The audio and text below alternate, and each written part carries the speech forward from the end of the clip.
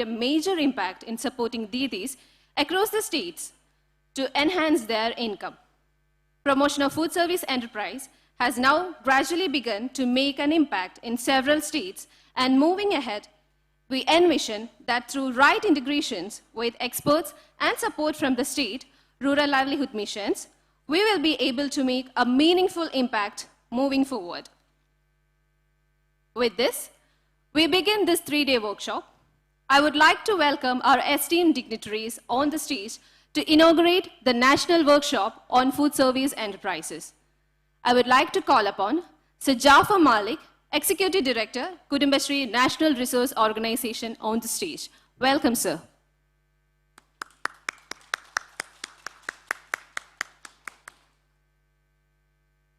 Amrita Joseph Matthew, entrepreneur from the transgender community, Kerala.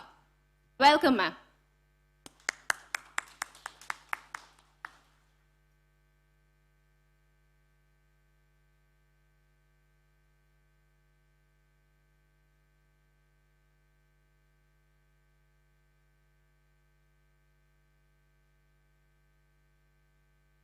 Sir Sajid Sukumaran, Chief Operating Officer, Kudumbashree NRO. Welcome, sir.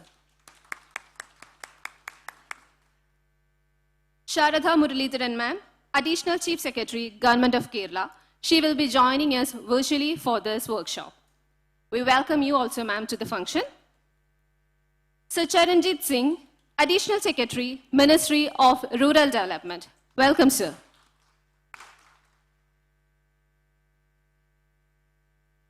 Ladies and gentlemen,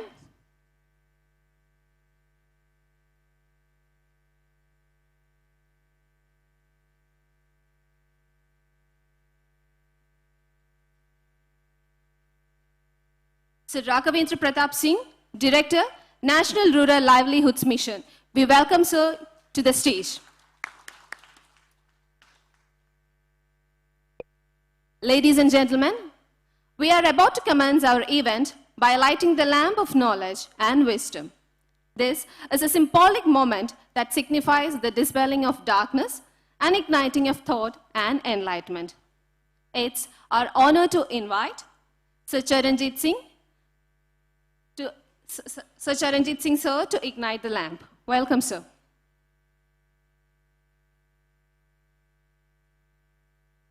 Sharadha Muralidharan, ma'am, Additional Chief Secretary, Government of Kerala.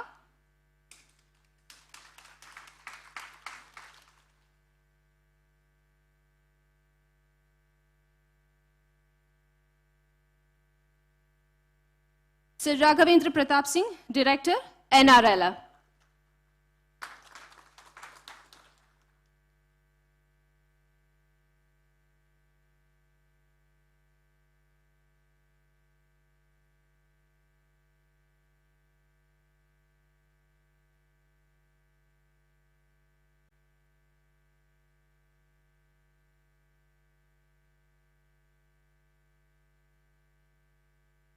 Sajid Sukumaran, CEO, Kudumbashree NRO.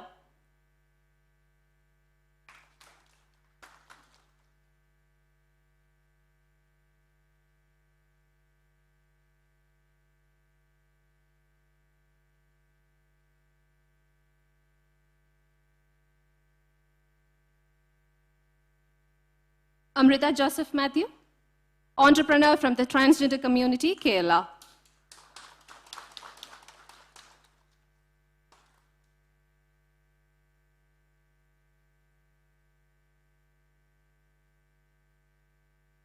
Sajid Sukumaran, sir, CEO, Kudumbashree NRO. Sir Jafar Malik, Executive Director, Kudumbashree NRO.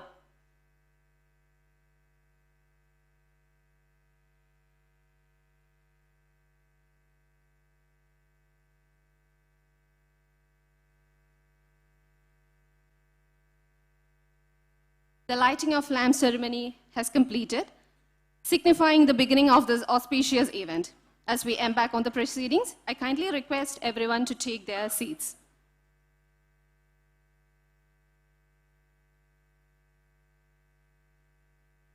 I would like to invite Sir Jafar Malik, Executive Director, Kudumbashree NRO, to welcome our esteemed dignitaries by honoring them with shawl and a token of love.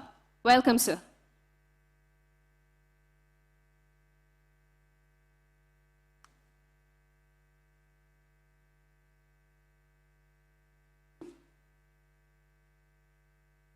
Sir Charanjit Singh.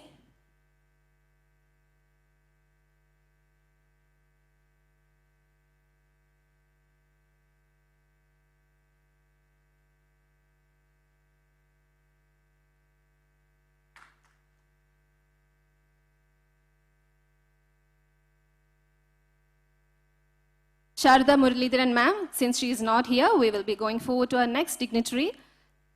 Sir Rakhavendra Pratap Singh, Director, NRLM.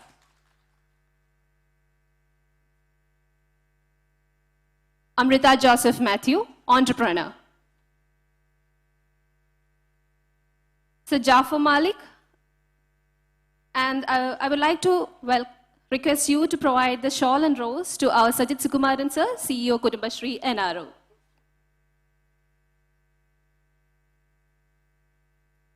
Requesting sir to say a few words and set the context for the workshop. Welcome, sir.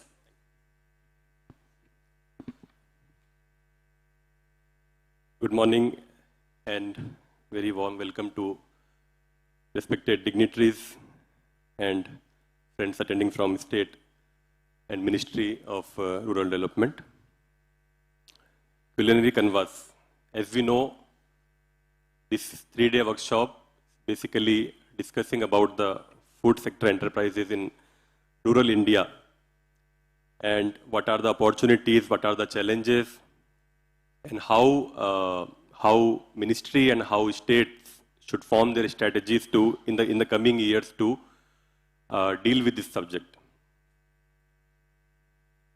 This 3-day workshop would be mostly discussing about the ongoing efforts of ministry and states in the food sector enterprises, especially the opportunities, different initiatives from the states, and also what are the challenges we are facing or states are facing while implementing these initiatives. Also, there would be technical sessions on day 2, which will be mostly talking about technology, skill development, certification, financing options, branding and marketing, and sustainability of food enterprises. With this workshop, we also would be discussing about how the present strategies or how the present our implementing or our implementation strategy can be improved, and different initiatives which are being taken by SRLMs, how that can be scaled or how that can be made scalable to the different states. We will also have a visit to IHM City, Kovalam, where we'll be seeing some real-time experiences, including the session, including the food truck experiences and different experiences. Also, with this workshop, we also would have a exhibition on the initiatives basically taken by Kudumbashree NRO and different states in the food sector enterprises. We also would have cultural programs and interactions with SRLM, a kind of group work with SRLMs. And when we go back on day 3, the objective of this workshop would be to have a strategy document in our hands for at least next 3-4 years, 5 years, how food sector enterprises can emerge and how best the states can do. So as I said, there would be panel discussions today and tomorrow. Tomorrow's discussions would be mostly technical. We will have a lot of experts coming in for tomorrow's session. And I am happy that we have participation from almost 24 states. Around 54 participants are from 24 states. We have CEOs from 4 states. And also we have senior officials from different SRLMs joining this workshop. We have around 24 experts or panelists who will be joining for tomorrow's technical session. And they all are doing different activities in their sector. So they'll be sharing their experiences and how best states can utilize their services or their expertise in this sector. This would be the framework of this 3-day workshop. I am happy that our AS sir from Ministry and Director from Ministry has joined this workshop despite their busy schedule. And also most of the states are able to make it. So let me come to my responsibility, which is welcoming all of you for this workshop. First of all, I would like to welcome Shri Charanjit Singh, Additional Secretary, Ministry of Rural Development, whose idea is this, like who is behind this idea from the beginning. So we had multiple discussions with sir, and sir was actually trying to improve in all ways, like how best we can do this, or how best we can provide the experience to states who are coming to address this. We had a very detailed discussion on one day about the workshop. So we know that sir will be very busy in upcoming budget sessions and different activities, but still he is able to make it. So we are really grateful, sir, and I welcome you for this workshop and to Kerala also. Thank you. I would like to welcome Srimati Sharda Muralidharan Madam, Additional Chief Secretary, Local Self-Government Department. Madam is actually on personal leave, but still she told that I'll be joining virtually, and she is with us virtually on this workshop. I welcome Madam for this workshop. We have Director Rural Livelihood, Shri Raghavendra Pratap Singh, joining physically here, and I welcome Shri R.P. Singh to this workshop. We have our own entrepreneur, Amrita. I welcome Amrita also to this workshop. Unfortunately, IHM City Kovalam principal is not well. He is hospitalized, so he could not join us physically here. But he will be sending his representative soon, he told us. So I welcome the representative from IHM City Kovalam also to this workshop. I welcome Shri Sajit Sukumaran, Chief Operating Officer, Kudumbashree NRO. I also welcome CEO sir from Telangana, Shri Sandeep Sultania, CEOs from different states, like CEO from Haryana SRLM, Dr. Amrinder Kaur Madam, CEO from Mizoram SRLM, H. Lal Chandamani, CEO from Nagaland SRLM, Ms. Imti Melinia, and also different participants from different states, including additional CEOs, COOs, SPMs, young professionals joining us from different states and different SRLMs. I also welcome the participants from Kudumbashree Mission, from State Mission and District Missions, also participants from Kudumbashree NRO, and all other guests who are attending this workshop. So let us hope that this 3-day workshop will give us a clarity on this subject, and also we come up with a action plan or a strategy document which we can implement while going back, or when we go back to the states. We can choose or we can take the learnings from here and implement in our SRLM. So thank you very much. Once again, I welcome all of you to this workshop.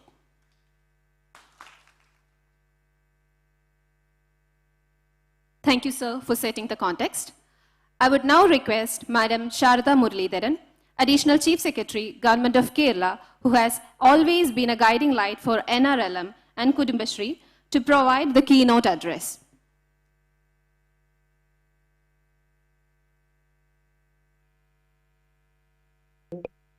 Mr. Chiranjeev and Sajid, as well as welcome to all the delegates who have come to this national workshop from their states.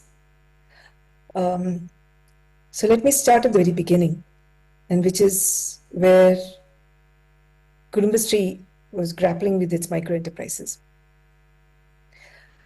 I would like to take a step back from looking directly at food enterprises and look at the entire enabling environment for enterprises per se. we have, from the days of maybe IRDP, followed by SGSY, and then further going into NRLM. You will remember that NRLM made this big distinction, great break from the SGSY days, when it was felt that microfinance and not enterprise was at the root of handling livelihood issues. That making resources available to local communities so that they can take their decisions at their end would be more important than infusing subsidy into the system and providing assets which would enable livelihoods and enterprises to come up. Now there's a big lesson there.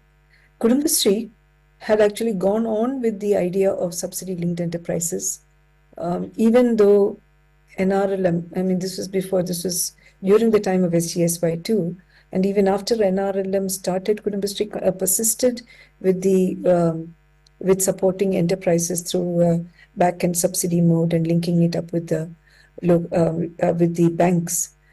The difference was that unlike the SGSY program, here was an effort in which rather than us coming up with the ideas as what enterprises to do, we're looking at, you gave a whole host of options to local communities through their general orientation trainings and specialized trainings also about what were opportunities available locally to take up enterprises and livelihoods. And these people, because they were already linked to SAGs, in our case, neighborhood groups, who were doing well and who had a fair amount of credibility, it would not be too difficult for them to link up with the banks. Also, we thought. And we found that that is not how it was actually. That they had great trouble in going to the banks, and they had great trouble in preparing their projects. And also in the payment, getting the payments through, managing working capital. So there seemed to be a whole host of issues that we were not perhaps addressing properly. We did a survey of enterprises, and this was way back in 2007. What did we see there? Now, of course, the survey itself was a mixed bag of affairs because it was done internally, and the people inside Kudumbashree did not want their mistakes to be exposed. That's how we all are. We would rather hide what we're doing wrong than confront it. But still, the survey threw up certain facts. It threw up the fact that enterprises were not lasting long, that the tenure of the enterprise seemed to correspond with the tenure of the bank loan. We had 5-year bank loans, so the moment the bank loan was completed, the enterprise also seemed to run out of steam. We found that we had not addressed matters of working capital. Many of them, they're working in such a small scale, and they are not able to generate enough working capital that was required. The third thing that we found was in most of these products, there was no consistency in the quality of the product. So sometimes, people would get interested in a product because it seemed to be really good, particularly food products. And then you found that the next time you put out an order that you had very substandard stuff coming your way. So that didn't seem to be consistency in the quality of the product. There was no proper branding, there was no labeling of products. There was no capability in terms of the account management. The inventory that was being done, they were not able to maximize on resource inventory either. So you had a host of issues, and you realized, and you took one step back and you said, are we doing this right? I mean, is it really fair to push on enterprises the expectation of capability that we would not have for our own selves? Now, if we were to do an enterprise, start off an enterprise with absolutely no background in it, how tough was that going to be? The fact that you might know how to make a product did not mean that you know how to run an enterprise.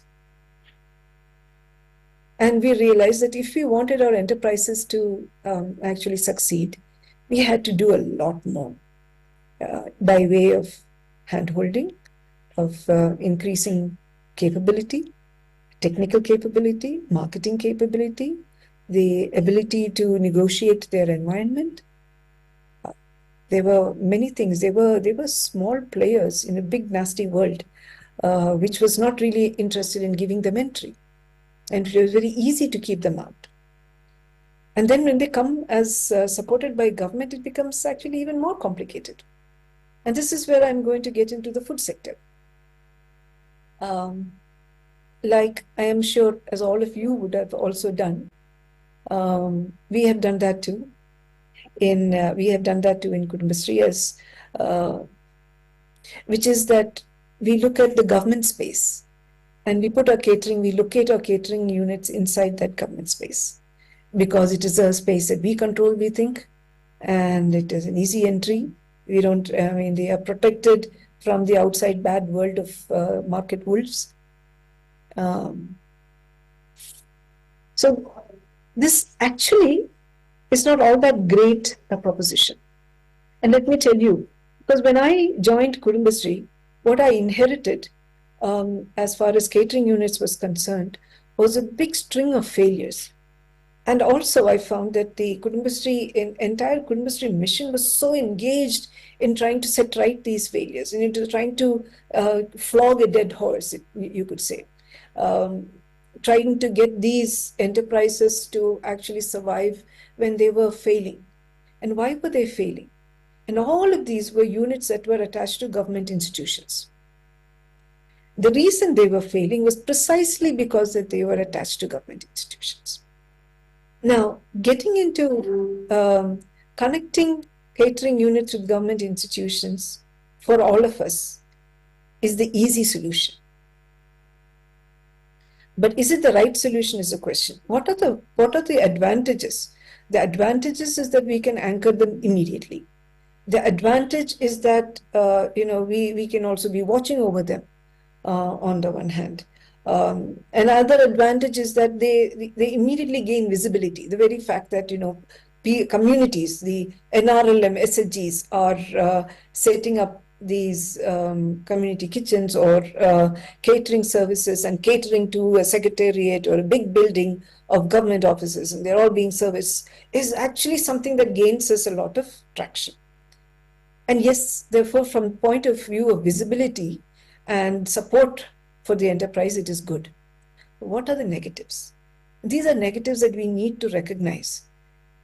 The negatives are that the moment we provide patronage to an enterprise, we are killing its enterprise, its entrepreneurial spirit.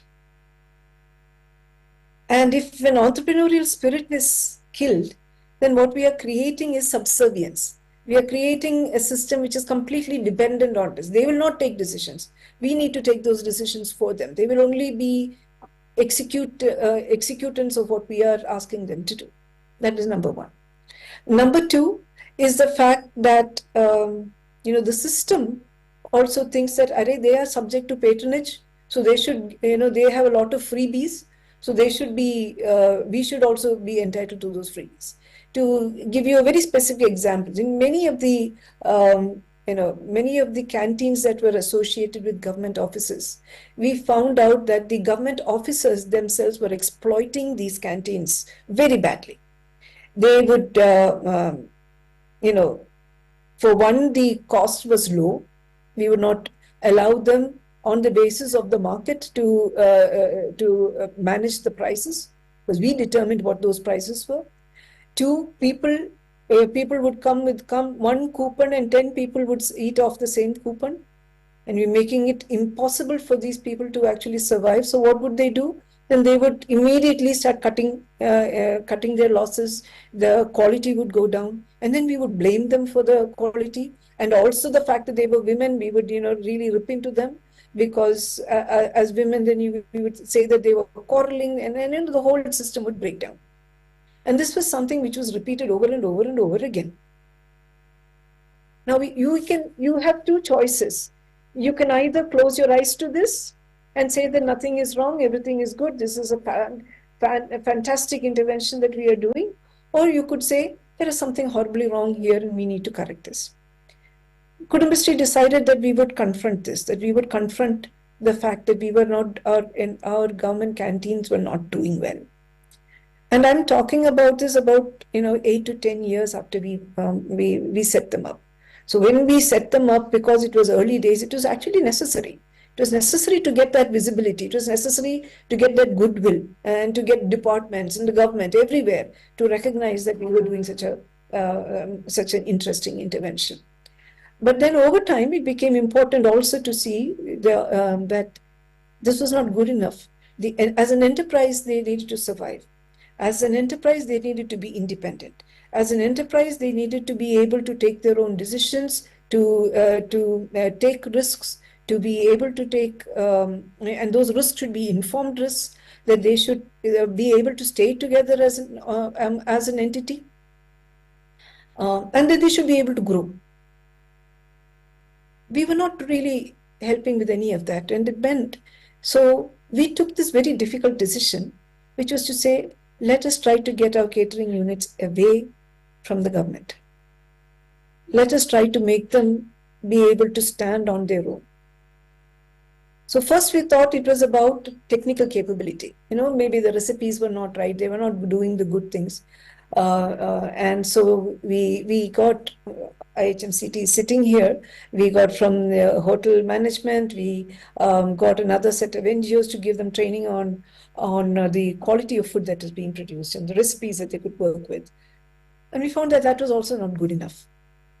Then we went further and we came up with a rather interesting experiment.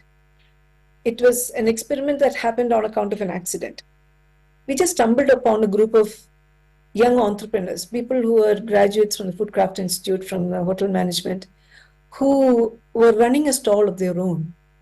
And got talking to them, and this was in Thrissur, and we got talking to them and realized that they were actually rather keen on the idea of being able to be a support organization for our food catering institutes, entities. So they came out, and then that started the beginning of a collaboration in which we actually looking at a homegrown institution, set of professionals who understood the business and who could teach everything from scratch. They taught accounts and management.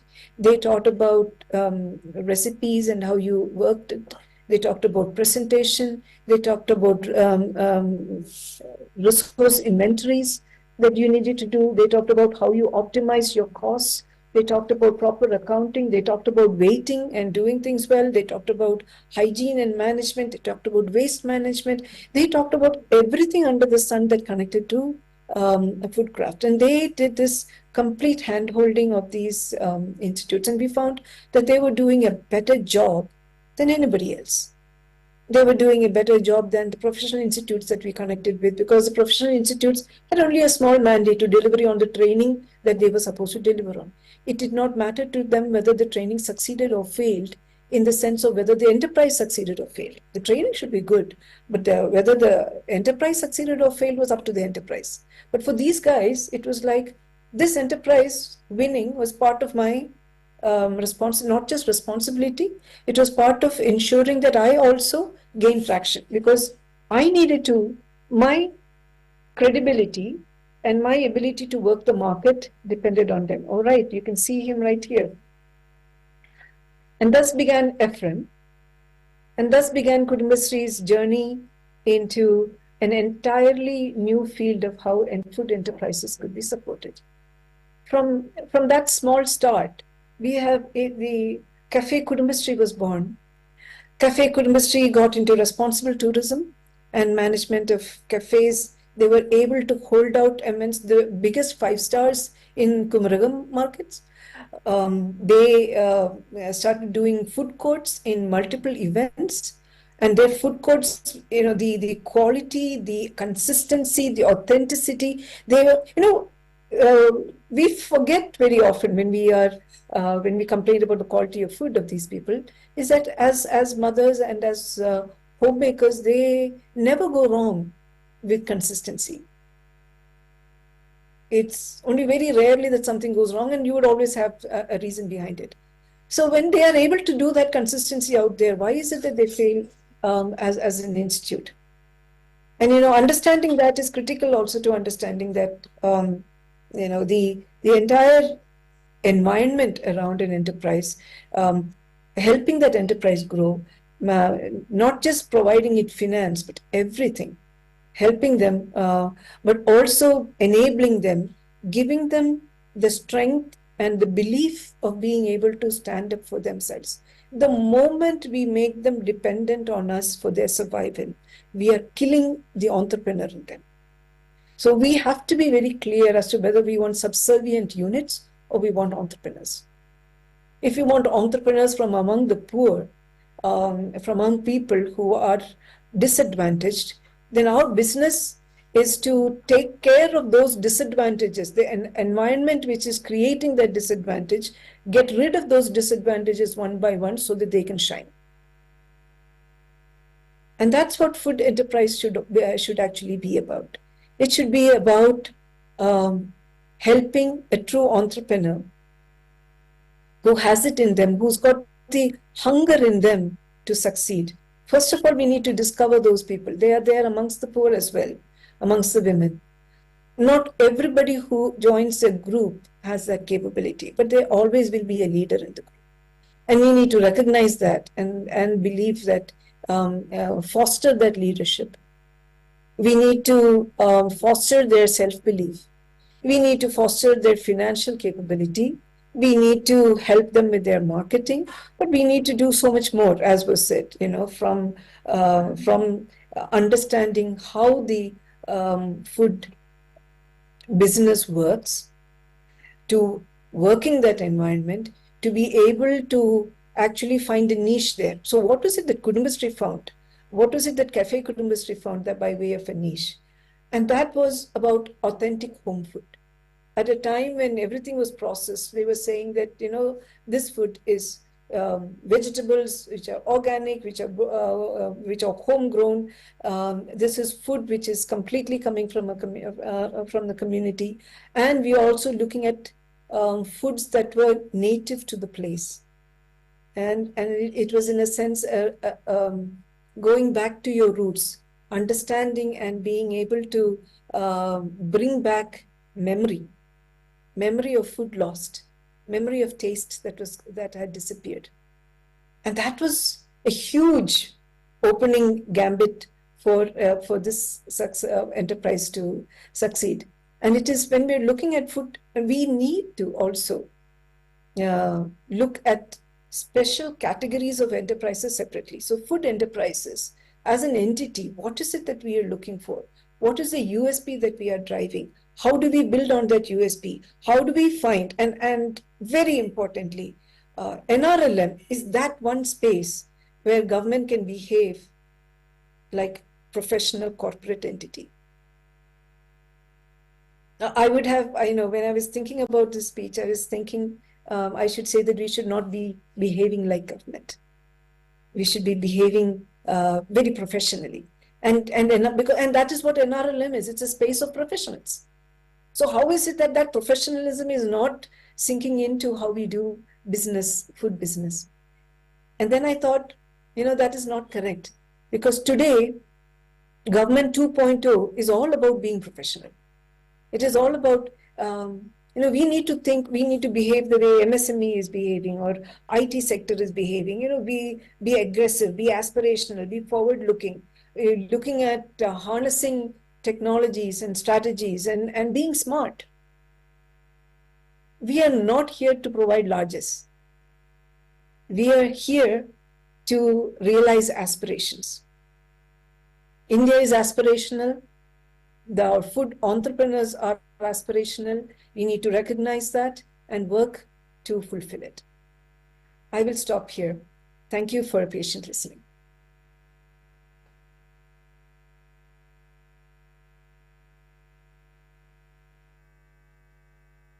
Thank you, ma'am, for the words and motivation that you have always given us.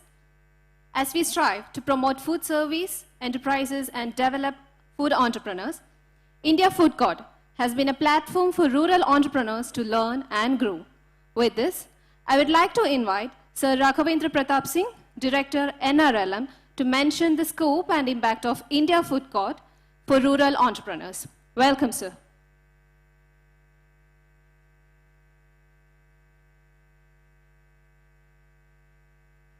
A very good morning, respected Sri Charanjit sir, Additional Secretary Ministry of Rural Development, Mr. Jafar, D.D. Kutumsri, Mr. Sajid, Ms. Matthew, all SMD from the state, other senior officers, and all state persons who are present here. As you know that NRLM has entered in different states in different times, but now we are about to close to saturation of mobilization of 10 crore households. So that is you can say that scheme outreach is one of the world's biggest scheme. Now the main, we have started focusing on the livelihood for last 2-3 years in a we can say that in a focus approach and target base. And one of the livelihood option is that woman entrepreneur in food sectors, because that rural woman is very good for making their traditional food. But as a woman entrepreneur, what they need that skilling and knowledge, where the role comes. And skilling and knowledge, and then the first-hand exposure that whatever they have learned or skilled, because skilling and knowledge have two parts. One is that you can say that in-house training, and other part one is that practical example, where that all the states are doing in different form of this intervention, like Madam told, some are doing that in government offices, most of the state, and in other forms. So what we started that though the India Food Court, Ajivika India Fort was done before, I think 2 or 3, but now we have club with the national level Saras Festival, national level Saras Mela. So our experience that the journey we started from the Noida, the first was very tough because it's new for us also, and for entrepreneur also, and for the Kutumsri team, which is helping us. Kutumsri NRO is helping in setting and management. Though the food court seems very, people can say that it's food has to be cooked, but the preparation and the other thing which took, it's very challenging and very satisfying also at the last. So we started the first from very sketch. Now I can say that we have reached a position that for last 2 years we have done the Saras Food Festival in Connaught Place, and that was a huge success.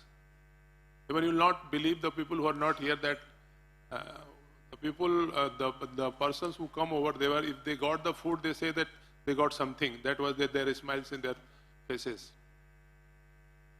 So we started the journey. So that in the journey we learn so many things, where that how to further from the first to the last, which was held, how we can change the things, and in the technology, how technology can enable.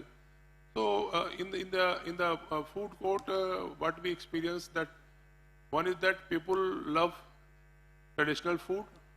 Also, it is being cooked in front of them. So demo parties also attract them.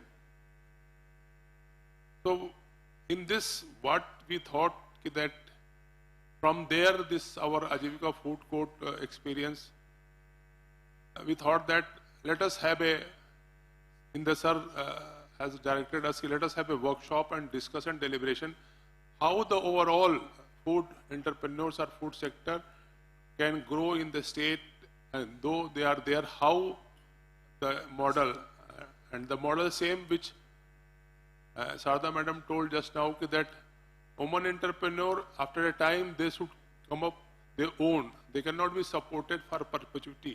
So we have to thought of that model, that this canteen or other models which are there, they should not be the employment base. That canteen is being run by the community and the SHG woman is coming and doing the work and going back. They can come for what I told, that for their skill and knowledge increase. After that, they should go, because this food sector is a sector which is growing very fast. Everybody know, and the food sectors a lot of scope in every area, not only in the urban, even some rural area also these scopes are there. So I hope that this workshop will lay the foundation for that strategy, means that how that every state, because every state dynamics is different for food sectors, so how a paper or a plan can be made, and that can be part of our annual action plan, so that this food sector which have a potential, this will give a boost to the livelihood of our women, and that will going to fulfill the dream of our honorable PM, which he said that 2 crore Lakhpati Didi has to be. So because in agriculture sectors, there are a lot of saturation, value chain has to be done, but for food sectors, a lot of potential which we go harness, and this give a very good income, which we have seen in our Ajivika food. Some entrepreneurs who have sell, you will not believe, close to 30 lakhs from the stalls. So I hope that this 3-day workshop will definitely help all the states, and of course, we will learn something in the technical sector. Thank you very much.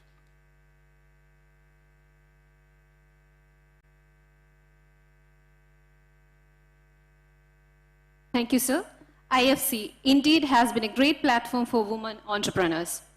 With us, we have one of our entrepreneurs from the transgender community, Amrita. I would like to invite Amrita to share the experiences of India Food Court and the support to becoming an entrepreneur. Welcome, Amrita.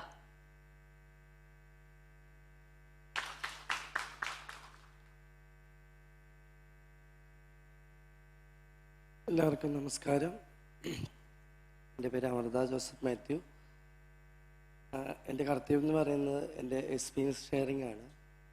അപ്പോൾ ഞങ്ങൾ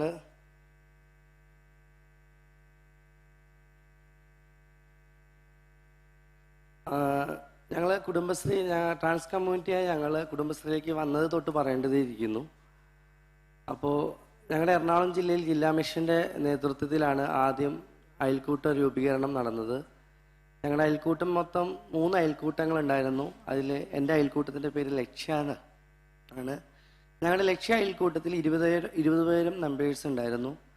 അതിൽ സ്വന്തമായിട്ട് തൊഴിൽ ചെയ്യുവാനും അതേപോലെ വിദ്യാഭ്യാസം നേടിയുള്ള വ്യക്തികൾക്ക് മെട്രോയിൽ ജോബ് നൽകാനും, അതിൽ ഞങ്ങൾ സ്വന്തമായിട്ട് ജോലി ചെയ്യണം അല്ലെങ്കിൽ മുന്നോട്ട് വരണം എന്ന് പറഞ്ഞ ട്രാൻസ് കമ്മ്യൂണിറ്റിയെ ചേർത്ത് പിടിച്ചുകൊണ്ട് ഒരു ജ്യൂസ് കോർണർ രൂപീകരിക്കുകയുണ്ടായി. അന്ന് നമ്മുടെ മുഹമ്മദ് കളക്ടർ സാറിൻ്റെ നേതൃത്വത്തിലും ഞങ്ങളുടെ ജില്ലാ മിഷൻ്റെ നേതൃത്വത്തിലുമാണ് എറണാകുളം കളക്ടറേറ്റിൻ്റെ അവിടെ ഞങ്ങൾക്കൊരു കിയോസ്ക് തരികയുണ്ടായിരുന്നു. അവിടെ നിന്നാണ് അമൃത എന്ന സംരംഭകയുടെ യാത്ര തുടങ്ങുന്നത്. കിയോസ്ക് തന്നു. ഞങ്ങൾക്ക് ചെറിയ തോതിൽ കച്ചവടം ഉണ്ടായി. വലിയ തോതിലില്ലെങ്കിലും ചെറിയ തോതിലായിരുന്നു കച്ചവടമൊക്കെ നടന്നത്. അങ്ങനെ ഇരിക്കുമ്പോഴാണ് 2019 ബിനാല എന്ന കുടുംബശ്രീയുടെ ഫുഡ് കോർട്ടിലേക്ക് ഞങ്ങൾക്ക് ക്ഷണം വരുന്നത്. അങ്ങനെ അന്ന് 10 ദിവസത്തെ മേളയായിരുന്നു. മേള എന്താണ്, അല്ലെങ്കിൽ പൊതുജനങ്ങളോട് എങ്ങനെ നമ്മൾ ഒരു ഫുഡ് സർവീസ് നടത്തുമ്പോൾ എങ്ങനെ അത് ചെയ്യണം എന്നും അറിയാതെ നിൽക്കുന്ന ഒരു സമയത്താണ്. അങ്ങനെ ബിനാലിലേക്ക് ചെന്ന സമയത്ത് നമുക്ക് അവിടെ ബാക്ക് സപ്പോർട്ട് തരാൻ വേണ്ടി ഐഫ്രൂമിൻ്റെ ടീം അംഗങ്ങളുണ്ടായിരുന്നു. അവർ അന്ന് ഞങ്ങൾക്ക് തരേണ്ട നിർദ്ദേശങ്ങൾ, ഒരു നമ്മൾ കസ്റ്റമറുടെ ഡീലിങ്ങിനെ കുറിച്ചും നമ്മുടെ കസ്റ്റമറുടെ സ്റ്റാൾ സെറ്റിങ്സിനെ കുറിച്ചും ഒക്കെ അവർ അവിടെ നിന്ന് നമുക്ക് ഉപദേശം നൽകുന്നുണ്ടായിരുന്നു. അന്ന് ഞങ്ങൾ അവിടെ ഉണ്ടായിരുന്ന 3 പേരാണ്. അനു, ഞാൻ, പ്രണവ് എന്ന് പറഞ്ഞൊരു ട്രാൻസ്മെൻ ആയിട്ടുള്ള വ്യക്തി. അപ്പോൾ ഞങ്ങളുടെ കമ്മ്യൂണിറ്റിയിൽ അവിടെ നിന്ന് ഞങ്ങളുടെ തുടക്കം ചെറിയ തോതിൽ ദിവസം 10,000 20,000 വരെ സെയിൽ നടത്തിക്കൊണ്ട് ഞങ്ങൾക്ക് അത് വലിയൊരു നേട്ടമായിരുന്നു. കാരണം ഞങ്ങളിപ്പോൾ ഞങ്ങളുടെ കമ്മ്യൂണിറ്റികൾ അറിയാലോ, പ്രത്യേകിച്ച് പറയേണ്ട, മുഖ്യധാരയിലേക്ക് വരണമെന്നുണ്ടെങ്കിൽ ഓപ്പർച്യൂണിറ്റികൾ ഇല്ലാത്തൊരു സമയമായിരുന്നു അന്ന്. അങ്ങനെ ഇരിക്കുന്ന സമയത്താണ് കുടുംബശ്രീയുടെ ഭാഗത്തു നിന്ന് ഞങ്ങൾക്ക് ലോൺ തരികയും ഇതേപോലെ കിയോസ്ക് തരികയും ഞങ്ങളെ സപ്പോർട്ട് ചെയ്യുകയൊക്കെ ഉണ്ടായിട്ടുള്ളത്. അവിടെ നിന്ന് കുറച്ച് അത് ചെയ്ത് ഒരു 6 മാസങ്ങളോളം കഴിയുമ്പോഴാണ് എനിക്ക് ഇന്ത്യ ഫുഡ് കോർട്ട് എന്ന നമ്മുടെ ഡൽഹിയിലേക്ക് ഒരു ഫുഡ് കോർട്ട് മേളയിലേക്ക് എന്നെ അവസരം ലഭിക്കുകയുണ്ടായത്. കാരണം വിദ്യാഭ്യാസത്തെ 8ാം ക്ലാസ് മാത്രമുള്ള എനിക്ക് ഡൽഹി എന്നൊന്നും പറയുന്ന സംഭവമൊന്നും എനിക്കത്ര പരിചയമില്ലാത്ത ഏരിയയാണ്. പക്ഷെ ഞങ്ങൾ 3 പേരും ഒന്നും അറിയില്ലെങ്കിൽ ഞങ്ങളത് ഏറ്റെടുത്ത് അവിടെ ചെന്നു. ഞങ്ങൾക്ക് അവിടെ ചെന്നപ്പോൾ തന്നെ വലിയൊരു ഭയമുണ്ടെങ്കിൽ തന്നെ അവിടെയും സപ്പോർട്ട് ചെയ്യാൻ വേണ്ടി NRIയിലെ ടീമംഗങ്ങൾ ഉണ്ടായിരുന്നു എന്നുള്ളതാണ്. കാരണം അന്ന് ഞങ്ങൾ ഫസ്റ്റായിട്ട് ചെല്ലുന്നു, ഭാഷയുടെ പ്രശ്നങ്ങളുണ്ടായിരുന്നു, പർച്ചേസിൻ്റെ പ്രോബ്ലംസ് ഉണ്ടായിരുന്നു. അതിനൊക്കെ NRO ടീം അംഗങ്ങളുടെ സപ്പോർട്ട് ഉള്ളത് കൊണ്ട് മാത്രമാണ് അന്ന് ഞങ്ങൾക്ക് അവിടെ 5 ലക്ഷം രൂപ സെയിൽ ചെയ്യാൻ സാധിച്ചത്. കാരണം ഞങ്ങളുടെ ജീവിതത്തിൽ ഒരു ദിവസം 300-200 രൂപ സമ്പാദിച്ച ഞങ്ങൾ 10 ദിവസം കൊണ്ട് 5 ലക്ഷം രൂപ സമ്പാദിക്കുക എന്നുള്ളത് ഞങ്ങളുടെ ജീവിതത്തിലെ ഏറ്റവും വലിയൊരു കാര്യം തന്നെയാണ്. അതുകൊണ്ട് തന്നെ ഒരു ട്രാൻസ് കമ്മ്യൂണിറ്റിയെ സംബന്ധിച്ചിടത്തോളം അവരുടെ ജീവിതത്തിലെ ഏറ്റവും വലിയ കാര്യങ്ങൾ എന്ന് പറയുന്നത് അവരുടെ സർജറി ട്രീറ്റ്മെൻ്റ് ആണ്. IFC എന്ന മേളയിൽ പങ്കെടുത്തുകൊണ്ട് എൻ്റെ കൂടെ ഉണ്ടായിരുന്ന 4 ട്രാൻസ് കമ്മ്യൂണിറ്റിയുടെ സർജറികളാണ് ചെയ്യാൻ സാധിച്ചത്. കാരണം അത് ഏറ്റവും വലിയ, ഞങ്ങളെ സംബന്ധിച്ച് അത് ഏറ്റവും വലിയത്. കാരണം ഇന്നത്തെ കാലത്ത് ഞങ്ങളുടെ ട്രാൻസ് കമ്മ്യൂണിറ്റികൾ ഓരോ ട്രീറ്റ്മെൻറ്റ് വേണ്ടി അലഞ്ഞു തിരിയുമ്പോൾ എനിക്ക് കുടുംബശ്രീ എന്ന ഈ വലിയ സംരംഭത്തിലൂടെ ഇങ്ങനെ സാധിച്ചത് വളരെയധികം കുടുംബശ്രീയോട് നന്ദി അറിയിക്കുന്നുണ്ട്. അതുപോലെ തന്നെ സംരംഭത്തിൽ കടന്നു വരുമ്പോൾ നമ്മൾ വിചാരിക്കും നിസ്സാരമാണ്, പക്ഷേ അവിടെ നിൽക്കുമ്പോഴാണ് അതിൻ്റെ ഒരു വലുപ്പം എനിക്ക് മനസ്സിലാവുന്നത്. കാരണം പലതരത്തിലുള്ള കസ്റ്റമേഴ്സ് ഞങ്ങളുടെ മുമ്പിലേക്ക് കടന്നു വന്നിട്ടുണ്ട്. എന്നുവെച്ചാൽ ദേഷ്യപ്പെടുന്നതും അല്ലാത്തവരും ഒക്കെ ആയിട്ടുള്ളത്. കസ്റ്റമർ ഡീലിങ്സ് നമ്മൾ ഭയങ്കരമായിട്ട് നല്ല രീതിയിൽ ചെയ്യണം. പല രീതിയിൽ വരുന്ന കസ്റ്റമേഴ്സാണ്. ഷൗട്ടിങ് ഉണ്ടായിട്ടുണ്ട്, ചിലർ നമ്മളെ പുഞ്ചിരിയോടെ വന്നിട്ടുണ്ട്. അവരെങ്ങനെ വന്നാലും അത് ചിരിച്ച മുഖത്തോടല്ലാതെ ഞങ്ങൾ മറുത്തൊരു വാക്ക് പറഞ്ഞ് അവരെ വേദനിപ്പിക്കാനിടയായിട്ടില്ല. ഞങ്ങൾ ടീമിൻ്റെ ഒരു ഐക്യമുണ്ട് ഇതിൻ്റെ ഉള്ളിൽ. ടീം ഐക്യമുണ്ടെങ്കിൽ മാത്രമാണ് ഒരു സംരംഭം മുന്നോട്ട് വിജയിക്കത്തുള്ളൂ. ട്രാൻസ് കമ്മ്യൂണിറ്റി എൻ്റെ ടീമിൽ തുടക്കം മുതൽ ഇപ്പോൾ ഉള്ള ഞങ്ങൾ 5 പേരും നല്ല സ്വരമയുടെ ഐക്യത്തോടെയാണ് ഇപ്പോഴും മുന്നോട്ട് കടന്നു പോയിക്കൊണ്ടിരിക്കുന്നത്. പിന്നെ സംരംഭം തുടങ്ങി എൻ്റെ ജീവിതത്തിൽ വന്ന നേട്ടങ്ങളും എൻ്റെ പറഞ്ഞതുപോലെ എൻ്റെ ഒരു അനു എന്ന കുട്ടി പഠിക്കുന്നുണ്ട്. അതിനോടൊപ്പം തന്നെ ഫാഷൻ ഷോ അത് എല്ലാം ചെയ്യുന്നത്. അതെല്ലാം ഈ കുടുംബശ്രീയിൽ നിന്നുള്ള ഞങ്ങൾക്ക് സ്റ്റാൾ ലഭിച്ചിട്ടുള്ള വരുമാനത്തിലൂടെയാണ്. പിന്നെ പ്രത്യേകിച്ച് പറയാനുള്ളതെന്ന് വെച്ചാൽ ഞങ്ങൾക്ക് ഒരു സ്ഥാപനം എങ്ങനെ തുടർന്ന് മുന്നോട്ട് കൊണ്ടുപോകാൻ സാധിക്കും, അല്ലെങ്കിൽ ഒറ്റയ്ക്ക് ഒരു സ്ഥാപനം എങ്ങനെ കൈകാര്യം ചെയ്യാൻ പറ്റും എന്നെല്ലാം പറ്റിയത് കുടുംബശ്രീയിൽ വന്നതിന് ശേഷമാണ്. അതുപോലെ തന്നെ കുടുംബശ്രീ ഞങ്ങൾക്ക് ശ്രീ നടരാജ കലാസമിതി എന്ന് പറഞ്ഞൊരു ഡാൻസ് ഗ്രൂപ്പ് രജിസ്ട്രേഷൻ ചെയ്തിട്ടുണ്ട്. അമൃത പിക്കിൾസ് എന്ന് പറഞ്ഞൊരു പ്രോഡക്റ്റിൻ്റെ ഇത് ഞങ്ങൾ ചെയ്തിട്ടുണ്ട്. അപ്പോൾ കുടുംബശ്രീ എന്ന ഭാഗത്തുനിന്ന് ഞങ്ങൾക്ക് ചെയ്തിരിക്കുന്ന ട്രാൻസ് കമ്മ്യൂണിറ്റികൾക്ക് വേണ്ടി ചെയ്തിരിക്കുന്നത് വലിയ വലിയ കാര്യങ്ങൾ തന്നെയാണ്. കാരണം അതുകൊണ്ട് തന്നെ ഇപ്പോഴും കുടുംബശ്രീയിലേക്ക് അംഗത്വം സ്വീകരിക്കുവാൻ ഞങ്ങളെ ട്രാൻസ് കമ്മ്യൂണിറ്റിയുടെ ഭാഗത്തുനിന്ന് വ്യക്തികൾ വന്നുകൊണ്ടിരിക്കുന്നുവെന്നും നിങ്ങളോട് പറയാൻ എനിക്ക് ഈ നിമിഷം സന്തോഷപ്പെടുന്നുണ്ട്. അതുപോലെ തന്നെ വേറൊന്ന് പറയാനുള്ളത്, കുടുംബശ്രീ രൂപീകരിച്ചിട്ട് നമ്മൾ ഒന്നും ചെയ്യാതെ മാറി നിന്ന അല്ല, കുടുംബശ്രീയുടെ നിർദ്ദേശങ്ങൾ അനുസരിച്ച് മുന്നോട്ട് പോകുമ്പോൾ മാത്രമാണ് നേട്ടങ്ങൾ കൈവരിക്കാൻ സാധിക്കുകയുള്ളൂ എന്ന്. ഏകദേശം ഞാൻ IFT ഏകദേശം 5ഓളം IFT പങ്കെടുത്തിട്ടുണ്ട്. അത് ഓരോന്നും എനിക്ക് ഓരോ എക്സ്പീരിയൻസ് ആണ് തന്നിട്ടുള്ളത്. എൻ്റെ ട്രാൻസ് കമ്മ്യൂണിറ്റികൾക്കും ആയാലും ശരി, എനിക്കുമായാലും ഓരോ മേളയ്ക്കും ഓരോ സ്വഭാവങ്ങളും ഉണ്ടായിരുന്നു, ഓരോ പഠിക്കേണ്ട ഓരോ കാര്യങ്ങളും ഉണ്ടായിരുന്നു എനിക്ക്. അതിൽ നിന്ന് പഠിച്ചുകൊണ്ടാണ് ഞാൻ ഇപ്പോൾ നിൽക്കുന്നത്. പിന്നെ എനിക്ക് ഏറ്റവും കൂടുതൽ സന്തോഷപ്പെടുന്ന കസ്റ്റമറിന് കൊടുക്കുന്ന നമ്മുടെ ഫുഡിൻ്റെ ക്വാളിറ്റി ഏതായാലും നമ്മൾ നോക്കണം. ഞങ്ങൾക്ക് ഇതുവരെ ഞങ്ങളുടെ ജ്യൂസാണ് എൻ്റെ പ്രോഡക്റ്റ്. ജ്യൂസിൽ ഞങ്ങൾ നാച്ചുറൽ ആയിട്ടുള്ള ഫ്രൂട്ട്സിൻ്റെയും ഏറ്റവും ഫസ്റ്റ് ക്വാളിറ്റി ആയിട്ടുള്ള ഫ്രൂട്ട്സ് മാർക്കറ്റിൽ പോയി പർച്ചേസ് ചെയ്തിട്ടാണ് ഞങ്ങൾ കസ്റ്റമേഴ്സിന് എത്തിച്ചിട്ടുണ്ട്. അതുപോലെ തന്നെയാണ് ഇപ്പോഴും ഞങ്ങൾക്ക് നോയിഡ, ഹരിയാന, CP ആ ഭാഗങ്ങളൊക്കെ സ്ഥിരം കസ്റ്റമർ വരുന്നു, ഞങ്ങളുടെ സ്റ്റാൾ തേടി വരുന്നു എന്നുള്ളത് തന്നെ ഞങ്ങളുടെ ജീവിതത്തിലെ ഏറ്റവും വലിയ. കാരണം ട്രാൻസ് എന്ന് പറയുമ്പോൾ തന്നെ എന്ന് പോകുന്ന മുഖം തിരിച്ചു പോകുന്ന സമൂഹത്തിന് മുമ്പിൽ ട്രാൻസുകൾ മാന്യമായി ജീവിക്കുമെന്ന് കാണിച്ചു കൊടുത്തത് കുടുംബശ്രീയാണ്. ഇത്രയും പറഞ്ഞുകൊണ്ട് എൻ്റെ വാക്കുകൾ നോക്കി.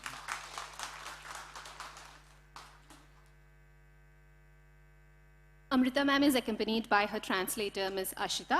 I invite Ashita onto the stage. Also, I request Amrita ma'am to join us during the speech. Welcome, Ashita, and welcome once again, Amrita ma'am. Honorable guests, dignitaries, delegates, good morning. So I'm here to translate our food service entrepreneur Amrita's story. So Amrita's journey into the food service industry is a testament to her resilience, determination, and community support.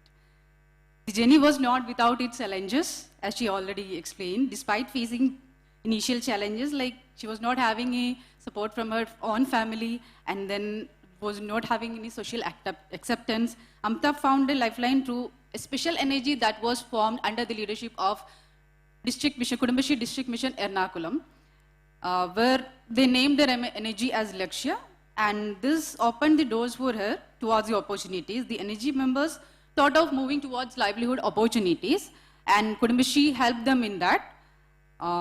Where Amrita's interest in cooking was the focus, and Kudumbashi recognized this opportunity for her with the support of Ernakulam District Mission, and then Collector Shri Muhammad Wai Safirullah sir. The Ernakulam district team she was given a space for a kiosk at the district administration office at Kakanad that was initiated as part of the DDUGKV campaign. This marked the beginning of her entrepreneurial journey with Lakshya Fruit Stall, a juice stall that eventually participated in events like Binale, where she experienced overwhelming public support that she never experienced earlier.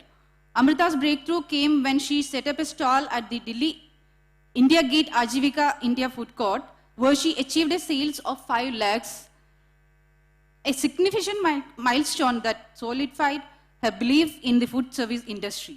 The IFC experience was a transformative, teaching her valuable lessons in many areas like raw material procurement, as she already explained, bulk prediction, quality check, customer service, marketing, and much more she has learned from the IFC venue.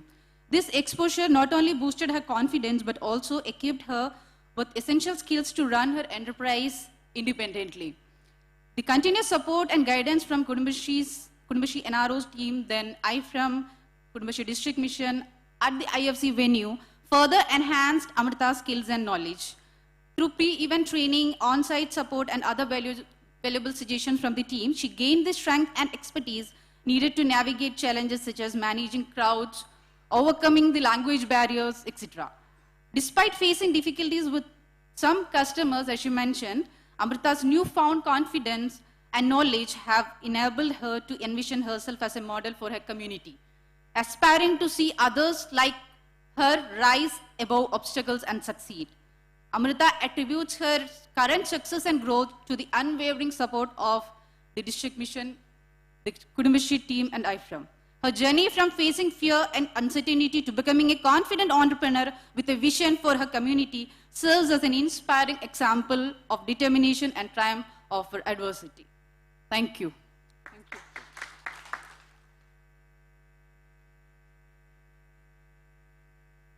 Thank you, Amrita.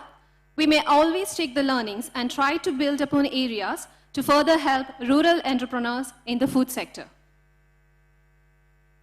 I would now like to invite our chief guest, Sir Charanjit Singh, Additional Secretary, Ministry of Rural Development, to provide the inaugural speech for the workshop. Welcome, sir.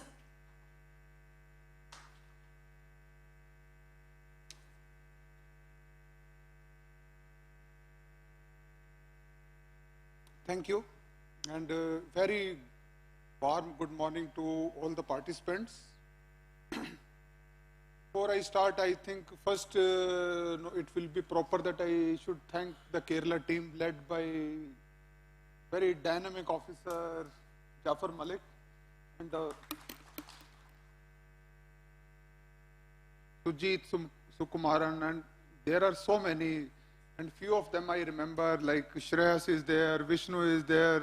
They have worked a lot to make this workshop a success. So kudos to them, and I really appreciate on my behalf and on behalf of the ministry that they organize this very critical and important workshop. Why I am saying that this is very critical and important? Because I always feel that food is the sector which has got a lot of potential and which should be leveraged properly and very strongly, that if we want to make a dent in the rural entrepreneurship, that we need to focus on. And as they say, the 50% of the job is done if well begun. I think Sharda Muralidharan madam has really hit the nail on that what are the deficiencies in the entrepreneurship. Unless and until our rural entrepreneurs face the big bad world, they are not going to succeed. You may give them support for one day, week, month, year. Ultimately, you have to move out and they have to survive in this big bad world. So why don't, from the very beginning itself, we prepare them for this big bad world? Only then they are going to succeed. So I really appreciate Sharda madam for giving such a wonderful address. I think this will lay a very good path also for today's workshop. So that will set us thinking also that what are the issues we need to address and how we need to proceed. And just I will give you one more instance that why I am saying this, why her address was so good. I was going through a book few days back also, that how this SHG movement started and how it has become so strong up to now. In the very beginning, in the year 2011, 12, 13, we were focusing only on this mobilization aspect.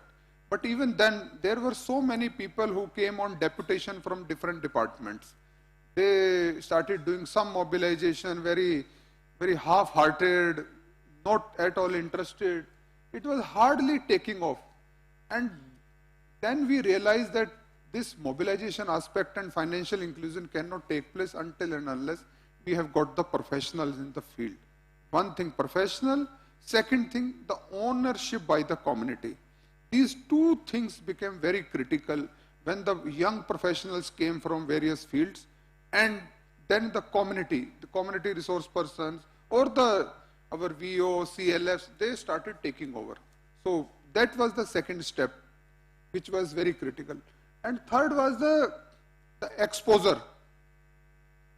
The exposure from the states where we started to the states where the SHG movement was already strong. Like the people from Rajasthan went for immersion to Andhra Pradesh, Telangana, etc. And the people from Andhra and Telangana actually went and worked in states like Rajasthan. And then they taught them also that how this thing should be done. So that is the sort of intensive effort is required. Only then we can make it different. So I feel that the same thing needs to be replicated here. If we want to succeed in entrepreneurship, it's not going to succeed until and unless we have professionals, capacity building, and very good professionals at various stages. And I'm quite happy that Kerala has already started working on this. Yesterday night, I was interacting with the Kudumshree team. So I was quite happy that they said, sir, we go to the campus only, then recruit the young people who are enthusiastic and want to work in this sector. So this is the way. And I was pleasantly surprised, sir, when they told me that, sir, in the institute also, they give priority to Kudumshree, that you should come and hire first so that the best of the people go to Kudumshree. So this is the name they have made. So this is really wonderful. I think we need to work in this direction only. Only then we are going to succeed. And the next thing I feel is that there are a lot of opportunities also available from various schemes. Like PMFME is there, then various state government schemes are there, then district mineral fund is there. So many schemes are there. Why can't we use those funds and use them properly? Because subsidy cannot be provided under the NRLM. And if you want to do something beyond the NRLM component, then you need to look at the convergences with various departments. So I think we need to work in this direction also. And one more thing I will suggest Jafar also and their Kudumshri team also, why can't we have a portal dedicated to the food only? Because where all the knowledge related to food is available. Because now it's very difficult, like if Lingdo from Meghalaya wants to know something, then he has to run from one corner to another to get some knowledge. If some knowledge is available on a dedicated platform, that what type of interventions they have done, what type of success stories are available, some videos are there. So if they can be put on one portal, I think it will help the states a lot. So my request to Kudumshri will be, just think about it. So if all my queries can be answered on one portal, I think that will help us a lot. So just think about it, and if it can be done, and we can also support you in this direction, because there are so many organizations who want to work in this direction also. So if we can have some partnership, so that we should, I think, explore it, and then we need to work upon. I will just give you some ideas for today's workshop, that what should we do in these 3 days. First of all, I think, is the awareness generation. First, our SHG members should know that what are the opportunities available in this field and where they can work. So this aspect I feel is very important. Only then we can find the real good SHG members who have got the potential and those who can be taken forward. I am sure that all the SHG members may not be capable of moving in one direction, but we need to generate awareness and then find the right type of people. Then I think we need to work on the whole value chain also, like from where we should source the material, what best quality of material can be sourced, what processing can take place, what are the markets, and what type of markets we can ensure. Because now there are so many opportunities are available. Like now there cloud kitchens are there, food trucks are there, then kiosks are there, so many things are there. So how we need to move forward. So I think that also we need to think about and we need to work upon. Then I feel that why can't we go to the international market also? Why can't we develop, some of our brands are so good that why don't we go into the international market? Like there are so many Kerala people are working outside. Can't we have some food festival outside the country only? Why can't we go to Dubai, etc. and have a food festival there also? Why can't we have such good brands that people would love to buy, that this is Kudumshri only? We would love to buy that product only. I think we need to think about that also. And then I think we have got this, there should be some specialty in us, that why should people come to us? We should provide them something extra which is not available in the market.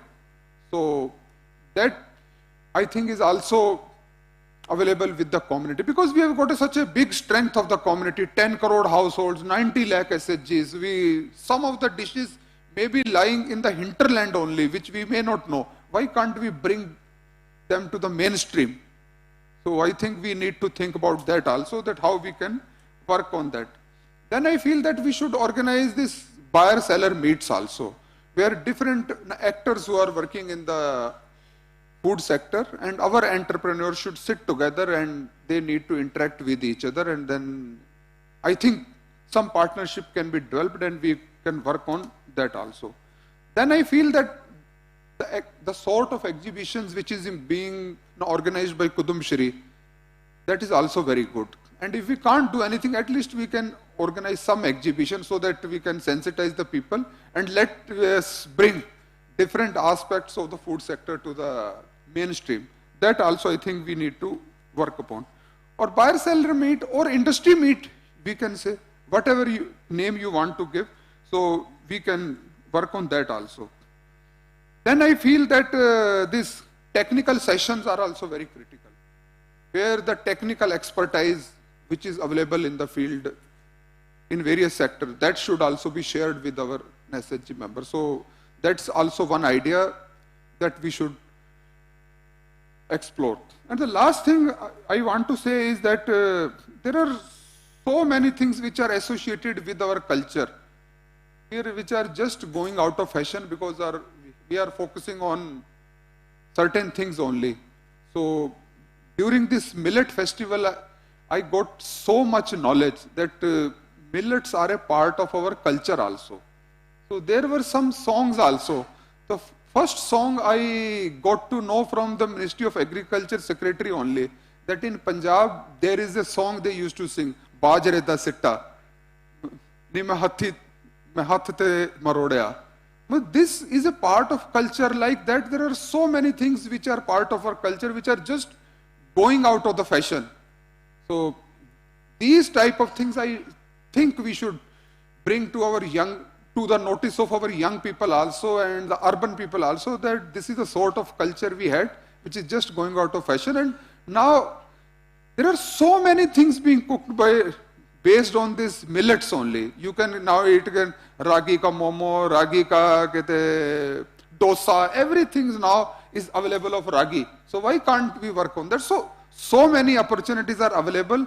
I'm just giving you some food for thought for in this food conference. Thank you very much.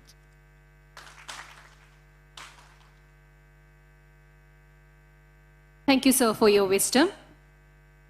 India Food Court has been an incredible journey of providing entrepreneurs the platform to build themselves. There is a lot of process that has been involved in conducting and managing the food courts. With this said, let us take a glance at what India Food Court means to our entrepreneurs.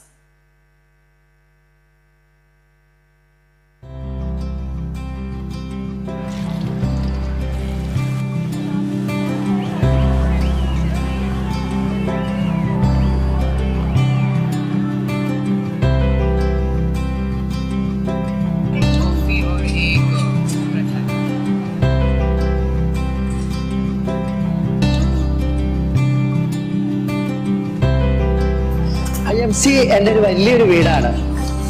IFC मेरे लिए एक जिंदगी की नई उमंग है. IFC मेरी जीविका है, स्नेह का, आगे बढ़ने का प्रेरणा, मेरा लाइफ टर्निंग पॉइंट है. माई wealth and the log. IFC আমাদের এক স্বনির্ভর হয়ে গড়ে ওঠার একটা প্ল্যাটফর্ম. IFC हमारे लिए रब है, भगवान है, उसने मुझे रोजगार दिया है. IFC हम लोग की जान है. IFC के माध्यम से हम समूह की महिलाएं अपने रोजी रोटी कमा खा रहे हैं. IFC मेरे लिए एक महिला सशक्तिकरण का बहुत अच्छा प्लेटफॉर्म है. IFC मेरे लिए मेरा लाइफ स्टैंडिंग है. IFC एक ऐसा प्लेटफॉर्म है जहाँ पर हम लोग खुद को रिप्रेजेंट कर सकते हैं. कुछ नया करेंगे, कुछ नया सीखेंगे और नया दूसरों को सिखाएंगे. मेरे लिए मेरी नई पहचान है.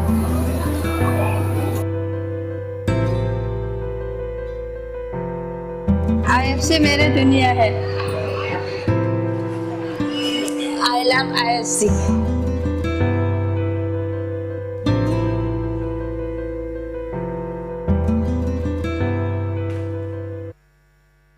As part of the remarkable journey of IFC, we would like Sir Charanjit Singh to launch the book titled Ajivika India Food Court, a Process Guide. Request Jafar Malik sir to present the book to our chief guest.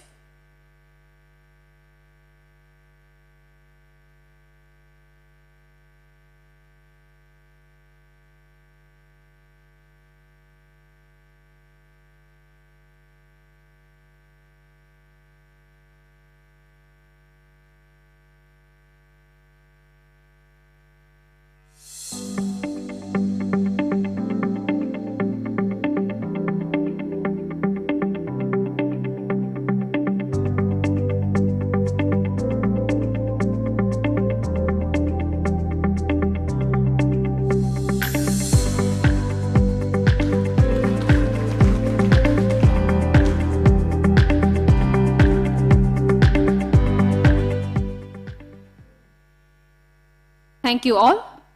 Now, I would like to invite our mentors from Kudumbashree NRO to provide a token of appreciation for the dignitaries.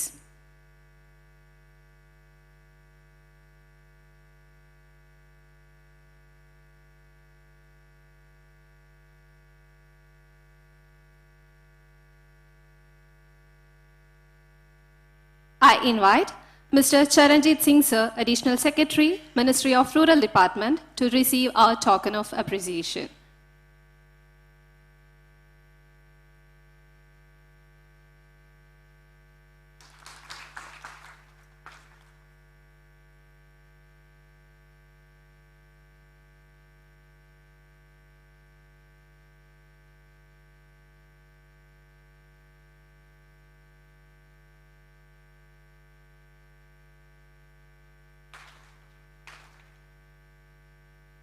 Next, Mr. Raghavendra Pratap Singh, Sir, Director, National Rural Livelihood Mission.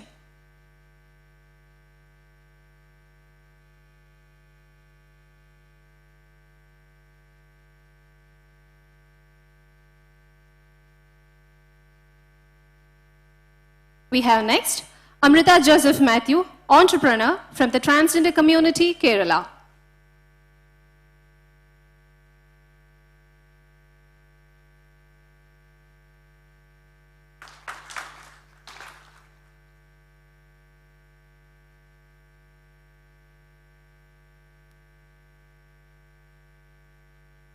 Thank you, sir. I would like to invite Sajid Sukumaran, sir, to extend the vote of thanks for the workshop. Welcome, sir.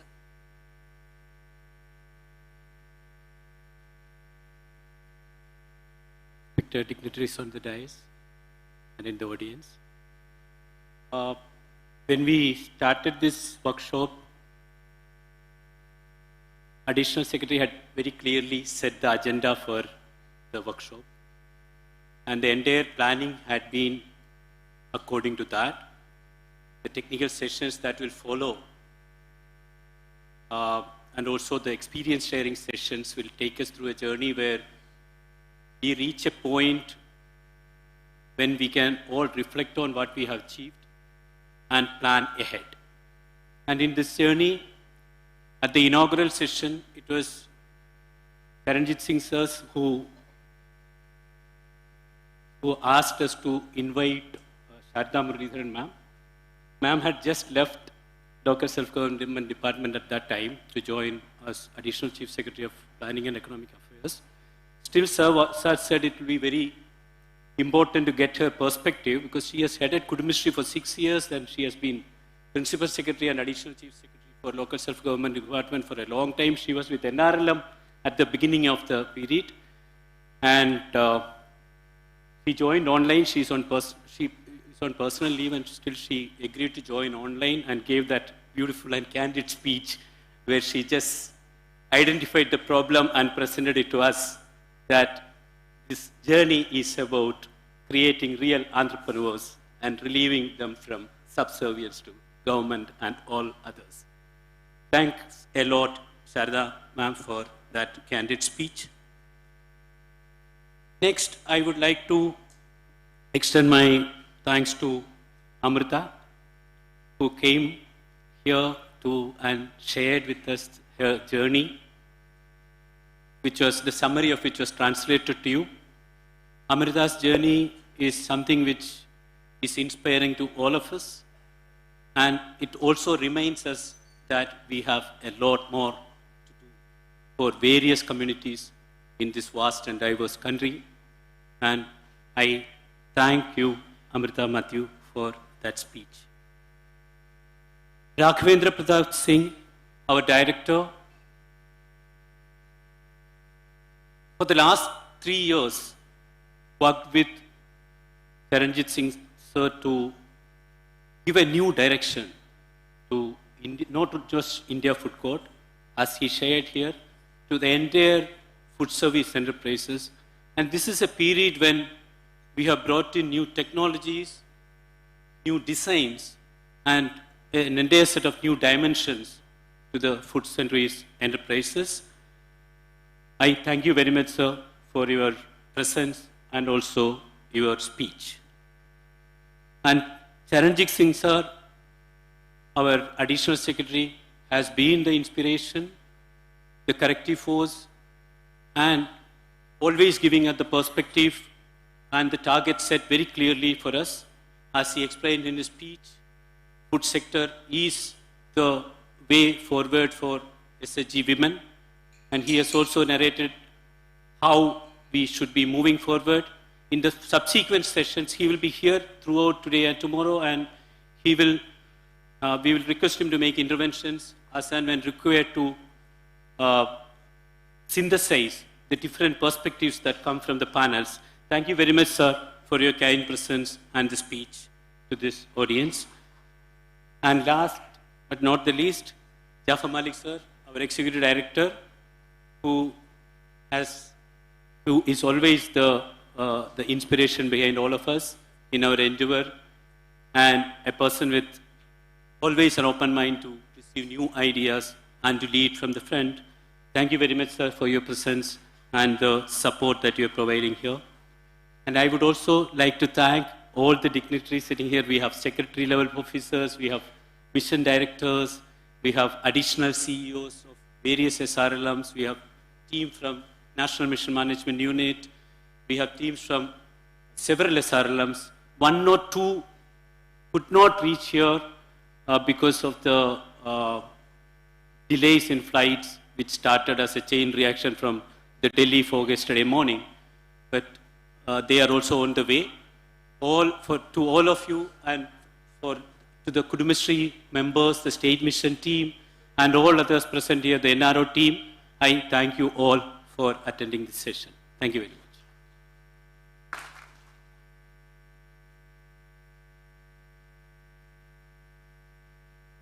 Thank you, sir.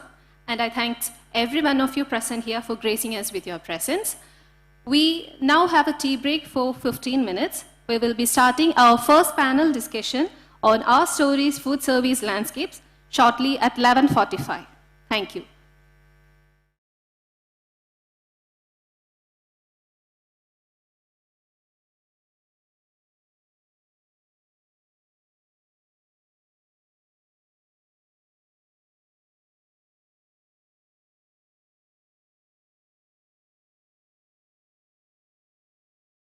NRETP initiatives.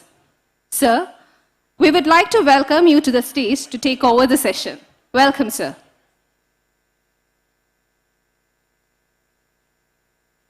Thank you very much, Sruthima, for this panel discussion. I would really like to thank everyone for this opportunity, and I'd like to kindly invite our panelists today, starting with Sri Jafar Malik, IAS and Executive Director, Kudumbashree. Thank you so much, sir. We request your presence here. I'd also like to request Sri Sandeep Kumar Sultania, IAS, Secretary, Rural Development and Panchayati Raj in Telangana. Sir, please request your presence over here. Thank you. I'd like to request Ma'am Dr. Amrinder Kaur, IFS, and who's the CFO of Haryana SRLM. We request your presence here, ma'am. And also Sri Samir Kumar, the State Program Manager, Bihar Rural Livelihoods Promotion Society.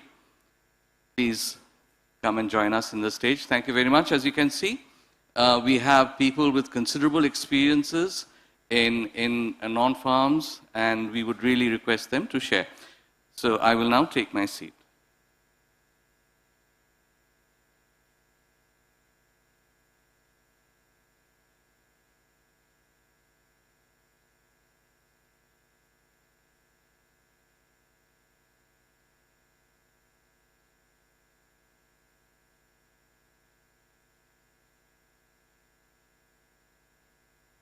Okay, thank you everyone. For this panel discussion, the very first topic which I think we should begin with, and this is a question that I would really like to request Mr. Sri Sandeep Kumar ji to please answer is, can you walk us through some of the experiences in FSC in Telangana? Because Sir, Telangana has had a considerable experience, so I'd request you sharing some of those experiences with this panel and with the audience over here. Thank you very much. So thank you very much, Arup. And first of all, I would like to thank the Government of India, Ministry of Rural Development and Kudumbashree Kerala to organize this beautiful conference, and I'm sure it will take all of us to a different level, where we can think of sort of a standard enterprises, food enterprises in our respective states. Telangana, is basically this SRLM is guided by SERP. It's a society which I'm sure many of you might be aware of. It came in undivided Andhra Pradesh and is still continuing in both the states. Since the last 25 years, if you see the experience, there are multiple food enterprises have come in the state. But if you see, many of them are getting birth, dying during the course of journey. But still in the villages, if you see, there are many food-related enterprises. There could be a local dhaba, it could be a grocery shop, and those kind of things which are coming. But last 3 years, we have given a focus on this enterprise development, particularly in the state of Telangana. And it could be any kind of enterprise. It could be a farm, it could be a non-farm, and it could be a food processing kind of this thing. And I'm happy to say here that in last 3 years, we could develop around 39,000 food-related enterprises, small scale. Investment could be ranging from 1 lakh to 3 lakh. And they are doing reasonably well. But yes, some of them are again dying during the course of journey because they are not able to sustain for some reason. Now I think the time has come, learning from the experience of Kerala in many states, that we have to go for some sort of a branding. I think that is where we have not focused yet. We have just started enterprise, a local enterprise, because we believe that there is a huge space for food enterprises in the villages, in the urban areas. And if we don't occupy the space now, and somebody else will come and occupy the space. So that is a challenge in front of all of us. So that is where we are going to focus, on this branding, like some sort of a cafe kind of thing I saw during the presentation by the Kerala. So those kind of enterprise, state enterprise, which can be, which can be replicated very easily as a model. So that is what we will work upon. And as ma'am said, Additional Chief Secretary ma'am said during her speech that, establishing an enterprise is very, very easy. But, sustaining that is very, very difficult, because many times the self-help doesn't have the experience, doesn't have the financial management to really, take them along. But I would like to say one thing here that, I don't think we can make every self-help member an entrepreneur. Entrepreneur is something which has to be in them, and what role we can play is basically guide them and sort of facilitate them in sort of fulfilling their dream. And that is what we as the state of Telangana are working to ensure that, we make them as entrepreneurs as many as possible. Second thing, we have drawn a model where we are not going on a subsidy-based model. We are not giving like this 3 lakh enterprises, which I said we have done in last 3 years. We have not given subsidy to them. It's all absolutely bank financed, or their, this Mandal organization finance, or Jilla Samakya financed. We have not given them even 1 rupee of subsidy on our state. So absolutely these are, self-financed, you can say, either by bank loan or some other sort of a loan where they repay the loan. Because we believe that once we make them, dependent on subsidy, they always look towards government for everything. Even they lose, during the course of journey, they feel government is responsible. So we want to make them very clear that it is your journey. We are there to help you, and risk is yours. You understand the risk very clearly before you open the enterprise. All those things we are making them explain, and I think our experience is good till now. Thank you. Thank you very much. Just to turn the questions, would you like to make a few comments, Jafarji? Yeah, good afternoon. So, I think Sharda ma'am had also covered various things, how the food sector initiatives in Kerala began. And as she told in the beginning, the model was basically on the government canteens, or canteens running in government offices or government spaces, which are mostly, we can say, hand-holded or supported by the government policies, and which are easy run. We can say there was no competition, there was no, if they serve good food, bad food, they were supposed to be there. There was no threat of reducing the customers or threat of any other threat which market will have. But then there was a limitation in moving beyond a limit. They were earning means they were earning an income based on which they can survive. But the idea is not there. Idea is that how we bring the growth in this, or how we bring more income, more sustainability, more scalability in the picture. And that's how the survey which Madam mentioned, 2006 survey of enterprises, and that opened the eyes that, okay, more involvement or more things to be done in this sector. Then IFRM came into picture. IFRM was our own supported group, community group, which was developed as a training agency or as a training institute to support the other food sector enterprises.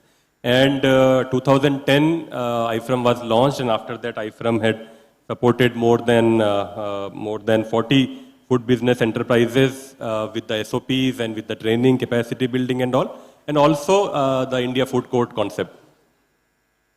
There was one more major shift in strategy, which was branding the cafes. So that's how this Cafe Kudumbushri concept came in 2010. So all the Kudumbushri cafe, all the cafe which are being started under Kudumbushri, named as Cafe Kudumbushri. So then that brand led us in opening more cafes, and then because Kudumbushri was there in the picture earlier also, and being the Kudumbushri branded mean that there would be community involvement, there would be women involved at all levels, and Kudumbushri was established as a brand even before NRLM came in the picture. So that's how, when this cafe and Kudumbushri joined together, then the acceptability in the society or in the market also increased. After that, all these our big melas and big fairs and big events came, where slowly, year after another, as we can see in that side, there is a time chart every year how the improvement happened, and that's how we reached to today's this. Now, as of now, if you talk how many food sector ideas or food sector enterprises in running in Kudumbushri, so there are various initiatives called. There are food kiosks which are named Cafe Kudumbushri. There are tea shops. There are small restaurants, canteens, catering units, food truck concept which is called Pink Cafe, so numbers, if you see, food kiosk and food shops, tea shops would be somewhere around 2,700. There are 2017 catering units which are working in different organizations. There are 1,456 small restaurants which are called Cafe Shri. Also, there are 13 Pink Cafe which are working. And how community supported this or how state supported this would be like, as I told, IFRM itself was a community-oriented organization, and to bring more community-oriented or community-led initiative in this picture, somebody told in the earlier session that you bring more authentic food from the community, because people will be preferring your food or your restaurant only when you give them something different. Then this branding of product started. So 2015 or 16, the product called Vanasundri launched. So Vanasundri is a chicken dish from a tribal community or tribal area called Attapadi, and it is available only in that area. So when this Vanasundri was launched in the Saras Mela and other IFCs, the demand increased. People wanted to know more about ethnic products, more about tribal products, how they cook, how it is being cooked, and there are various videos and all available. Still, Vanasundri is in highest demand in any of the event. After that, more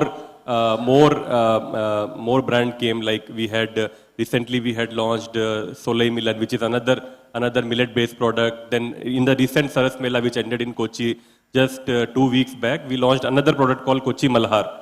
So that is again a prawns-based or fish-based, seafood-based item. So this not only branding of food sector or branding of cafes, branding of the the dish itself or branding of the product itself became the this. And all these channels or all these journey, community was supporting this initiative.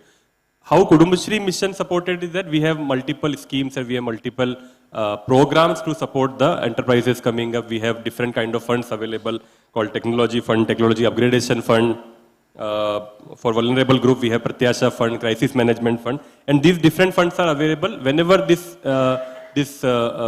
enterprise is facing any difficulty or they want to grow more. These fund support were there. Now, at present, we are working on an idea called premium cafes. So, premium cafe is a improvement from the existing cafe Kudumbashree. And there are two major factors. One, income. Taking the concept or taking the clue from Lakpati Didi concept, we want to move from that decent income to high income. So there was a concept that okay, if we are earning a decent income of 8 to 10,000, then this can continue. But then we want now in premium cafe we want more. We want our enterprises to earn more, maybe 1 lakh per day or maybe 2 lakhs per day. If they come in the market and if they become more professional, then higher earning would be an idea. So we are working on premium cafe, and hopefully by this financial year end itself, we will be launching that on pilot basis in 5 places, and then next year more premium cafes would be coming up.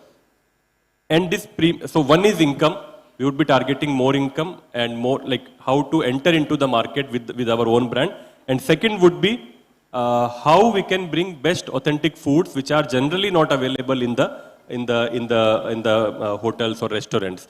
So that will give us more weightage in form of branding products. Like suppose our premium cafe, if they are serving something which is not available anywhere else, then obviously the customer or obviously the footfall will increase. So basically putting these two things together, we are just entering into this, and hopefully this concept will lead us for the maybe next 5 to 10 years. Like Cafe Kudumbashree led us so far from 2010 to 2013. Premium again would give us a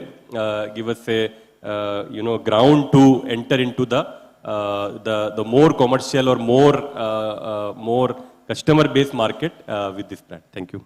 Thank you very much. So we can see over a period of time how you come up with newer formats, each achieving a certain purpose in the whole FSC space. So thank you so much. Amrita ji, if you could just share FSC enterprises, how they've grown over a period of time. Hello. Good morning, everyone. Thank you for this opportunity or sharing the experiences of state of Haryana. Like Kerala, we are a small state with 22 districts. Haryana, due to nearness to Delhi, it is very receptive to new changes and ideas, but at the same time, we have our own setup of the society where perhaps collective community actions are not way of our life, but still through these self-help groups, we have been able to inculcate that habit amongst these groups. Yet, I would share that in Haryana, our model is collective yet independent. So this in itself brings kind of independence leads to sustainability, because the independent leader emerge during these interventions and they carry forward any kind of activity they adopt as enterprises. Food service enterprises is a very, very important issue for which this workshop has been organized, because this is one of the inherent abilities of the woman, and I think we have rightly tapped it.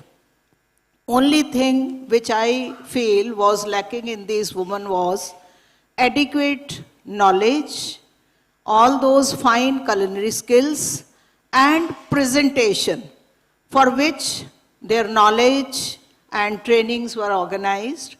Luckily, we have around 5 hotel management institutes, government institutes.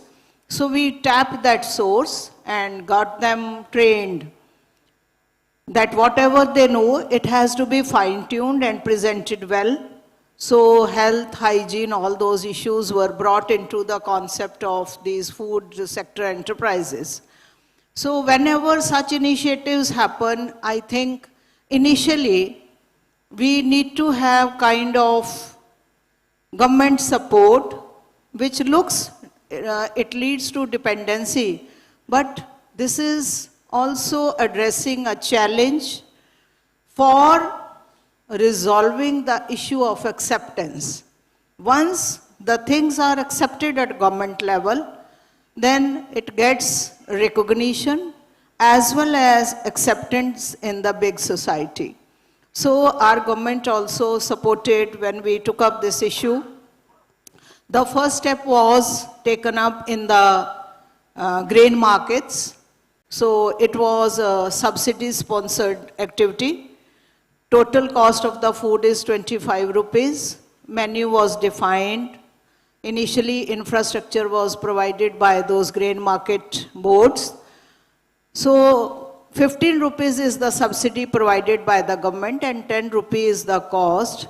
The thought behind this was that it is win-win for all, the farmers as well as the laborers in the grain market.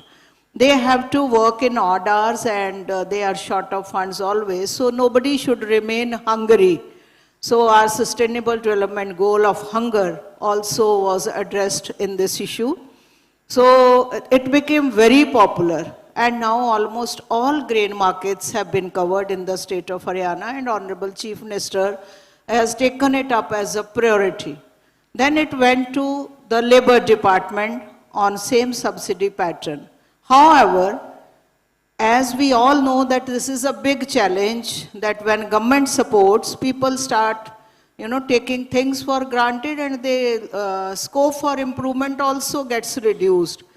So we encouraged them to become independent also. So initially, these subsidies were available throughout the year. Then we made it to the seasons also of the crop only. Women resented, they made presentation, but ultimately we encouraged them for another model, that was that look for kind of tiffin services you can provide. You can have your own catering business in the area where you live.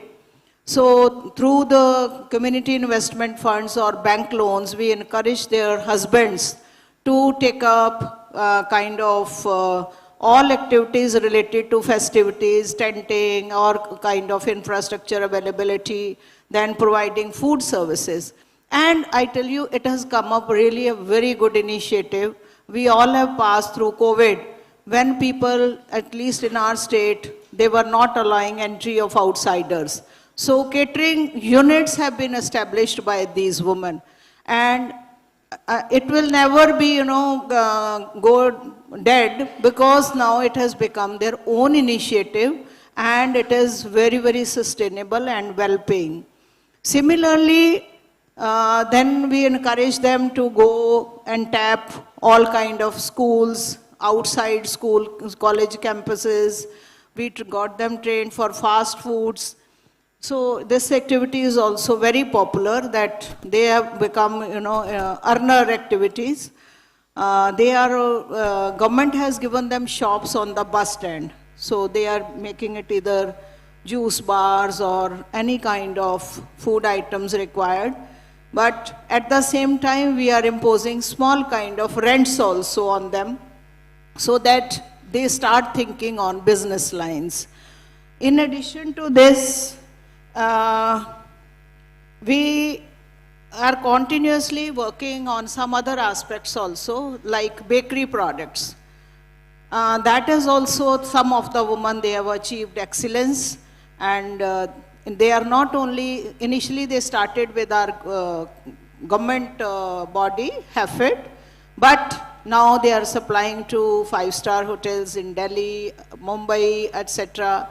Because we are encouraging their children to take skill development courses through DDU, GKY, RCTs also, and these women, they are going online as well.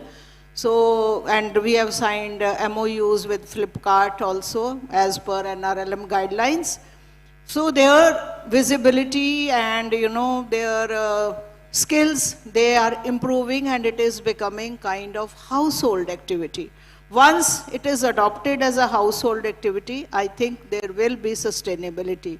So sustainability in all kind of enterprises is always a challenge, and we personally, because I'm working with the communities for last 25 years, and I believe it should be our third or fourth step to see how we are in the process in a subtle way making them independent.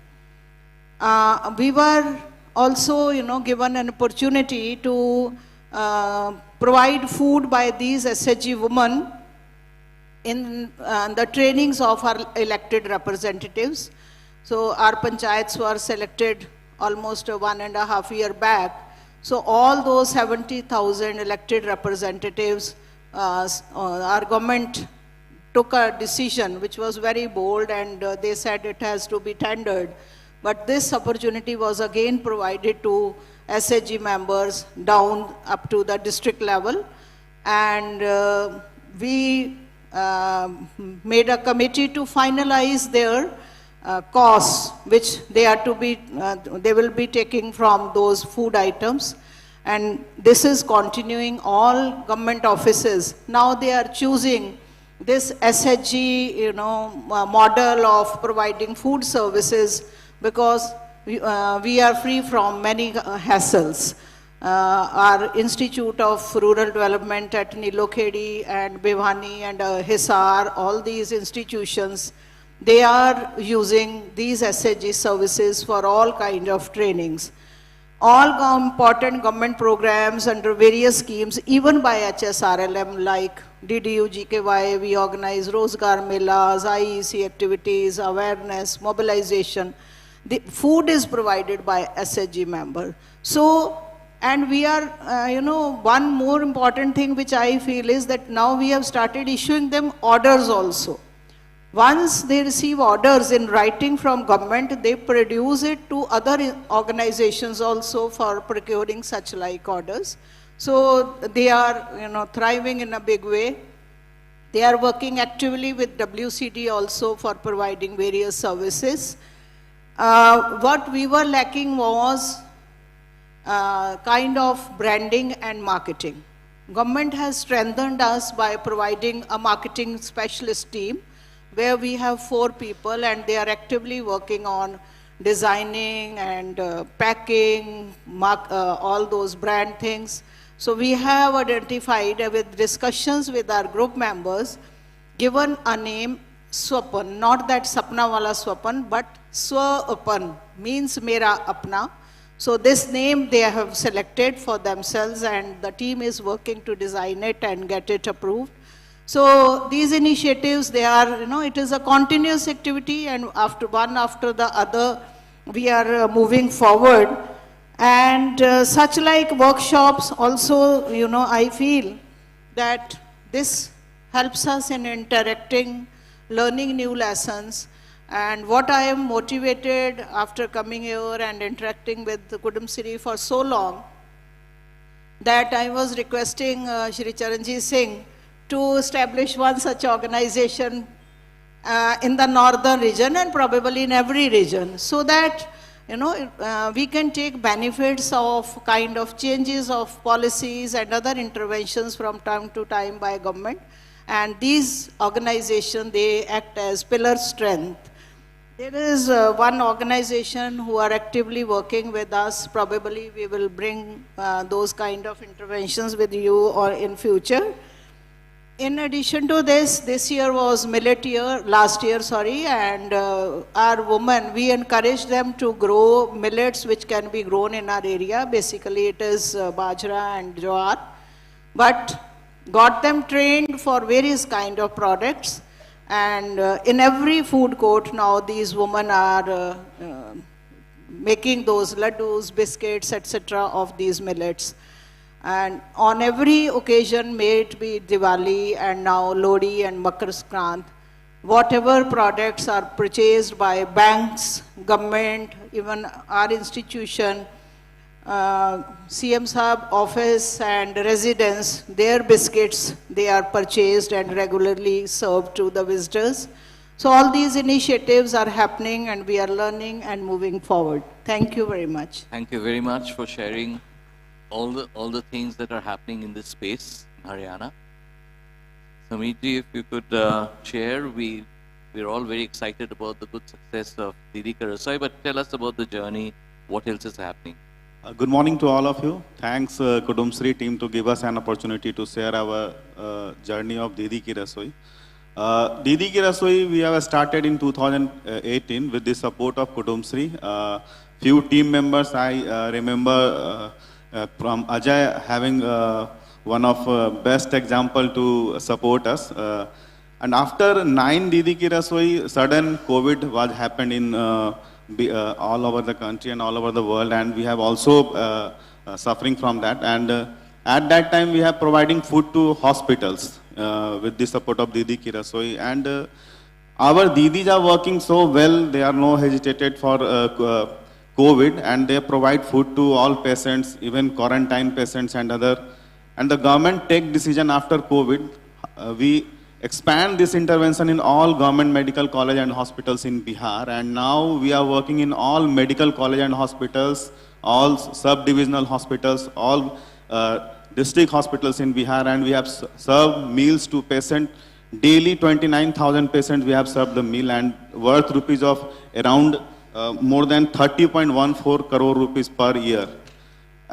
It's an example to set the how a state rural livelihood mission changed the cabinet approval and how revised the rate of the patient's inpatient meal per day. And now we are working within different department in Bihar with the support of other institutions. Like we are serving food to SC/ST residential schools children's.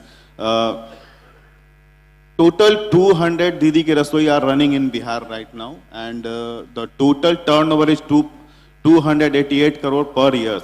So we have a target to achieve this goal by 2013, around 1,000 crore food business in Bihar, and interconvergence with all other schemes. We have already started our intervention Didi Ki Rasoi with the convergence of other schemes like PMFME. We have provided PMFME products like wheat, flour, masalas, oil to our DKR kitchens with the internal convergence with our SHG members.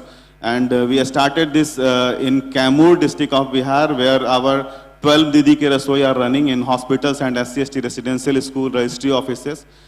For branding, we have started this intervention in our Secretariat, Police Mukhyalaya in Bihar, and RBI, the regional office of Bihar in Jharkhand, and Bihar regional office situated in Patna. So the people came out and they took food from the Didi Ki Rasoi, and sudden other banks and other departments are also call us to start Didi Ki Rasoi, the similar model in Bihar. So it would be good for us and our Didis.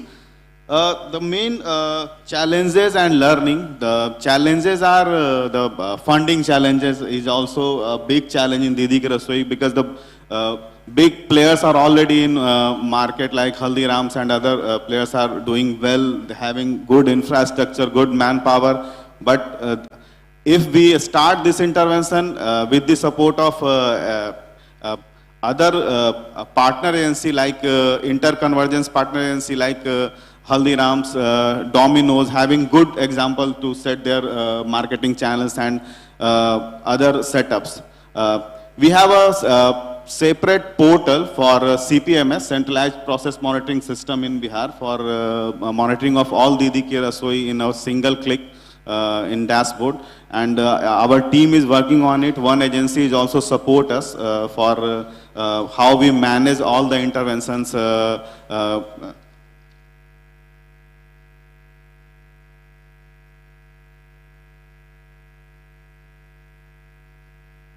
So one example is India Food Festival we have organized in Delhi, and our Didis are so excited each and every year how we promote our food as a brand, Bihar food like Litti Chokha and Litti Chicken.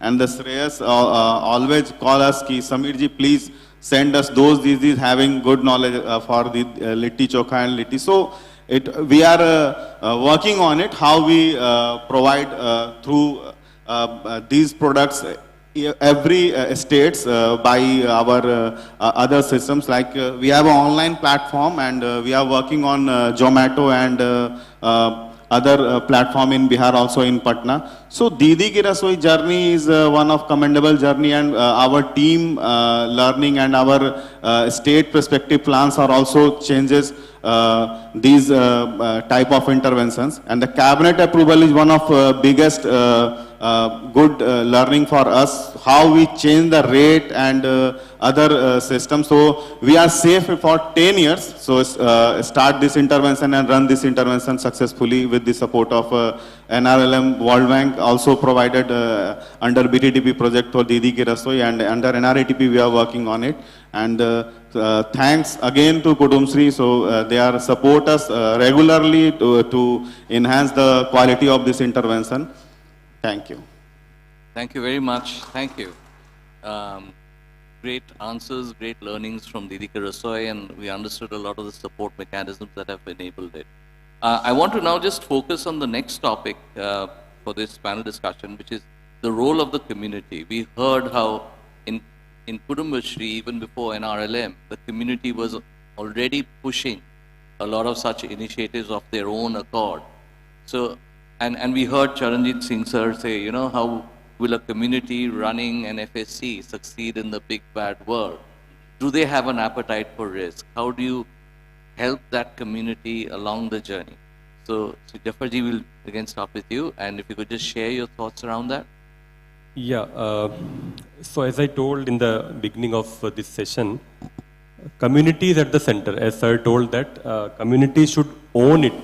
The idea, whatever idea we are giving, community has to own it. Once they own it, two major things where external support is required. One is financing. If you are giving proper options, now there are bank loan options available. There are multiple financing options available, but still those who are starting from scratch will need a finance support in the beginning. And second is handholding or maybe capacity building. Now here the idea which IFRM conveys or Kudumbashree worked was that involve community in these two aspects also. Like obviously financing it cannot be involved, there is a limitation, but in the capacity building, how a community can teach community. So that's how this concept of developing a community group itself, because they can connect them more. If we bring let's say we are bringing some professional institutes from outside and giving them, there would be always a gap, always a communication gap in conveying the idea and receiving the idea. Once you take community members from community or within community, train them and then handhold the other community to develop this idea, I think the conveying of the idea would be more, and also the recipient, like the person who is receiving that, would be more involved in that aspect. So I would the idea which I want to put forward is that we are targeting on food sector enterprises, but there can be other enterprises also supporting food sector enterprises. Like we can say the idea of IFRM, they are actually not food sector enterprise, but they have become as a training and capacity building enterprise to support the food sector enterprises. Similarly, there may be other enterprises also, branding and marketing. Like I went to Chhattisgarh for election duty, not the SRLM, but I think I got a product in gift which was branded, which was I think mostly forest department, some organization did that. But the branding was so good, if you take the product out, the entire product cost would be somewhere around 300-400. But in the branding, or they did the branding so good, packaging so good, and the product was the selling price was 999. So that means and I don't think anyone would say that why it is priced so high. Because the branding and marketing or branding and packaging is so good that it look like a gift hamper. And we'll be ready to purchase that because it was cookies or some millet cookies mostly. So to support this, because enterprise who are working in food sector, you can't expect them to do the branding and branding and packaging also. So you would need some other groups from the community to support this activity. So the entire ecosystem, if we can bring community in supporting the food sector enterprises directly, indirectly, I think the idea can be conveyed very clear, and also they would feel more connect to the groups. So these are the two ideas basically I wanted to. I would also like I don't know if cross questions are allowed or not, but I would I would like to know from Bihar one how much is the individual income of a Didi involved in the Didi Ki Rasoi? You had told the overall turnover, but if we bring down to one person or one Didi, how much approx they would be earning, and how this Swiggy model you are doing? Are you, because we are also working on an idea called tiffin system in the cities of Kerala, and it is just beginning only. And we were thinking whether to tie up with Swiggy or tie up with Zomato or how it will work. Because the idea is giving food in the lesser price. Once you involve Swiggy or Zomato, I think the delivery charges itself would be so high that the entire concept of low price food would go. So how are you actually working on that model with Swiggy, and what is the individual income? Sorry for taking your time, but fine. Please. This is a forum for sharing and learning. Eventually, coming up individual income is around 8 to 10,000 per month per member, and we are also providing good quality of food to per member, around 100 rupees per day business model, and we are providing 300,000 rupees food. So the expenditure of the one member in a one kitchen is around 1.30 lakhs. So the Swiggy model we have started in Patna when we started our kitchen in Bhavan Nirman complex, our Vikas Bhavan and Police Mukhyalaya. So the maximum senior officers' houses are there, and they demand us how Jivika Didi's Rasoi food will provide direct to Swiggy and other Zomato. So we're linked with those kitchens, and we are providing food to them, because in night and in evening, early morning, they want some snacks, they want some lunch. So then we will provide this food through these channels. Okay, thank you very much. I just want to again get back to the community aspect. And Sandeep ji, you said that you can't just manufacture an entrepreneur. You have to groom them and sustain that. So your thoughts on the community from what you've seen in Telangana, is there a demand for people who want to do it, and that's when the NRLM reaches out to them, or the state reaches out to them? So just a few comments on the community aspects, and how do we sustain it, how do we grow it, how do we get traction from it? I think, without community support or initiative, I don't think we can take it up and grow. So we have to, first understand the community knowledge, because I believe, all these self-help ladies are mostly from rural area, and they learn mostly from the community. If our officials try to, teach them something, I feel there will be a trust gap. If the same thing is being told by the community, the trust will be more, because they are one amongst them. In fact, we have a very good community, what they call trainers base. In fact, we have 4 Jilla Samakhya in the state, where, the members are trainers. They are only trainers. Their job is only to train, other group members, and they are visiting various states, Ladakh, Uttar Pradesh, Rajasthan. So these kind of states they go, and they train people. So we also take their help in sort of a community mobilization, community teaching. And I believe that, most of the initiatives have come from the community, and it will be in our interest, those initiatives we take it up and upscale and sort of, refine them in whichever way we can do. We have done that in our state. We have taken a lot of initiatives from the community, and we have tried to upscale them wherever we could do. But again, I will say our journey is just the beginning. I think we have to move too far in our own knowledge base. I feel sometimes our own knowledge in the SRMs are all very, very limited. I feel sometimes handicapped because of that, expertise in branding, expertise in marketing.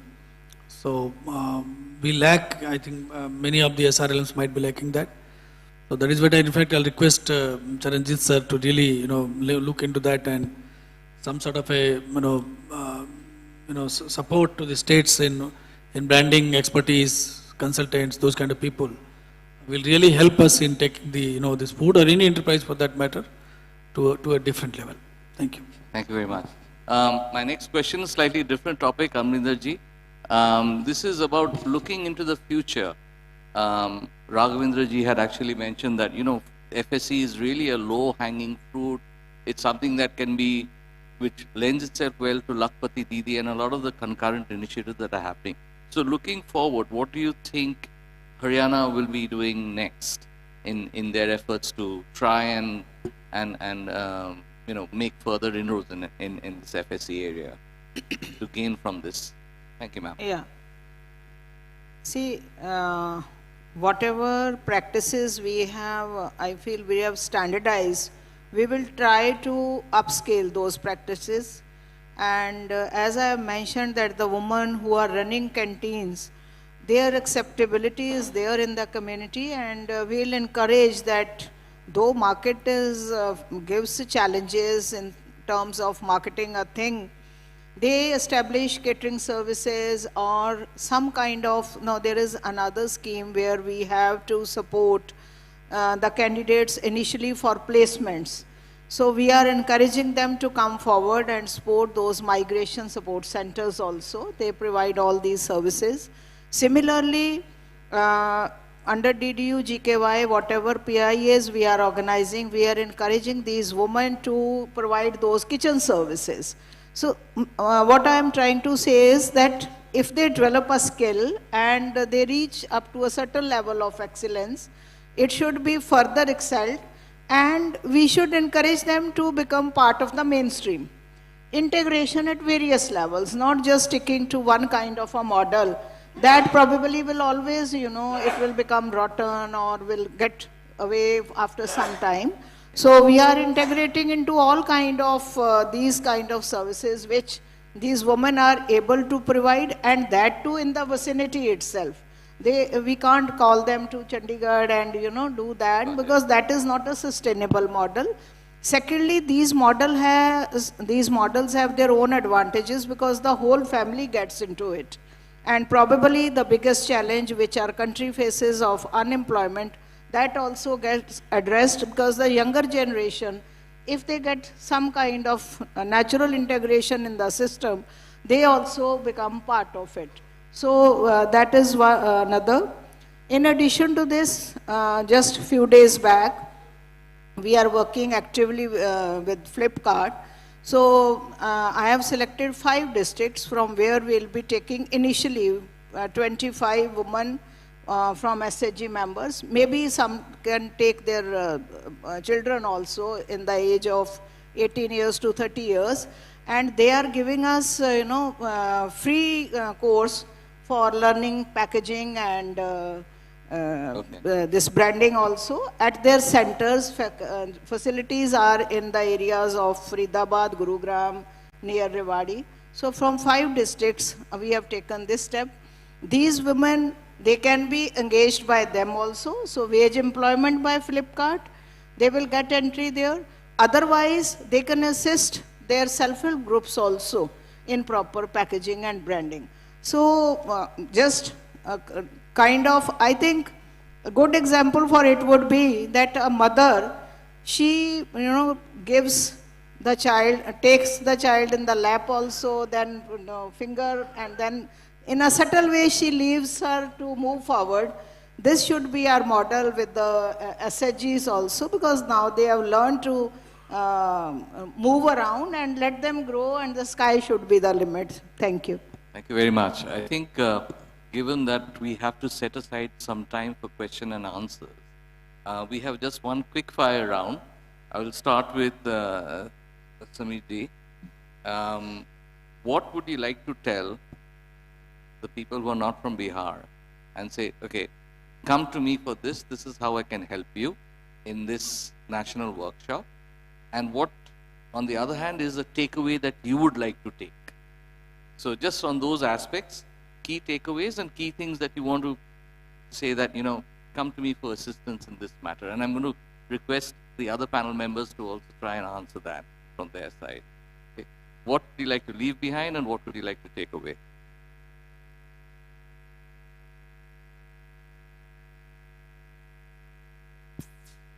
First of all, learning having no limit, and first we started learning from Kutumsri and we expand this intervention in Bihar, and right now we are in a position to start a good convergence model in Bihar. How we change the food menu, how we change the rates, how we change the system, how we started to learning and gain some funding and other utensils support from other departments. So we have a good example in Bihar, and we are in a position to share our knowledge to other SRLMs. They most welcome and visit our model. We have a standard operational procedure to run different kind of canteens in schools, in hospitals, in other institutions, and we have stabilize a pool, having a hotel management background students are there and working with us. Around 200 Didis are working as a resource person, having good knowledge, and they train them. And also we have a good cook team in Bihar, having good experience in, and we have already proved that in Food India festivals and other Saras fairs in different states. So most welcome, and learning having no limits, so we learn more and more how we stabilize this model in a large scale in Bihar and other states also. Thank you. Thank you, Samiji. Amrinder ji, would you like to just also comment on the same? What would you like to help the other states and say, come to Haryana, look at this, and then what would your takeaway from this session, from this workshop? Definitely, we have come here to take away the best practices, and we will move forward. And one, I think, we will try to take guidance for establishing such like organization in the northern belt also for the states of Punjab, Haryana, Himachal, because we have certain commonalities amongst us. And whatever, best practices, everybody is welcome to Haryana. We'll be good hosts, and we can learn while fun as well. Yeah. Absolutely. Thank you. Sandeep ji, your brief thoughts on this? More than what we can, tell others, I think there's a lot of things to take from here. And I think the tomorrow sessions are going to be more, learning for all of us. And I feel, many of us are struggling in creating good brands, replicable brands. I think that is one thing I would like to learn from, this particular conference. An idea, mostly, idea as to how we can create brands and how we can scale it, in the number of enterprises, kind of this thing. Yeah, I think we all are welcome to Telangana to learn whatever best practices we have. We have good, I will say, we can share our model of scale, how we have scaled the number of enterprise formations in our state, and that is one thing, how we have financed them without much support directly from in a financial way from the government. And that is what I think we can display to others, and I think there are a lot of things to learn from every state. Like just now Samir was telling about this Didi Ki Rasoi, this looks to be a very big venture. That looks to me whatever you have said just now. And it looks that this kind of things can be done in many other states by learning from Bihar. So every state, I think, will have something or other to tell us, and we have to grab from there and move on. Thank you. Thank you very much. Yeah, so actually the very idea of this workshop is to exchange the ideas. So just now we have heard stories from 4 states, and I am sure there might be many other stories, positive, negative, from all the SRLMs. So the purpose of doing this exercise, I thank AS sir and director sir also, who are here personally and taken this idea of sharing these experiences. So there might be case when an idea tried and failed in one SRLM might become successful in other SRLM if we try hard. And there are various initiatives, there are various programs. In fact, our NRO is doing in many states.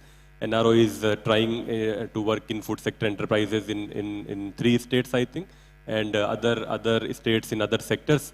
So so when we go for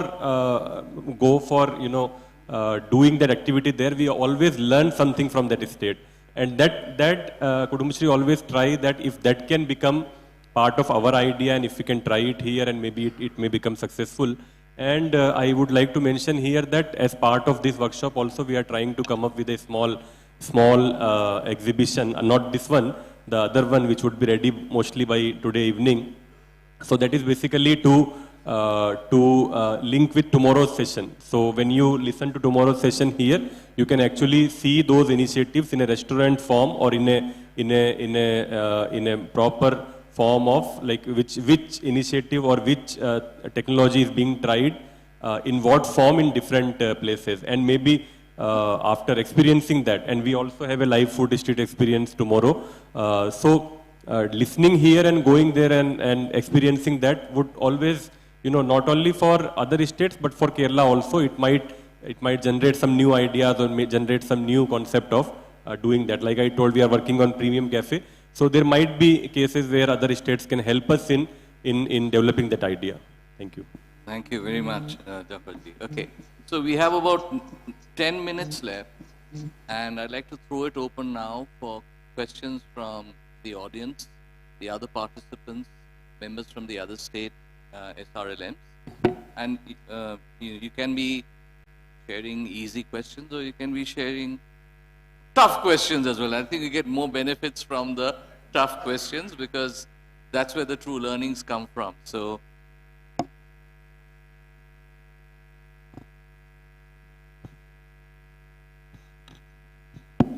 thank you very much. So we got food for thought before lunch only. So just I wanted to make 2-3 comments before I ask one question. So I fully agree with Sandeep that we are not experts in this field. We require experts, and we have been struggling with this for a long time. So ultimately, after struggling for 1 year, we have hired one technical support agencies with experts on branding, quality management, or marketing, etc. So there will be full-fledged team at the national level, and we will collaborate with various states. Whosoever want to work with us and take their support, we will certainly give them the support, and they will be expert in various fields, that what should be the pricing, how to price the things. So all these things will be taken care of by them. So this is my first comment. My second comment is Kudumbashree is also a national resource organization. Why can't we develop a good team here only? And we are already working with them, and we are going to place 5 persons at the national level only, those who will be experts in marketing, etc., or various aspects of this. So those persons can also be leveraged by various states. So that is my second comment. My third comment is that is also learning from Sandeep only. They have developed one very good mother of FPOs at the state level, the federation of all the FPOs. And that is a very good idea. So why can't the other states can also think on those lines only? Because making this sporadic intervention here, there, it's very difficult to monitor also and leverage also. So I will give you, and Sandeep can give more details about that. Like they have done one MOU with one multinational company that they will supply chilies to them, I think around 4,000 tons, if I remember correctly. So it's a big business, so that they will supply in January this much, February this much, March this much. So all these things are taken care of. Bringing in economies of scale and all that. So the same federation can be utilized in this food sector also. So these are the innovative ideas we need to think. And it's not a question, I will request Jafar only that they are doing one very good thing. And I quote this in every fora, that they organized one exhibition of the tubers which are available with the tribals in various areas. So many tribals may not know also after few years that these are the tubers available them, and what type of food can be made out of them. They may be nutritious also, they may be providing vitamins, minor minerals, so many things to the tribal population. So I think this is a very good idea, and I would like him to share this idea with the rest of the audience. Thank you. Thank you very much, Charanjit sir. Any other questions? Just raise your hand and the mic will.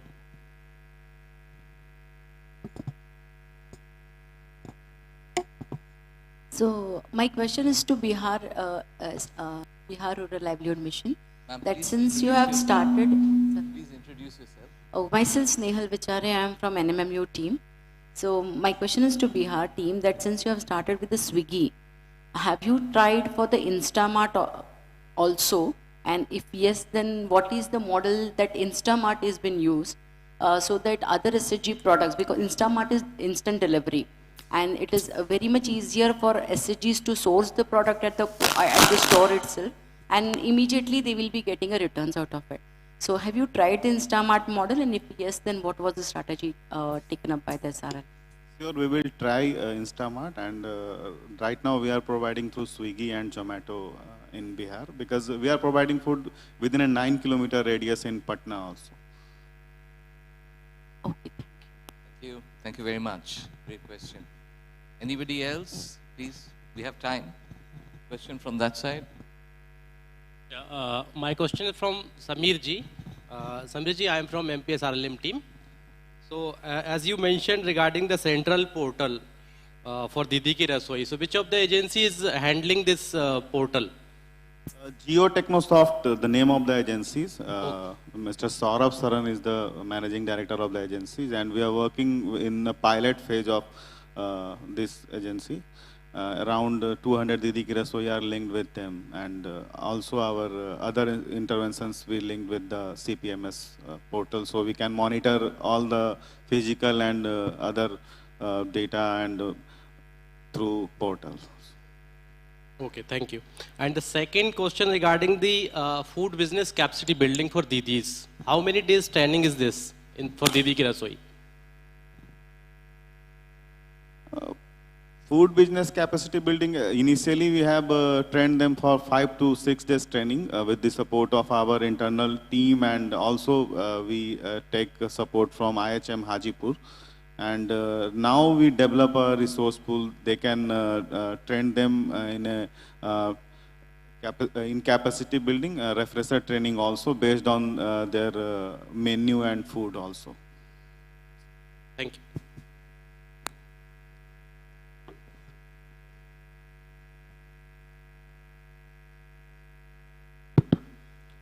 I'm Shanlang Ringdo, CEO Meghalaya. My question to Shri Sandeep Kumar. You have mentioned that you have not mobilized enterprise by giving subsidies. So my question, because we have the problems when you said you have linked them with bank. So we have a problem in the state when we introduce to the bank that we are now ready for enterprise finance. But most of the bank, they are reluctant to go for enterprise finance. Because they are comfortable with CCL loan. So what is your experience on this? In fact, we are using that bank linkage money only for this. We are not doing separate something called enterprise finance. I think now some banks are coming ahead with that also. SBI has come, for giving enterprise loans separately. But in our state, we are giving almost 15,000 crore, bank linkage amount every year to this more than 3 lakh, 4 lakh groups. Out of that, we are tying up some money because every bank linkage is for a business, for a purpose. You don't get, bank loan just like that. So there has to be some business model, some, DPR or something like that. So we prepare this DPR and give it to project to the bank for bank financing. And it's just a normal bank linkage which is coming to them. We are only challenging that money into a enterprise. That is what we are doing. So you can also do the same thing. And many banks now slowly are coming with separate enterprise, financing portals also. SBI has started. I'm sure other banks will also follow the suit. If anybody else would like to share, panelists, an insight. But why are banks reluctant? Because I believe there is an MOU with all the banks from NRLM itself for financing. If I'm not wrong, can the bank deny loans? Means you told that banks are reluctant to, because we had that problem in the initial phase, but then that time I understand there was no proper mechanism to support SHGs and all. But after that, even RBI guidelines say that banks have to give the loans to SHGs. So in that case, reluctance or denying may not.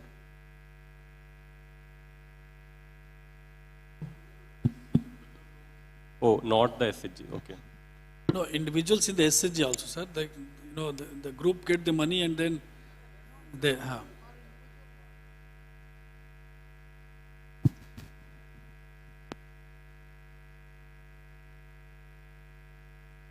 You said state of Mizoram, no? Which? Mizoram.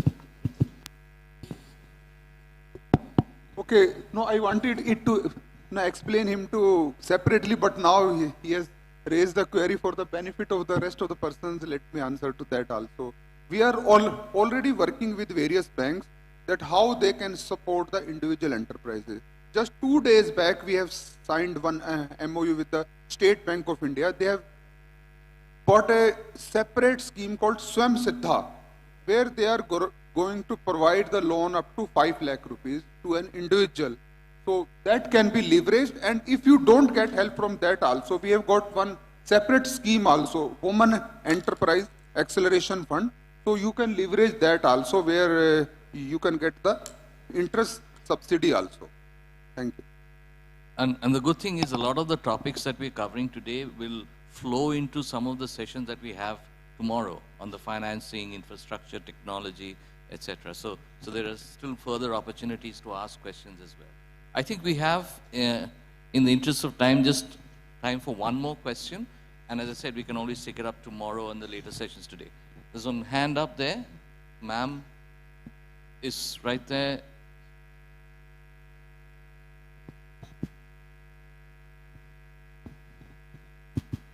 Good afternoon, everyone. My name is Rinki. I am from Meghalaya. I am the SPM non-farm. So my question is very basic that I wanted to understand, especially from NRO Kudumbashree, because over the years we have seen a lot of good work which has gone in. And at the end of the day, what we have seen is that a lot of enterprises do come up as a very scalable enterprises. So just to take few inputs, sir, from, especially my question is to Jafar, sir, because in the state of Meghalaya, we are doing a lot of enterprise-related activity, but as what our additional secretary sir has said, it's not, in a very structured manner, it's very spread out, and we are unable to monitor or control it in a way where we would like to see the enterprises grow. So just few inputs if we can receive, sir, for our state, because in this new financial year, we are also going to be integrating these food clusters with tourism. So what should be the key areas or the key factors the state, a small state like Meghalaya, should look into if we are trying to identify a scalable enterprises, also keeping in mind the diverse ethnic and the tribal and the different cultural aspect of the SHG members, be it in the group or individual. Because that is something which is going to be a startup point for us also, as the SRLM is going to take up on a cluster approach where we are saying that yes, it is time to scale the food enterprises which we are already working on a very micro basis in different districts of the state. Thank you. Yeah, so scalability is very important factor, as I told in the beginning. I think there are, one, we have to understand the product or the enterprise which we are going to launch. Is it demand based, or is it being launched after doing some demand analysis? Like suddenly if we launch something which is not having that much demand in that sector, maybe after 6 months it become irrelevant. So a kind of, not only maybe it may not be practical in full state. So which are the pockets or which are the areas where it can become successful? And second thing, as I told, better not to give the other activities also to the same enterprise. Like if you are developing one enterprise and if you plan to have that in all over state, it's better to bring the mechanism for supporting that separately. It can be in the other enterprise format, but not you can't expect the same enterprise to do the capacity building also on their own, and do the branding and packaging also on their own. So it's better to develop the side enterprises to support that enterprise idea. In that way, the particular enterprise can focus on their growth. And third important factor is income, because if that enterprise model is not sustainable or not giving them proper income, there are high chances that after 3 months or 6 months, they'll close it down and shift to some other idea. So, if the idea is that which cannot generate immediate income, then some kind of state financing or some kind of state support would be required till they become sustainable. But that also we can't make permanent, because once you make it permanent, then they will feel that anyway state is giving money, there is no need to work hard, or there is no need to think about the growth. So it can be the initial support, maybe for initial 3 months, 6 months, maybe 1 year. But after that, you need to expect them to become self-sustainable. Thank you. Thank you very much. I think we will end the session here. Thank you, Jafar sir. Thank you, Amrinder ma'am. Thank you, Samir, and thank you, Sandeep ji, for making time and making yourself available here for questions and answers. Thank you. We love the stories we heard. We love the journeys we've heard. And once again, thank you very much. Thank you, Arup sir. And to all the respected dignitaries, I extend my heartfelt gratitude for sharing your wisdom and expertise with us today. Now, I would like to invite Mr. Prashant, Program Manager, Kudumbashree NRO, to share our token of gratitude to our panelists. Welcome, sir.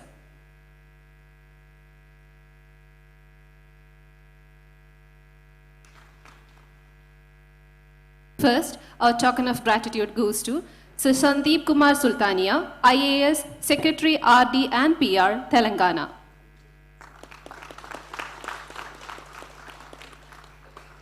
Now, Sir Jafar Malik, IAS, Executive Director, Kudumbashree. Dr. Amrinder Kaur, IFS, CEO, Haryana.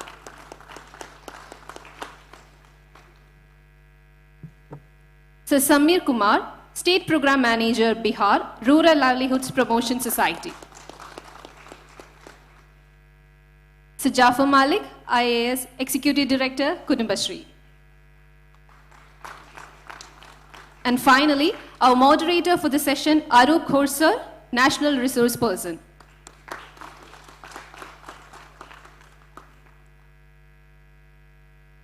Thank you, Mr. Prashant sir.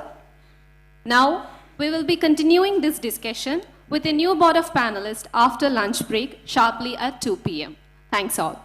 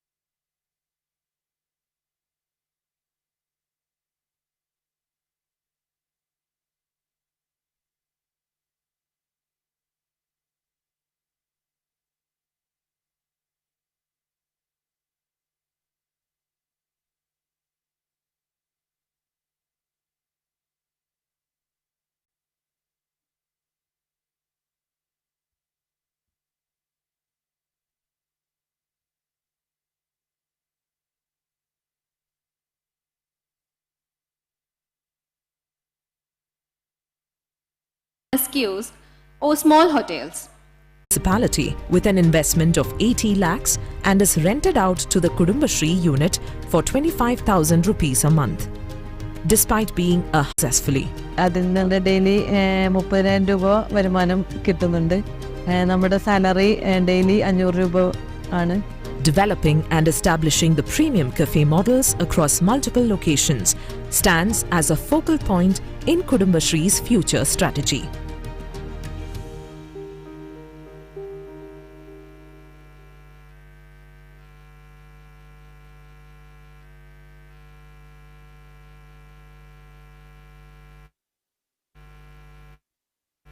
That was a very informative video to know more about Kudumbashree Premium Cafe. So let's continue with our panel discussion. In this session, we understand the Northeast experiences and challenges and the perspectives for promoting food service enterprises. I would like to again invite Mr. Arup Ghosh, National Resource Person, to the stage to moderate the session. Welcome, sir.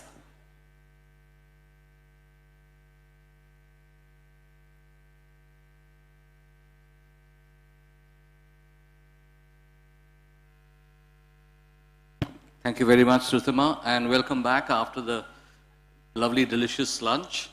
I hope we can keep you all awake with some very engaging discussions, particularly focusing on the Northeast.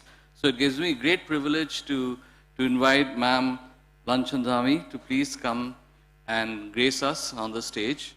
Thank you so much, ma'am. I had the pleasure of meeting ma'am just last month in the Lakpati Didi initiative. I'd also like to invite Ma'am Imti Menla, please join us over here. We'd love you to share your views about Nagaland. And we would also like to invite Mr.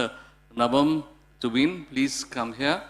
Ma'am Lanchandami is MCS, CEO of Mizoram, NRLM. And Ma'am Imti Menla is NCS Joint Secretary, Mission Director, Nagaland SRLM, and Nabam is Program Manager of the Arunachal Pradesh SRLM. Thank you very much.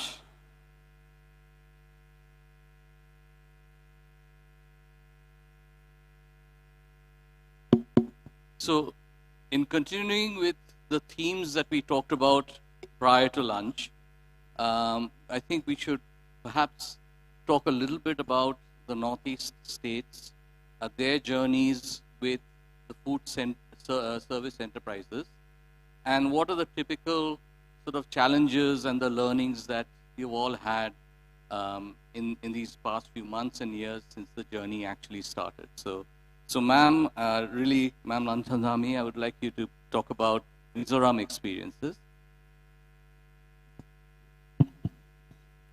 Thank you, Arup, and thank you, MORD, Additional Secretary Sir, Director Sir and his team, and Jafar Sir, for giving me the chance to be on the panel.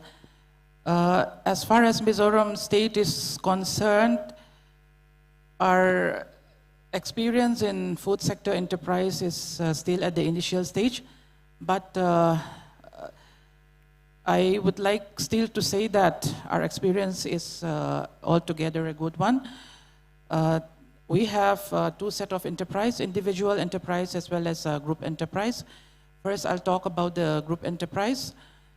We have a very good convergence with tourism department, and right now our VOs and CLFs as well as the SAGs are managing 9 tourist lodge as a part of MOU with the tourism department. In that tourist lodge, accommodation as well as food are being provided. So we can say that group enterprise kind of initiative has happened. And due to the support from Kudumbashree, and it is thanks to the SVEP Kudumbashree team that recently, last year, we had set up one cafe in Thanzol, which is our present Chief Minister's Assembly constituency. And there, I think it is also being exhibited in the exhibition. So in Thanzol, with the support of Kudumbashree NRO, a village hut which was no longer utilized, was refurbished with the help of Manrega, and now CLFs are managing the Zau Cafe, what we call Zau Cafe. And as I've said, it is still in the initial stage, but we hope that it will be a very good venture, because we have cafe mentors, food experts from Kudumbashree in helping us set up the cafe. And as far as individual enterprise are concerned, we have some good individual enterprise.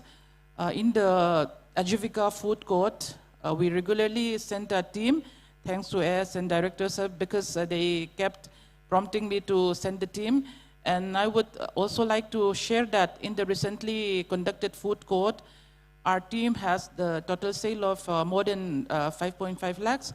And after deduction of expenditure and the taxes, the chef got a profit of around 80,000, and all the other members share around 55,000 as a profit. So I want to thank MORD again and Kudumbashree team for the initiative. And that entrepreneur which we have sent to the food court, she's a member of our SAG. She and her brother are running the enterprise at their village, and their total earnings per month is around 35,000. So we actually have good individual enterprise. And I would also like to speak about other individual enterprise. One SAG member who is running a successful homestay as well as a restaurant in one popular tourist spot, and her earnings is now 1 lakh per month.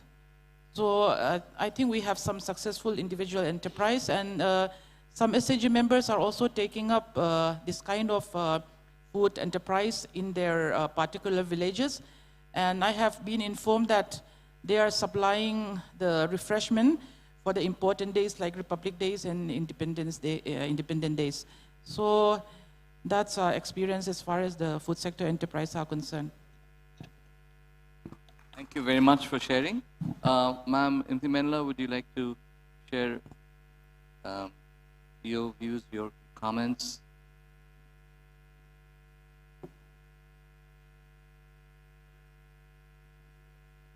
I think, yeah.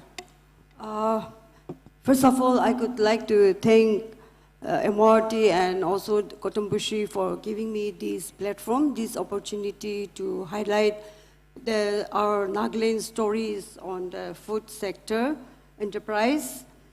The food processing initiative started for NILM only in the year 1920, and it's hardly only 3 years.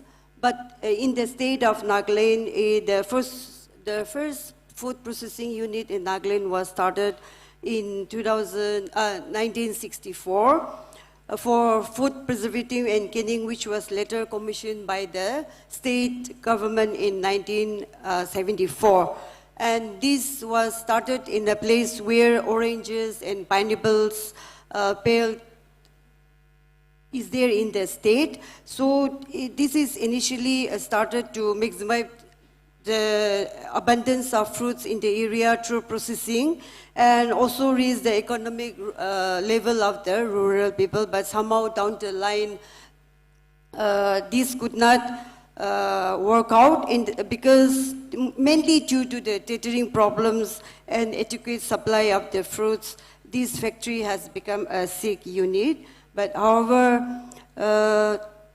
for the initiative of NRLM, we feel that for packaging is very important. So what catches customers' eyes is always a pretty color or an attractive logo, the nutritional value, or maybe it's a combine of all that items. So NRLM has come out with a brand. We call it Women Folk. So this is mainly for ensure that the quality is maintained. We have a check on quality control, as well as facilitate marketing of the rural women products with good branding and packaging and with a storyline. So that is how we have given the name Women Folk. And that's how we have just started. In this Women Folk, we have just launched during our Hornbill Festival this year. And this was quite a success, but we are still starting out. So that is one of the initiatives which we have taken. And a potential area is the production of mushroom. So after the COVID situation, our state, Nagaland, has come out with an economic roadmap. So there, with the conversion of the Northeast Council, they have given funding to mushroom productions to the NSILM. So there, under that, 1,000 SG members were given the funding to do mushroom cultivation in shiitake and also in oyster. So there, the total harvest so far is 16,874 kgs for shiitake, and their earning was 88,047. And for the oyster, so far they have harvested 45,454 kgs, and the amount so far they have earned is 45,000. So that's how we are, and we are planning to scale up this mushroom cultivation in Nagaland. And during the CSR conclave, which happened last year, our finance minister, madam, was there, and she happened to come and visit our stall. And our SCG members, we have showcased the shiitake mushroom, and she was asking how much we are selling it, and we were selling by 600 to 700. So ma'am was suggesting that you will get more profit if you sell it outside, export it to the other country or other state of the country. That's how we have taken up the mushroom cultivation. And also for the year of millet, we have our Hornbill Festival every year. So on that Hornbill Festival, we have set up a dedicated stall for millet, where our SCG members have they have sold their the cookies made of millet, also the beer made of millet, and also chili peas, the sweet things which was made, and it was quite a success. So we are also focusing on how to scale it up to other SCG member also. So that is some of the activities which we have taken up under the food sector enterprise. So yeah, only we have some others, like after the COVID things, now our SCG have not only doing their household, but their talent has come out in packing, also catering and all that. So those are the activities immediately that is being taken up by our SCGs. Thank you so much. Thank you, ma'am. Ma'am, I actually had the pleasure and privilege of going to the Hornbill Festival, and I spent 2 days at the festival site. And there were some SHG cafes, and I'm primarily a meat eater. So I really love the food, and I kept thinking to myself, why in Calcutta don't we have similar outlets, or maybe in the Saras Melas and the Melas that we have, why doesn't Nagaland have a presence there? Do you see that as something which can be propagated, where you go to maybe the India kitchen or the Saras Melas elsewhere and have women SHGs come, and just like ma'am had mentioned in Mizoram, they make earnings. Is that something which is also in consideration? Or I'm saying this because I'm a food lover in Calcutta, but any opportunities like that which you see? Yeah.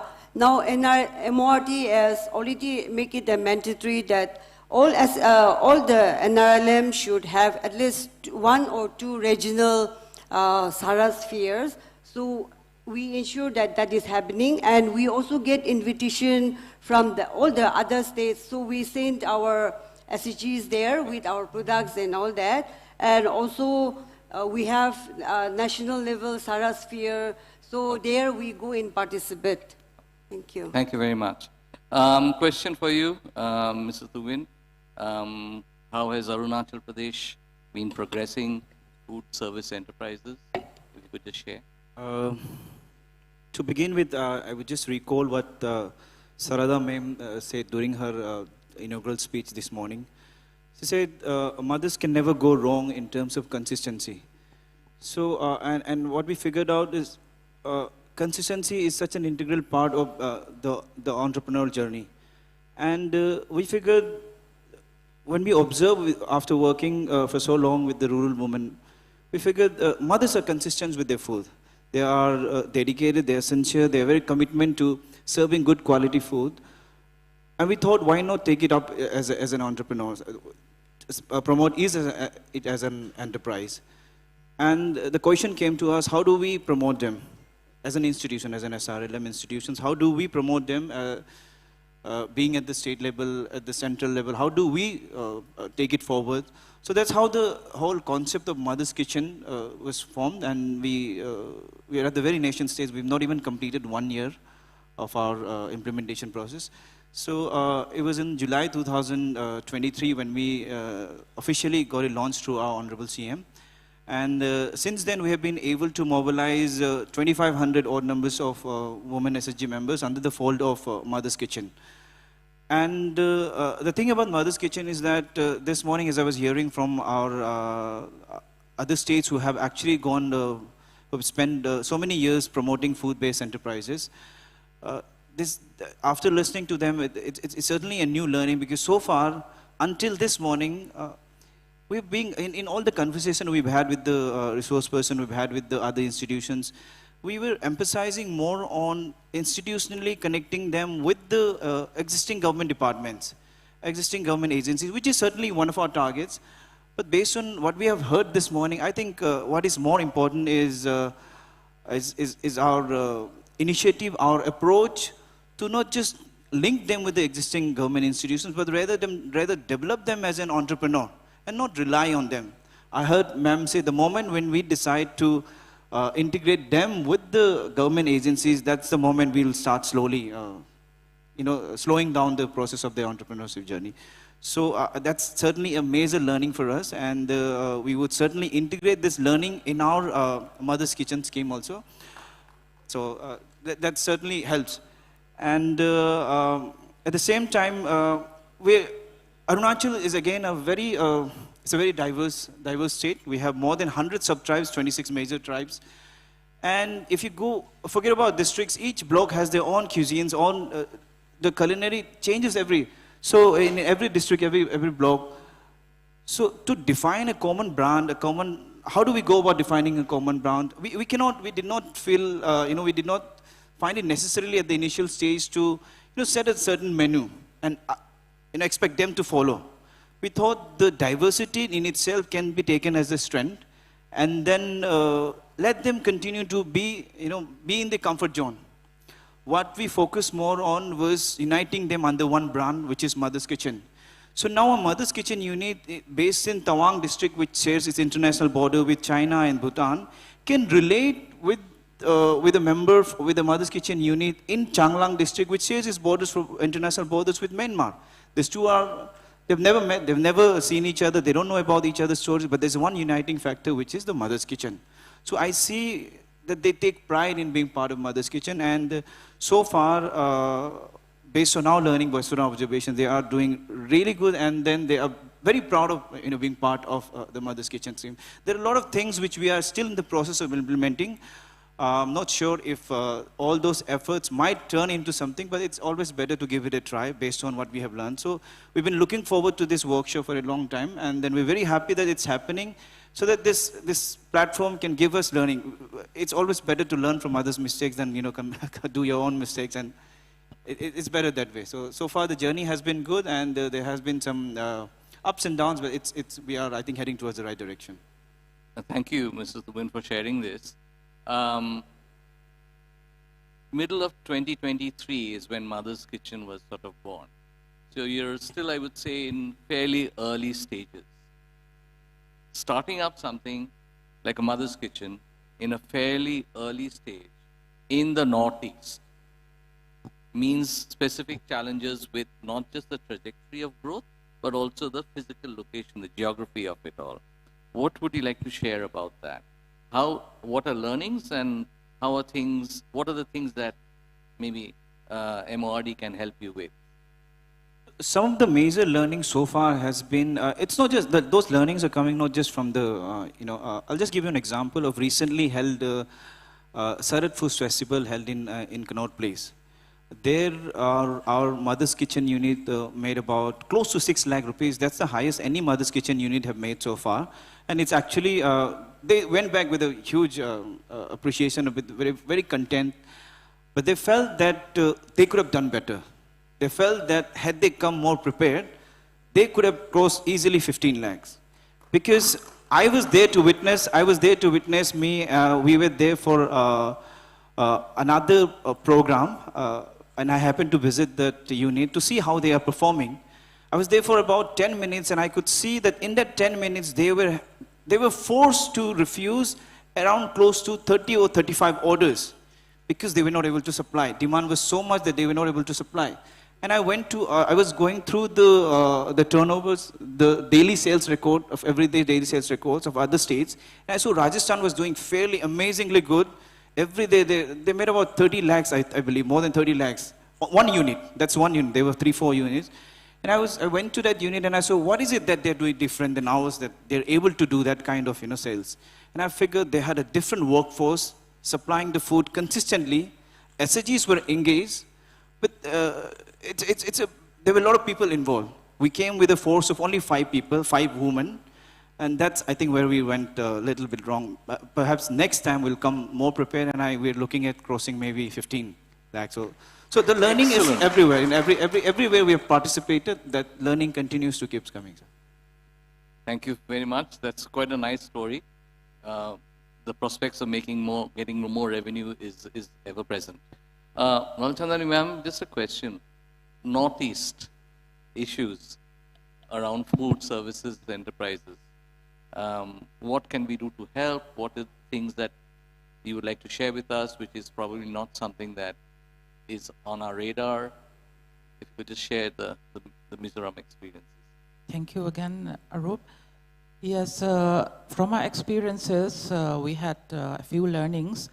The first thing is, since majority of our customers are like from the general public, common people, what we have found out is for the Northeast, I don't know about other states, what we have to make is it has to be affordable. It has to be affordable because although we have tourists and other visitors coming, majority of our customers are common people.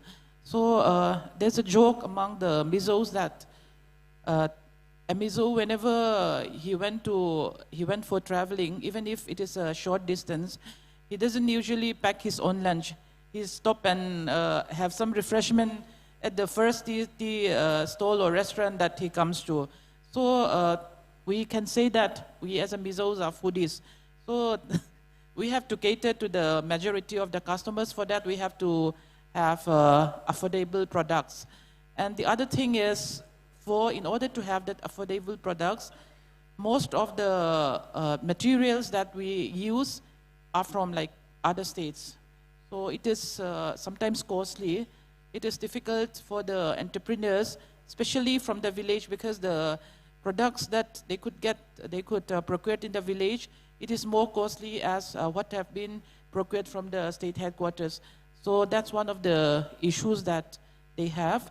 And if you permit, can I add some more other than the points that you have raised? I also want to add that in addition to what Ma'am Intimenla had just said, we also have our community, our VOs set up a stall in Saras Fairs, again with the support of Kudumbashree, of course, which used to be a very big hit. because mostly the Kudumbashree team, they taught the women how to cook this South Indian dishes. So they have been our constant support in every Saras fair, and in every Saras fair that has been organized at the state headquarters as well as the district headquarters, food courts are usually set up, again managed by the community women. Thank you very much. Ma'am, Imtimela, would you like to say experiences from Nagaland, challenges of being in the Northeast?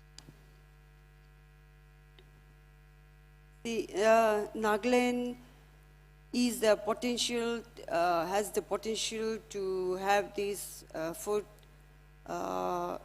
enterprises, but we have lots of challenges ahead of us.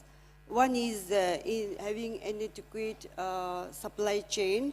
So the whole supply chain in Nagaland is unorganized. And it's leading to delay in procurements of raw materials, to delivering the goods to the consumers. So, and this is leading to the rise of the prices and all that. And also the second one is not having proper infrastructures.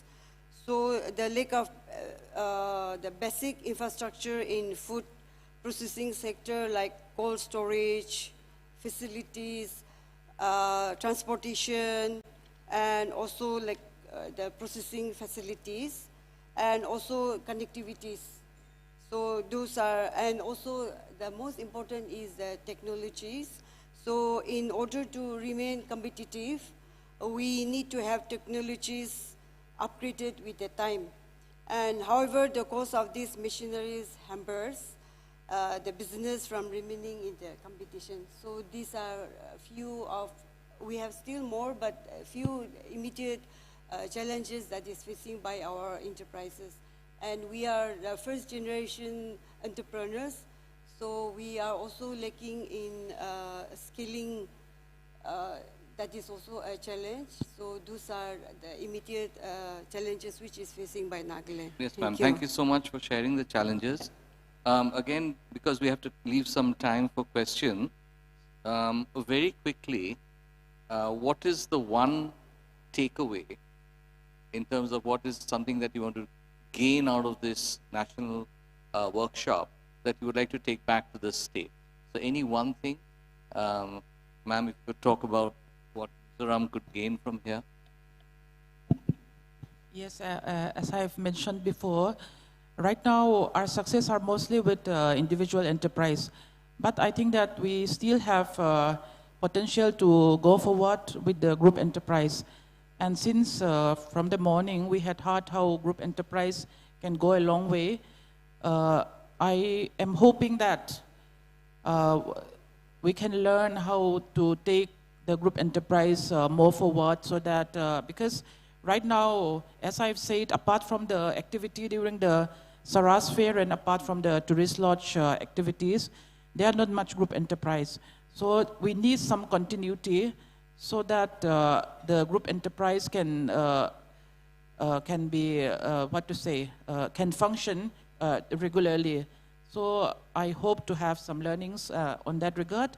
And as far as upgradation of skills is concerned, although we have purchased some technology from CFTRI, and again, as I've said, the support of Kudumbashree, I had hoped that we will have some learnings in that particular corner also, because the SAG women, they need to upgrade their skills, not only in terms of cooking, but also customer management, hygiene, all those things. So because we are competing with the local entrepreneurs who have more of an advantage. So I think in that regard, we can have the learnings in that regard from this workshop. Okay, thank you very much. Ma'am, Imtimela, anything that you would like to take away, specifically any problems that you want to get solved or solutions from this national workshop? Sitting here, this has made me realize that we should, since ours is a very new this thing, our intervention is very new for these food enterprises. So I feel that we should also have someone like Katumpushi to help us to take it forward. Because the story is shared by my colleague here, it is with the help of Katumpushi which has really taken things forward. So I also feel that we also should have a second party to help us come out with how to go about what we should take up to scale up this enterprise. Thank you very much. Thank you. Subin, last words. As a state which started this SRLM's journey in the year 2016, we've always had this opportunity to learn from states who have implemented prior to us, started their journey in SRLM. So just prior to this panel, I saw this video on, we were being shown this video on Kudumbashree Premium, Kudumbashree Cafe Premium. So we are also, one of the initiatives under Mother's Kitchen is also to set up Mother's Cafe in Arunachal, where we want to take it up in collaboration with the support of NABARD, utilizing their scheme called Rural Mart Scheme, wherein we get a capital support of 6.25 lakh. That takes care of the monthly rent and also the salary of one staff. That helps them deal with the major recurring cost. One of the major learning I would certainly want to learn about this initiative about the premium cafe that I think we can relate and I think we can learn a lot about because we are also following the same path, so it will certainly help us. That's one learning we would certainly want to take back. Okay, thank you very much. I was just thinking that especially for the Northeast or for SRLMs which are on the journey, Charanjit sir had made a comment about an information portal where you have best practices, you have case studies, where it's available in maybe the local languages and people can see that these are the successes that they can emulate themselves and that will help motivate them as well. So I think it's, yes, a partner, maybe a KSNRO, as well as things that are also available for people to delve into. I thought that aspect would lend itself well for assisting in the journeys. Okay, so I would like to throw open this session for questions and answers. Raise your hand, introduce yourself, and then fire away. Any questions from the audience?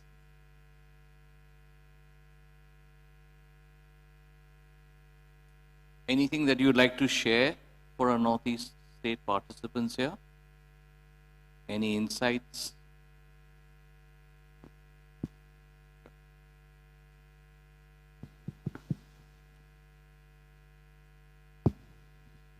Taking forward the comments given by Arup Ghosh,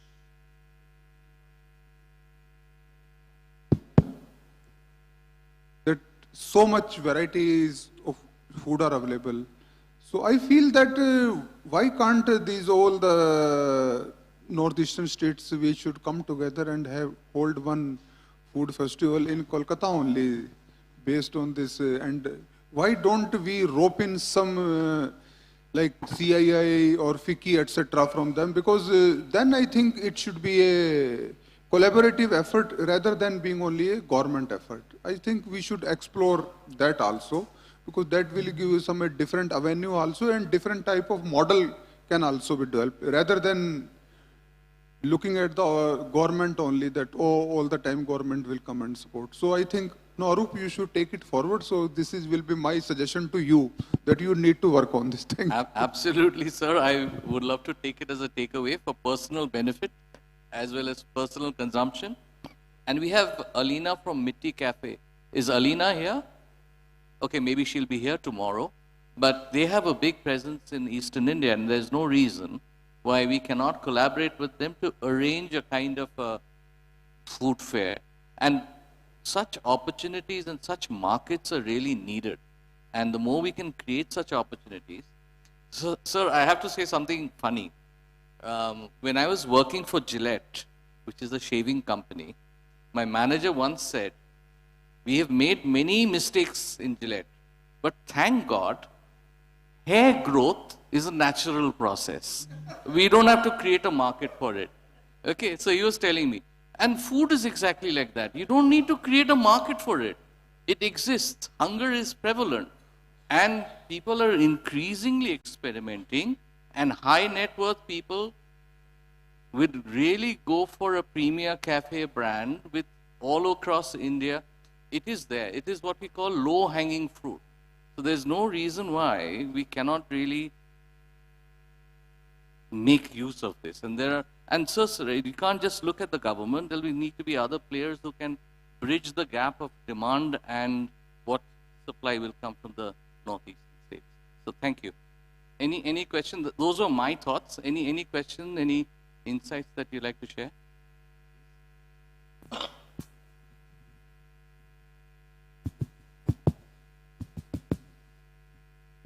Hello.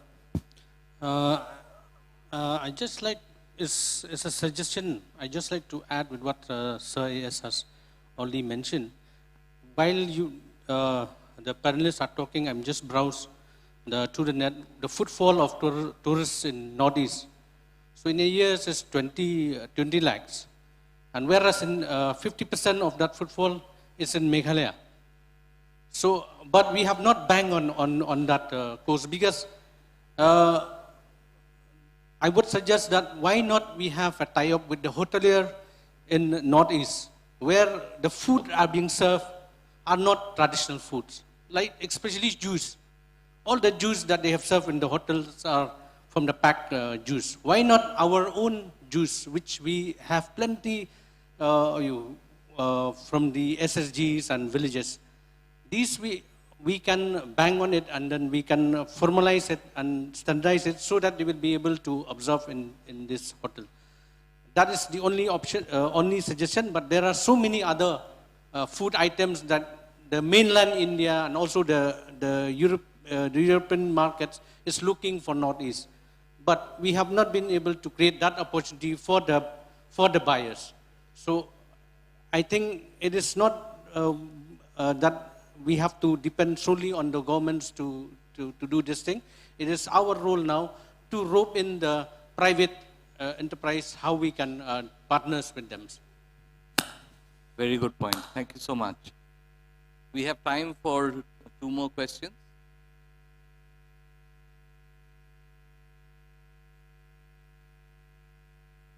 Rekhi ji at the back.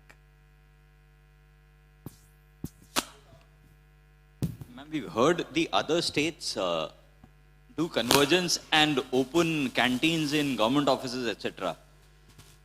None of the 3 states talked about that. So why has it not been explored? That's one. Because what that helps is it gives visibility to the SHGs and gives them the confidence that they can do business. Because it's a captive business and gives them visibility as well as confidence. Second thing, if you've not been able to converge, I would request you, charity begins at home. Whatever trainings that we do, at least the catering for that should come from the SHGs, so that whatever the SHGs are making, we're able to give them markets, and you can keep rotating the SHGs so that they understand how to go about it. And that will also give you, in future conferences, the ability to brag about the fact that you have so many SHGs doing business and doing large numbers, because our training budgets are also not small anymore. Has it been tried, and if not, why not? Any comments on that? Is that a way forward? Is that also a low-hanging fruit? Subin sir, what do you feel? Certainly, actually, most of the trainings being conducted at the block and at the district level, even at the state level. Now, all these catering services are being given to the SSG units. And to promote Mother's Kitchen, we are making it, we have not made it mandatory yet. But what we are doing is we are creating our own portal wherein we want to capture the performance, track the performance of each of this Mother's Kitchen unit. And say, for example, if there are 5 or 6 units in a block, and if any one of them if any of the units are not performing well, we can certainly question the blocks and ask them to perhaps help them gain that confidence in case they are struggling. So we are certainly in the process of providing the catering services, the in-house trainings to the existing Mother's Kitchen unit. So that's something which we are already doing, sir. Yes, what Rekhi had just said, as I've said, we are catering, but not as a group, again as an individual entrepreneur. So in most cases in the blocks, on important days as well as important functions, the catering is being done by the member, not as a group, but as an individual entrepreneur. The canteen thing, although we had thought about it, it is a little difficult for us because the way things are functioning in our state, as I've said, we had more success with the individual member. So, but anyway, that is a good suggestion. And as I've said before, from the learnings that we'll be having from this workshop, we'll think about how to take up your suggestion. Okay, time for one more question. If anybody would like to ask a question? Sure. There is a hand raised over here. Johan, just here.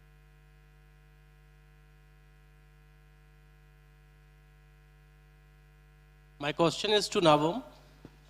Have you observed any group dynamic issue in the operation of Mother's Kitchen? If found, how did you resolve it? I was just thinking about that while ma'am was talking about individuals and group entrepreneurs. This was year 2016, early 2017. Jivika team from Bihar had come to our state to visit and interact with the SSG members. This was prior to availing the ECRP support from the state of Bihar. They had done their own recce visit. And one of the key major learning which they shared with us, observation which they shared with us, is that we were told that the communities are already united. They have the feeling of oneness already amongst them. This is something which you would find very difficult to achieve in perhaps another states. But this oneness is already there within the community because we come from a tribal society, so that the idea of working together as one unit is already there. So we're just trying to push it forward and then bring it together as a one unit.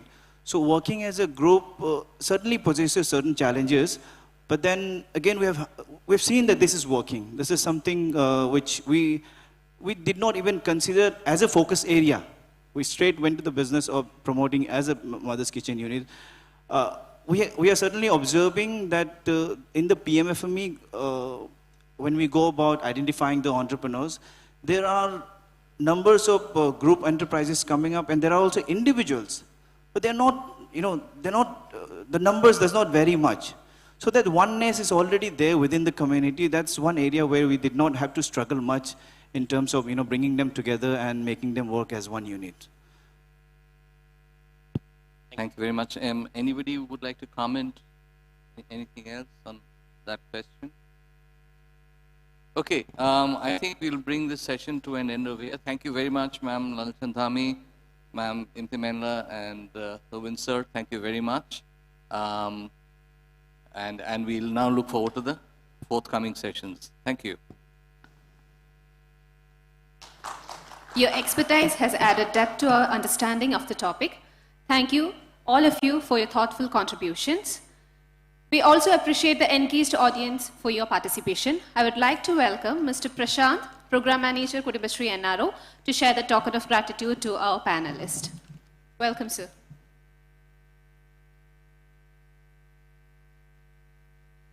H. Lalchandhami ma'am, MCS Chief Executive Officer, Mizoram SRLM.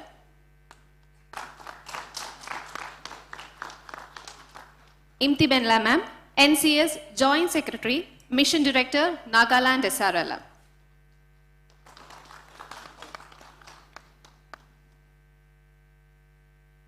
Nabham Tubin sir, Program Manager, Arunachal Pradesh SRLM.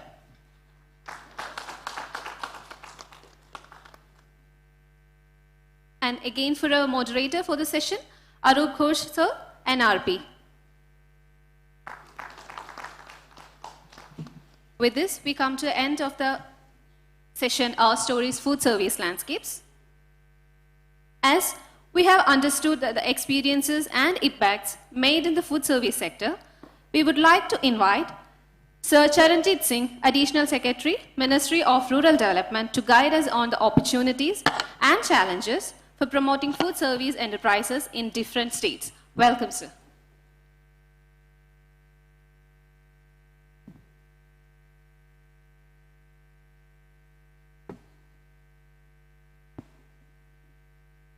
Thank you very much. So I think these two sessions were really very good, and so I noted down a lot of points already. So I will be brief because that is difficulty with me. I get all the time so many ideas. My staff also gets worried that some more new ideas will be coming about. But I think we should share some ideas. Some of these may be successful in the long run and some may be discarded also. I have no issue with that also. So first of all, let me start from this last session only.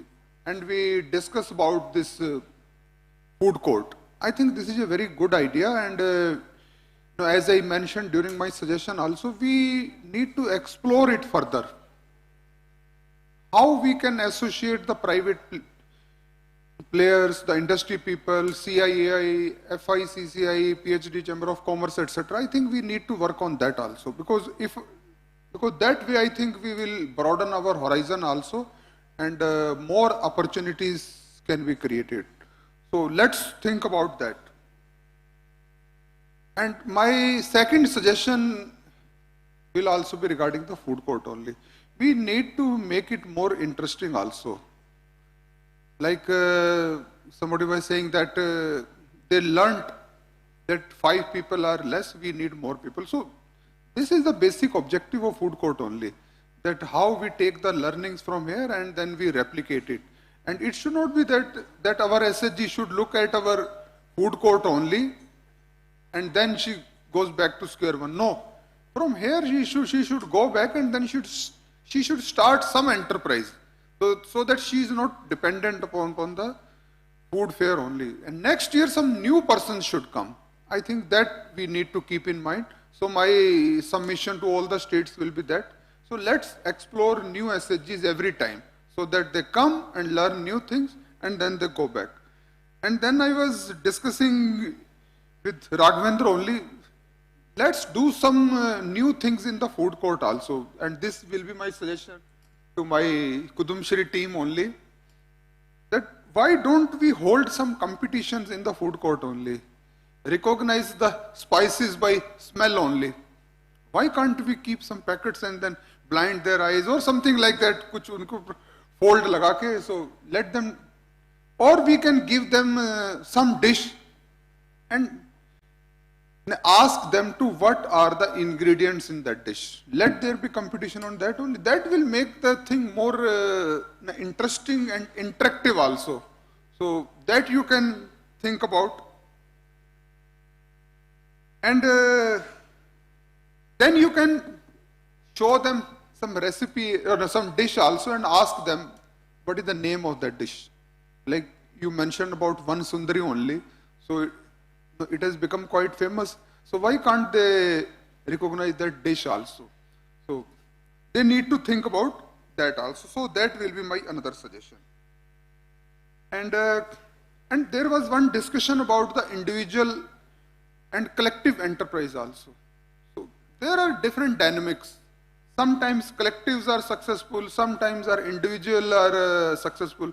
So there is no one size that will fit all. Because sometimes I feel that the individuals are more enthusiastic or they want to move ahead of the group. They don't want to be tied down by the group. So I can't say, so you need to think about that also, that whether we need to focus on the individual and collective. So, or maybe a good mix of both. Some collectives may be successful and some individual enterprises may be successful. But the more critical thing is that we should involve the community in this, as a discussion was also taking place in this direction. And community, I say that there are cluster level federations, then there are VOs are there. So what is their role in this? How they can be integrated into this? So that also we need to think about. I feel that they have got a very great role to play. If these enterprises, whether individual or collective, they want to be successful in the long run. So that their role needs to be defined. So we need to work upon that also. And one more thing I want to say, that we have done a lot of interventions under non-farm, whether SVP, whether OSF, whether MED or incubator component. So we have reached a certain stage. And regarding SVP, some projects may already be over. What next? Or just we abandon them at that place only? Don't we feel that they need to move to a higher scale? And we have issued some guidelines also, but we need to think in this direction also. And the same thing is the PMFME also. We gave them around 40,000 rupees seed capital. But now, as you may see that we are promoting the higher level enterprises. So that is also one of the interventions. So we may leverage that component also. And we need to work on that also. And one more thing, as I mentioned in the morning also, that in the first session, professionals are needed. If somebody is expert in branding or marketing or quality management or pricing, etc., we can't replace him. We need such people. And we should hire such people. And we have already got this technical support agency. And the states may also use the services of this. But my suggestion to the states will be that we have got this national resource person, state resource person. Why can't we build a pool at the state level only? Why can't we have some SRPs, those who are from that particular state only, those who are expert? Because they can provide you services on consultancy basis at any time. So we need to think about this also, that how we can leverage their services.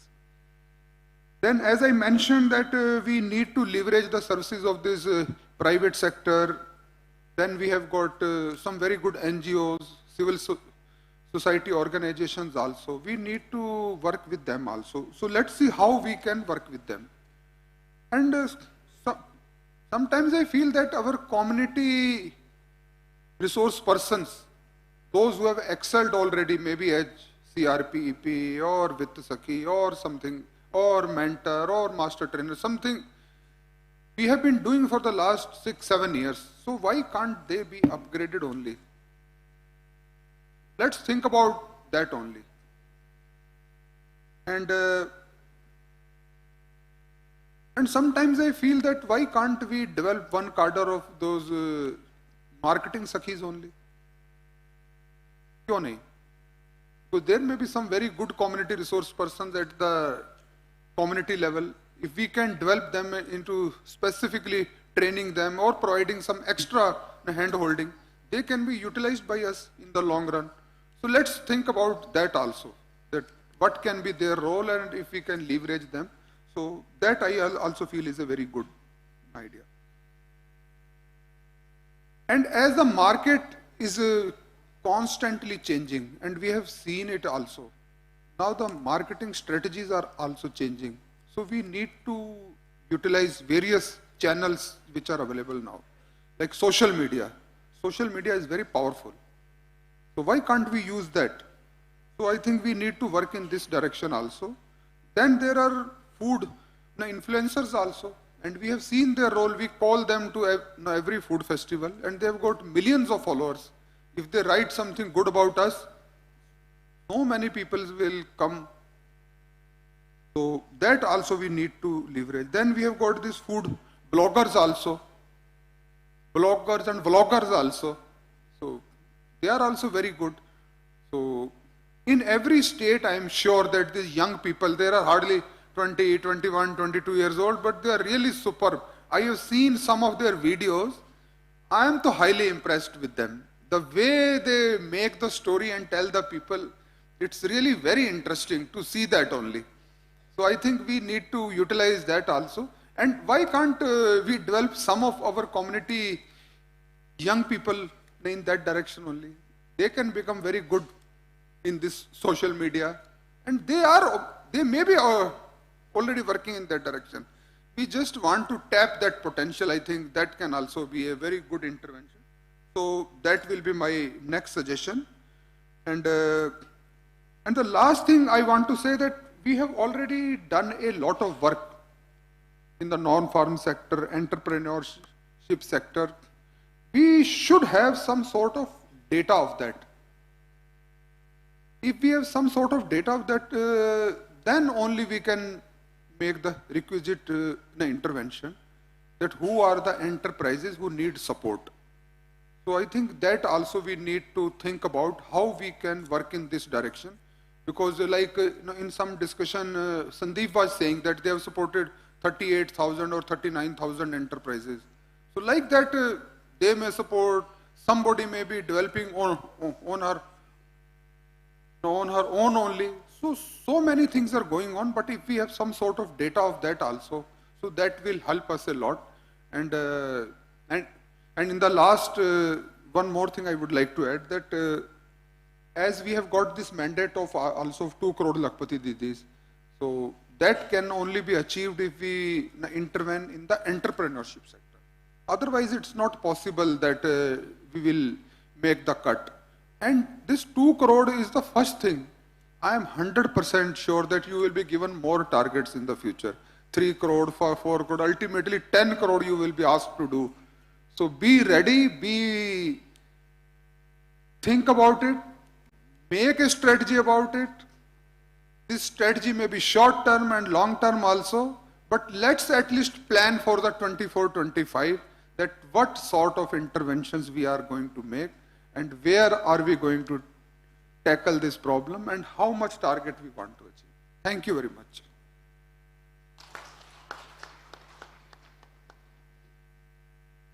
Thank you, sir, for your wonderful words. Kudumbashree has 6 different food service models running successfully in Kerala. Let's have a glance on the videos to know more about them.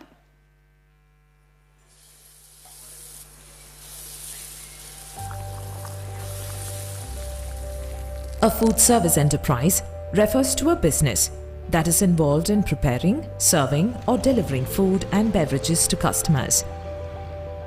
These enterprises vary significantly based on the type of food being offered, the service format, target audience, and operational structure. Women play a significant role, their influence extending from entrepreneurial ventures and managerial positions to culinary arts and service delivery. Here are a few examples of food service enterprise models operated by women from Kudumbashree NHGs.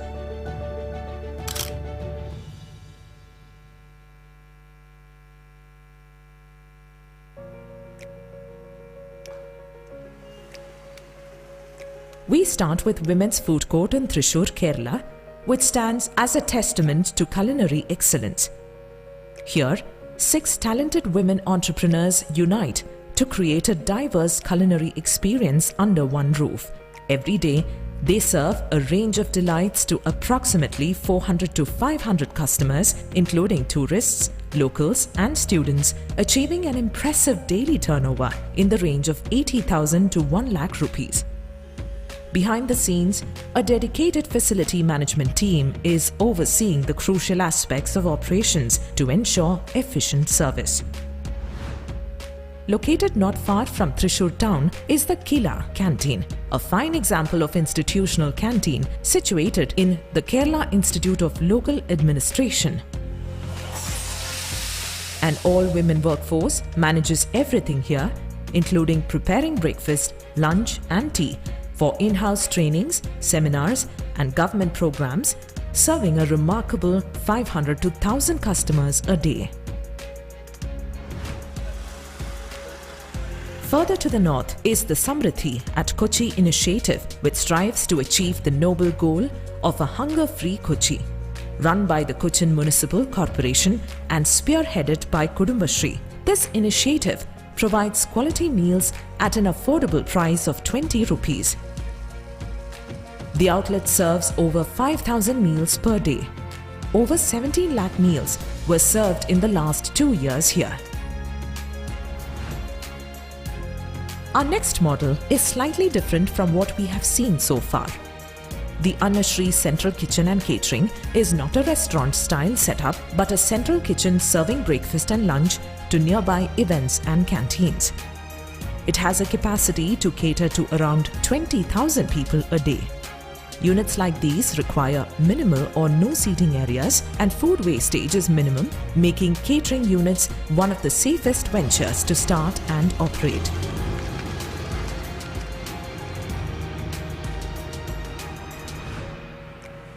Whilst catering units churn out full-fledged 5 to 6 course meals, our next unit is a much smaller setup. The Pink Cafe of Avoli Panchayat in Ernakulam district is an innovative kiosk model, a temporary structure on the street for local pedestrian traffic. Operated by 3 dedicated Kudumbashri members, this kiosk, with a setup cost of 5 lakh rupees, exemplifies the adaptability and community support that make kiosk models successful. Lastly, we come to the Premium Cafe Guruvayur, the first fully air-conditioned Kudumbashri restaurant. Despite being an upmarket dining establishment with an investment of around 80 lakhs, it continues to thrive, generating a daily turnover of 30,000 rupees, a testament to the professionalism and service quality of trained staff members. Premium cafes stand as a clear indication of Kudumbashri's rapid growth in the food-based business sector and intent to take the food business to the next level. The foundation supporting all these models rests on the Adhiba Institute of Food Research and Hospitality Management. Functioning as a pivotal institute in this context, AIF RHM offers diverse training programs and comprehensive support in areas such as culinary expertise, financial management, business planning, legal compliance, technology integration, branding strategies, and customer service. കുടുംബശ്രീയുടെ UST പദ്ധതി പ്രകാരം hotel മാനേജ്മെൻറ്റിലെ മേഖലയിലെ experts ആയ ആളുകളെ 10 വർഷത്തിൻ്റെ മേലെ പരിചയസമ്പത്തുള്ള ആളുകളെ ചേർത്താണ് ഈ ഐഫ്രം എന്നുള്ള സംവിധാനത്തെ രൂപകൽപ്പന ചെയ്യുന്നത്. അപ്പോൾ ആദ്യഘട്ടത്തിൽ നമ്മൾ ചെയ്തത് കുടുംബശ്രീയുടെ ലോസ് മേക്കിംഗ് ആയിട്ടുള്ള 40ഓളം യൂണിറ്റുകളെ അവർക്ക് പെർഫോമൻസ് ഇംപ്രൂവ്മെൻറ്റ് പ്രോഗ്രാം കൊടുത്തുകൊണ്ട് അവരെ ലാഭകരമാക്കുക എന്നുള്ള പ്രവർത്തനമാണ് ആദ്യം ചെയ്തത്. പിന്നീട് കുടുംബശ്രീയുടെ സംവിധാനം അനുസരിച്ചിട്ട് സംസ്ഥാന തല പരിശീലന സ്ഥാപനമായിട്ട് പ്രവർത്തനം വ്യാപിപ്പിക്കുകയാണ് ചെയ്തത്. അപ്പോൾ ഈ പ്രവർത്തനത്തിലൂടെ ഒരുപാട് സംരംഭകർക്ക് അവരുടെ പ്രവർത്തനങ്ങൾക്ക് കൂടുതൽ മികവ് കൈവരുത്തിക്കൊണ്ട് അവരുടെ വിൽപ്പന വർദ്ധിപ്പിക്കാനും ഉപജീവനം വർദ്ധിപ്പിക്കാനും ഐഫ്രത്തിന് സാധിച്ചു. The food service industry holds tremendous potential for generating sustainable income. With the right support and guidance in technology, knowledge, and finance, women entrepreneurs can set a successful example in this domain.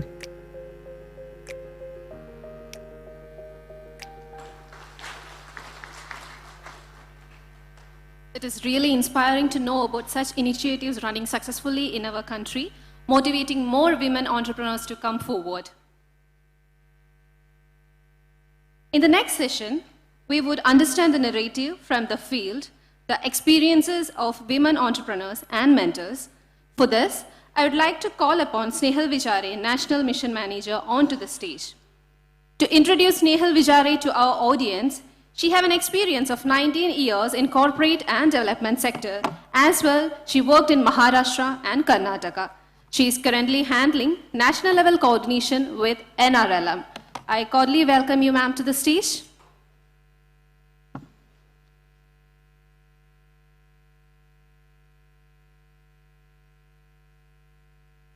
Good afternoon, everyone. Since morning today, we have been listening to the facilitators who have been helping for the SHGs or entrepreneurs to grow in the food sector area. Now is the session where we will be hearing from the entrepreneurs or from the mentors who have been working in the field, sharing their experiences and telling the challenges they have faced in the field for coming up with the successful enterprises.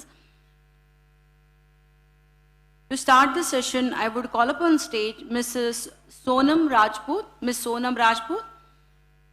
She is from Ajivika Savad Sangam. She is running a CM House canteen and she is based out of Madhya Pradesh.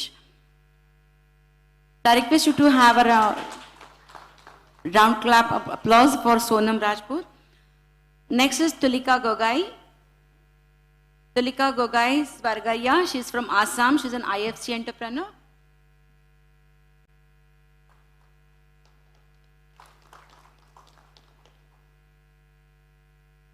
And I would now like to welcome Vijaya Kala. She is a cafe mentor from Kodambashi, NRO.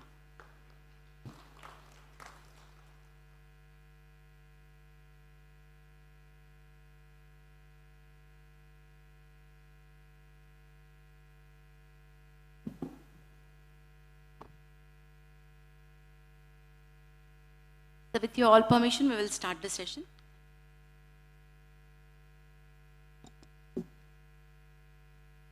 So on request, ये session Hindi में होगा क्योंकि हमारी सारी दीदियाँ जो यहाँ पे है, they are more comfortable in Hindi, तो ये हिंदी में session होगा. कहीं बार कुछ English शब्द आ ही जाएंगे, लेकिन हम कोशिश करेंगे कि आपकी फैसिलिटी के लिए पूरा सेशन जो ये हिंदी में रहे. तो ये जो हमारा फूड सेक्टर सर्विस है, और हम यहाँ पे ये फूड सर्विस सेक्टर सर्विस के बारे में बात कर रहे हैं, तो आप जो है वो फील्ड पे इसके लिए काम कर रहे हैं. तो मैं पहले तो जानना चाहूँगी तुलिका जी से. तो तुलिका जी, आप बताएं कि आपका ये जो प्रवाह रहा from an entrepreneur to an IFC entrepreneur Assam में, तो हाउ वाज द जर्नी, आपने कैसे स्टार्ट किया ये? नमस्ते, मैं तुलिका गोगोई स्वर्गेरी, मैं आसाम से हूँ. पहले मैं 2016 में समूह से जुड़ी थी. उसके बाद मैं 2018 में मशरूम कल्टीवेशन शुरू किया था. उसके बाद में 2019 में मैं मिनिस्ट्री से वहाँ लोग आए थे हमारे वहाँ पे आसाम पे, तो हम लोगों ने मशरूम का कुछ वैल्यूएटेड प्रोडक्ट बना के उन लोगों को खिलाया था. तो उसी ईयर में ही 2019 में ही अक्टूबर में इंडिया फूड कोर्ट हुआ था पहली बार इंडिया गेट लॉन में. तो उसी में आने का हमें मौका मिला हमारे SLM की तरफ से. तो हम लोगों ने वहाँ पे पहली बार आए थे, तो बहुत अच्छा रहा. तो आप पहले एंटरप्रेन्योर थे, कितने सालों से आप पहले आपका मशरूम का काम कर रही थी? मैं पहले एंटरप्रेन्योर नहीं थी, अक्सर एक्चुअली मैं फार्मर ही थी. 2018 में मैंने सिर्फ कल्टीवेशन किया था मशरूम का. तो पहली बार जब मैं 19 में फूड कोर्ट में आई, उसके बाद मुझे थोड़ा कॉन्फिडेंट आया कि हाँ हम कुछ कर सकते हैं. यहाँ आने के बाद मैंने शुरू किया. तो अभी आप अकेले ही एंटरप्राइज आपका चलाते हो या आपके साथ कुछ और भी महिलाएं? हाँ, 2019 में हम लोगों ने जब ये वैल्यूएटेड प्रोडक्ट स्टार्ट किया, तो हमारे एक कोऑपरेटिव सोसाइटी है मशरूम का, तो उसमें सिर्फ वोमेन ही है. 2240 मेंबर है वहाँ पे. तो हम सब मिलके करते हैं. लेकिन मैं सिर्फ मशरूम में ही मतलब अभी रहना नहीं चाहती हूँ. उसके बाद मैं ट्रेनिंग लेके अपना एक फूड एंटरप्राइज शुरू किया है 2021 में. अभी वो उसी में मेरा परमानेंट 4 DD मेरे साथ काम कर रहे हैं, और मेरा जो कोऑपरेटिव सोसाइटी है उसी में भी काम चल रहा है. तो क्या चैलेंजेस रहे आपको जब आपने ये सेटअप करा?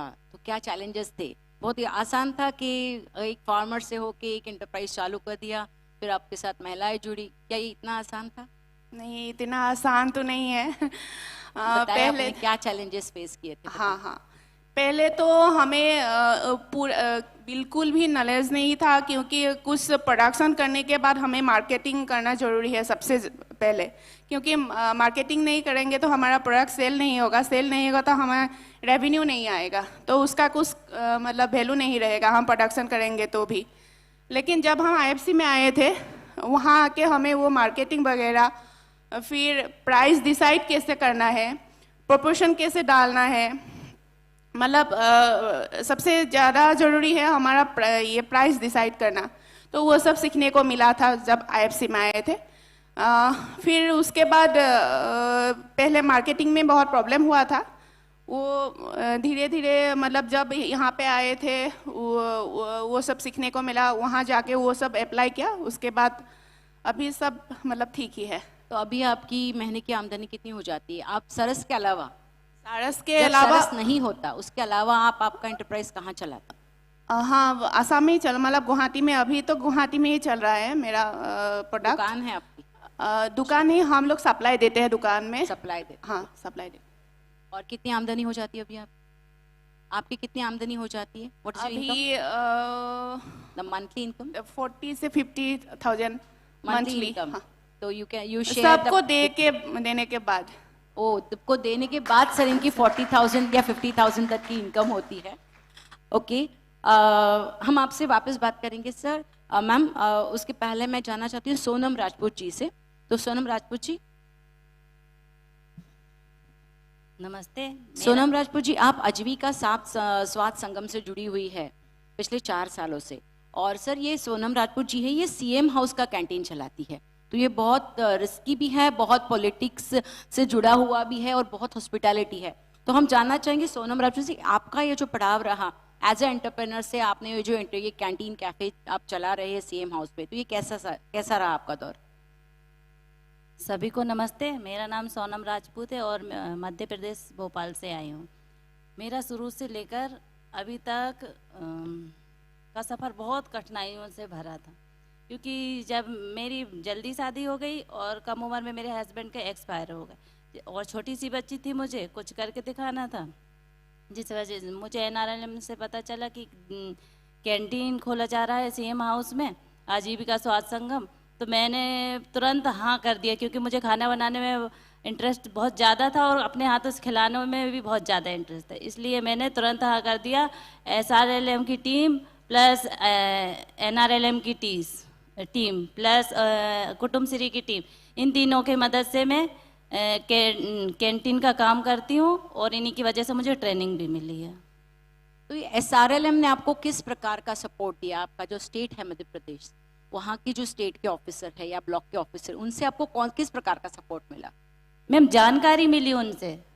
जानकारी नहीं होती तो मैं आज यहाँ नहीं होती सीएम हाउस में। और किस प्रकार के ट्रेनिंग आपने अभी तक लिए हुए हैं? मैं एनआरएलएम के द्वारा मैंने आईएचएम में ट्रेनिंग ली, जिसमें मुझे खाना बनाना और अच्छी तरह से सिखाया गया, और खाना सब कैसे करना है, सबको गेस्ट के साथ कैसे पेश आना है, और रजिस्टर कैसे मेंटेन करना है, आय के साधन बढ़ाने के।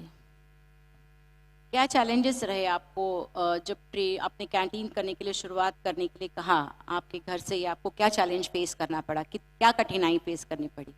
मैम, सबसे पहले तो एक गांव में अकेली दीदी कुछ नहीं कर पाती, बहुत मुश्किल से मैं गांव से बाहर निकली हूँ, और गांव से बाहर निकल के गांव वाले ये कहते थे गांव की बहू है, रोटी बनाना जानती है बस। तो अब मैं इतना बोल सकती हूँ उनको कि रोटी बनाना भी जानती हूँ, और रोटी बेचना भी जानती हूँ, और रोटी कमाना भी जानती हूँ। बहुत अच्छा दीदी, बहुत अच्छी बात है। हम वापस आएंगे, आपसे बात करेंगे। विजय कला जी। विजय कला जी, आप पहले एक एंटरप्रेन्योर थी, फिर आपने कुटुम्बश्री ज्वाइन किया और आप कैफे मेंटर बनी, तो ये कैसा प्रवाह रहा आपका कैफे मेंटर बनने का? हेलो, सबको नमस्ते। मेरा नाम विजय कला। मैं कुटुम्बश्री एनआरओ में अभी लास्ट 5 ईयर्स से कैफे मेंटर के रूप में काम करती है। तो जब मैं पहले जो कुटुम्बश्री में आने से पहले मैं भी एक साधारण लेडी थी, तो हम भी हमारा ज़िले में, हमारा ग्राम पंचायत में ऐसा कुटुम्बश्री में 2012 में जोड़ा है। लास्ट 12 ईयर्स से मैं कुटुम्बश्री में काम करती है। वहाँ मैं अलग अलग एडीएस सीडीएस का मेंटर के रूप में भी काम किया है। वैसे मुझे हमारा ग्रुप की, मेरा ही कुटुम्ब यूनिट की ग्रुप में 4 दीदी लोग मिलकर हमने एक स्मॉल फूड एंटरप्राइज ओपन किया है, क्योंकि हमको पता है कि सब दुनिया में सबको खाने बिना जी नहीं सकती, इसलिए हमको ऐसा प्लान है, हमने प्लान किया है, छोटा सा हम भी एक प्लान करेंगे। उनको लेकर हमने स्टार्टिंग किया है। वहाँ हम एक फास्ट फूड का ही प्लान किया था, अभी भी वो चल रही है, लेकिन मैं उनके बाद मुझे कुटुम्बश्री में ऐसा एक कैफे मेंटर का एक वैकेंसी है, उसके बारे में मुझे एक स्क्रीनिंग मिला है। उनमें हमारे जो एंटरप्राइज में हम जो काम करते हैं उनको लेकर मुझे एक सिलेक्शन मिला है। उनको लेकर मुझे पता चला कि जो सिलेक्शन में आया उनको लेकर हमको कुटुम्बश्री की तरफ से, एनआरओ की तरफ से मुझे बहुत सारे ट्रेनिंग मिला है। ट्रेनिंग में मुझे ये पता चला कि बिजनेस हम जो कर रही है सिर्फ बिजनेस, लेकिन उसमें टेक्निकली बहुत सारा पॉइंट है, वो हमको देखना है। उसके बारे में मुझे बहुत सारे बिजनेस मैनेजमेंट और मेन्यू प्लानिंग और फुट इस एंटरप्राइज कैसे सेटअप करना है और वाइबिलिटी कैसे देखना है और बिजनेस प्लान कैसे बनाना है, फ्लोर प्लान कैसे बनाना है। एक जगह में हम जाएगा तो कैसे हमको एक वहाँ कौन सी तरह का एंटरप्राइज खोल सकते हैं, ऐसे बहुत सारा हमको आइडिया, टेक्निकल नॉलेज हमको कुडुम्बश्री एनआरओ की तरफ से मिला है। उनको लेकर एनआरओ की तरफ से मुझे IHM में कोवलम में भी हमको 3 months का और एक्स्ट्रा ट्रेनिंग मिला है। वहाँ हमको प्रोडक्शन मैनेजमेंट कैसा है, मेन्यू इंजीनियरिंग कैसा है, उनको लेकर हमको बहुत सारे ट्रेनिंग मिला है। उनको लेकर मुझे अभी मैं उड़ीसा और बिहार, मध्य प्रदेश तीनों स्टेट में अभी कैफे मेंटर का रूम में काम किया। थैंक यू विजय कला जी। विजय कला जी, मुझे ये बताइए कि जब आप मेंटर बन के जब गांव में गई तो कैसा रिस्पांस था आपका मेंटरशिप का? एक्चुअल फील्ड रिस्पांस कैसा था? ओके, असे मेंटर मुझे फर्स्ट में फील्ड में जा रही है तो वहाँ जो दीदी लोग एंटरप्रेन्योर्स वो एक सब विलेजेस है तो उनको आगे एक समूह में, सिर्फ समूह में जोड़ा हुआ है तो उनको आगे लेके आने का एक रिस्क था। तो उसको हम इतना अच्छी तरफ से दीदी लोग को मिलने के लिए हमको SRLM की तरफ से हमको सपोर्ट मिला है। उनको लेकर हम दीदी लोग को बुला के मीटिंग करके ओरिएंटेशन करके, स्टार्टिंग में बहुत सारे दीदी लोग को डर था हम बाहर आके कैसे हम खाना बनाएंगे, कैसे हम दुनिया को खाना खिलाएंगे। अभी जो सोनम ने बताया था वैसे सब लोग उसको ऐसे डराती थी, आप कैसे कर सकता है, आप मामूली एक औरत है, आपको कर सकते हैं, ऐसे ऐसे बोलकर दीदी लोग को घर वाले परिवार उसको दबा देता। लेकिन हम बहुत सारे मेहनत करके हम SRLM के थ्रू, डिस्ट्रिक्ट टीम के थ्रू, ब्लॉक टीम के थ्रू, CLF के थ्रू हम दीदी लोग को एक मेंटर की हिसाब से हमको तो आगे लेके आने के लिए कोशिश। आपको क्या लगता है ये मेंटर्स होने चाहिए फील्ड में? जरूर होना चाहिए, क्योंकि एक मेंटर सबसे एक एंटरप्राइज सेटअप होने से जब तक बिजनेस दीदी लोग के हाथ में आते हैं तब तक ज़्यादा कम्युनिकेशन जो एंटरप्राइज का जो हर एक स्टाफ को एक मेंटर के साथ ही होता है, तो ज़रूरी वहाँ एक मेंटर का ज़रूरी है। अभी आपका रिलेशन कैसा है SHG दीदी के साथ, जिनको पहले आपने मेंटर किया, पिछले 3-4 सालों से आप उनको मेंटर, अभी आपका रिलेशन कैसा है उनके साथ?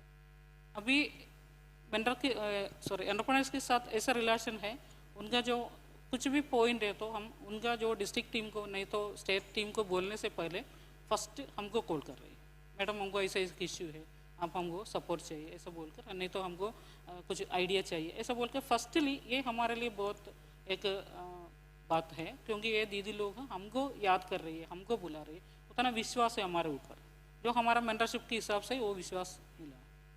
तो पहले ब्लॉक टीम या फिर पहले ऑफिशियल्स के पास ना जाते हुए पहले आपको पूछते हैं पहले कि क्या प्रॉब्लम होगी, क्या सोल्यूशन होगा इसका, और आप जो अलग अलग क्यूजाइंस बताते हैं क्या वो तुरंत एक्सेप्ट हो जाते हैं?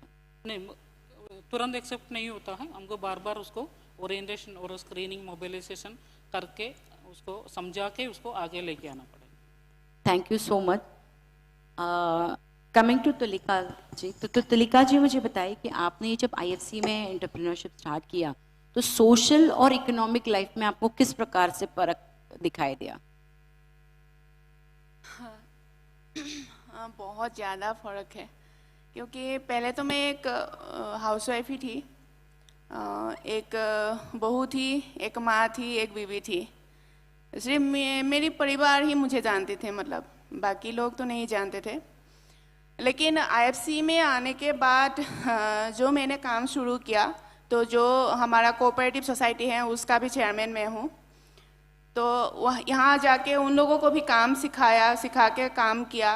उसके बाद मैं हमारा जो मशरूम का कल्टीवेटर था वो वैल्यूएटेड प्रोडक्ट बना के उसका पैकेजिंग करके हम लोगों ने सेलिंग करना स्टार्ट किया। उसके बाद मेरा खुद का भी मैं एक एंटरप्राइज खुला जो फूड प्रोसेसिंग का है, उसका नाम बाजोए है। तो उसके बाद हमें मतलब बहुत लोगों को मुझे मतलब हमारा जो एग्रीकल्चर डिपार्टमेंट है, हॉर्टिकल्चर डिपार्टमेंट है, उन लोगों को मालूम चला हुआ, क्योंकि मैं वहाँ पे जो एग्जीबिशन वगैरह होता है वहाँ पे भी पार्टिसिपेट किया था। तो अभी ऐसा है कि कोई भी प्रोग्राम होता है, एग्रीकल्चर डिपार्टमेंट हो या हॉर्टिकल्चर डिपार्टमेंट हो, वर्कशॉप हो या कोई एग्जीबिशन हो, कुछ मीटिंग में अटेंड करना है तो वो लोग मुझे बुलाते हैं। अभी मतलब बहुत लोग मुझे डिपार्टमेंट के लोग जानते हैं, पहले तो कोई नहीं जानते थे मुझे। वो बहुत चेंज हुआ। और इकोनॉमिक तो बता ही नहीं सकते, क्योंकि मैं हाउसवाइफ थी, मेरे कुछ छोटा मोटा सामान लेने के लिए भी मैं हस्बैंड के पास जाना पड़ता था, उसको मांगना पड़ता था। अभी ऐसा बोल सकती हूँ खुद का तो खर्चा उठा सकती हूँ और बच्चों का भी उठा सकती हूँ, घर का जिम्मेदारी भी अभी ले सकती हूँ मैं। कैसे लगता है जब आपको किसी प्रोग्राम के लिए बुलाया जाता है, आपको एज अ स्पीकर बुलाया जाता है, तो कैसे लगता है? बहुत अच्छा फील होता है। किसको थैंक यू कहते हैं आप? पहले तो भगवान को, उसके बाद घर वाला को, क्योंकि वो आने के लिए मुझे नहीं देते तो मैं ये प्लेटफॉर्म मुझे नहीं मिलता।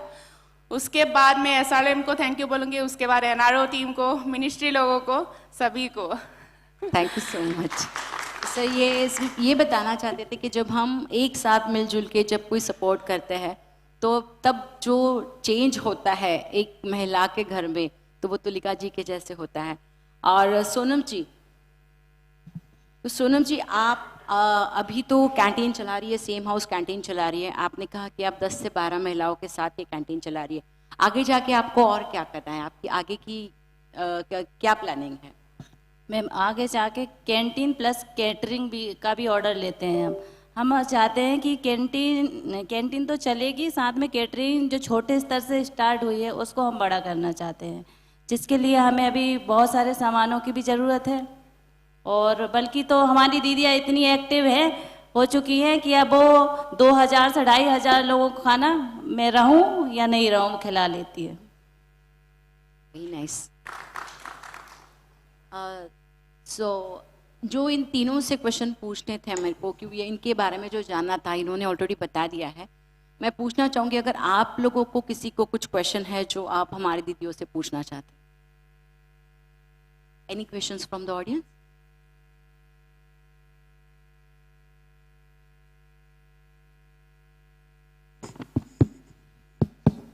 मैं सोनम से जानना चाहूँगा कि आप जैसे मुख्यमंत्री जी के घर पे कैंटीन चलाते हैं, तो वहाँ तो एक से एक छोटे बड़े नेता आते हैं, तो वो अपनी धौंस नहीं दिखाते, कहते कि नहीं ये हमको तो ऐसे खिलाओ, मुख्यमंत्री के गेस्ट हम कोई पेमेंट नहीं करेंगे। बिल्कुल दिखाते हैं सर, पर हमारे CM सर का कहना है कि जब खाए हो तो पैसे आपको ही देने हैं।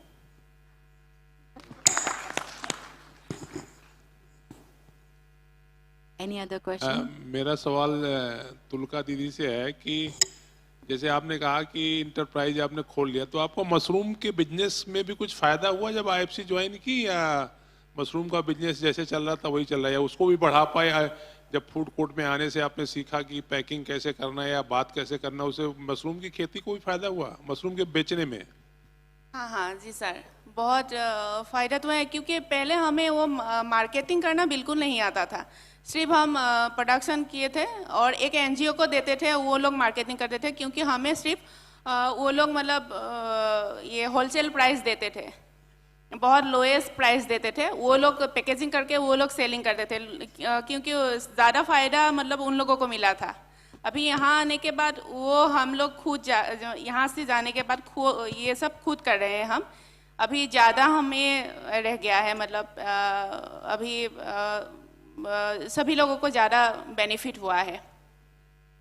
तो ये हम कहना चाहेंगे कि जैसे आपने कहा कुछ लोग कि आपके समूह में 240 लोग हैं जो और सज्जी हैं, तो उनको भी ट्रेन करना है और फिर उनको आगे फूड कोर्ट में आने का मौका देना है, ताकि फिर आप अपना वहाँ इंटरप्राइज बहुत बड़ा बनाइए, हम लोग आएँ और वो लोग आएँ, जैसे सर ने कहा, क्योंकि पूल होना चाहिए ताकि तब जाके सब लोग आएंगे और लोग सीखेंगे तो और भी आगे जाएगा। यही हमारा कहना है आपसे।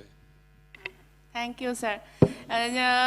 भेजना तो चाहती हूँ, लेकिन ज़्यादा दिन के लिए इतना दूर ज़्यादा लोग नहीं आ सकते, क्योंकि सब महिलाएं हैं, कोई कोई तो अकेली हैं, इसीलिए मतलब इतना दूर इतने दिनों के लिए नहीं आ सकते हैं।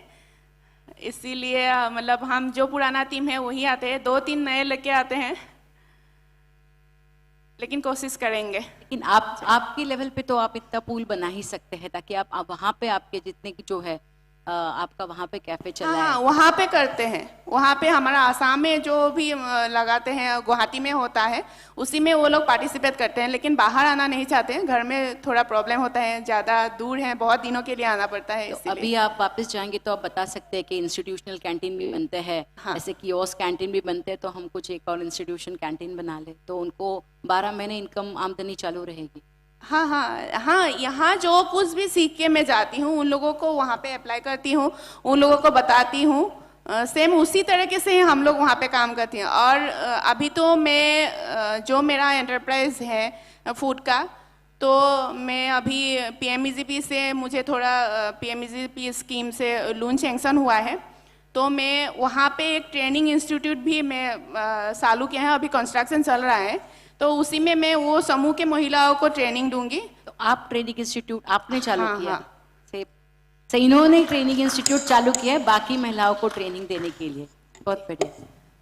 क्योंकि सभी लोग दूर नहीं आना चाहते और पैसा दे के मतलब करने के लिए भी टाइम नहीं मिलता है, तो सभी को मौका नहीं मिलता है, इसलिए मैं, क्योंकि हमारा वो ज़्यादा मतलब हम गुवाहाटी में ही है, कामरूप मेट्रो है, लेकिन वो एरिया थोड़ा रूरल है, तो इसीलिए बाहर आने के लिए थोड़ा प्रॉब्लम होता है महिलाओं को, तो इसीलिए मैं उसी एरिया में मेरा वो ट्रेनिंग इंस्टीट्यूट चालू किया है। आपको बहुत बहुत शुभकामनाएं। Thank you ma'am. Any other question? So thank you so much. बस ये 4 पंक्तियों के साथ में ये सेशन खत्म करूँगी कि मंजिलें उन्हों को मिलती है जिनके सपनों में जान होती है, मंजिलें उन्हीं को मिलती है जिनके सपनों में जान होती है, पंख से कुछ नहीं होता, हौसलों से उड़ान होती है। तो ये सारी दीदियों के जो हौसले हैं, यही हौसले हैं जो उन्हें आज यहाँ तक ले आए हैं, और हम इनको शुभकामनाएं देते कि आगे भी ये ऐसे ही बढ़ेंगी और कल जाके ये हमें उनके प्रोग्राम के लिए बुलाएंगे। Thank you so much and all the best. Thank you so much. It was indeed inspiring to listen to the journey of our entrepreneurs. May the experiences help us build better system for rural women entrepreneurs.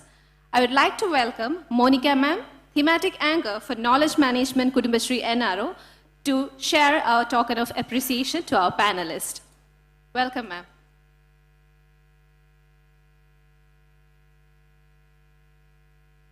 The first token of appreciation goes to Sonam Rajput, Ajivika Swat Sankam, CM House Canteen, Madhya Pradesh. Tulika Gogoi, Assam.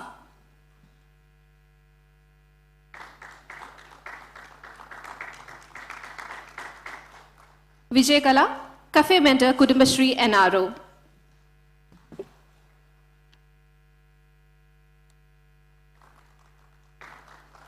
And to a session moderator, Snehal Vijare, National Mission Manager, NRLM.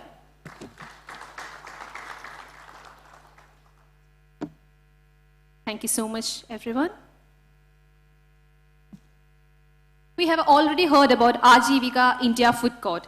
So, let's watch a video about Ajivika India Food Court process video. It's a process video.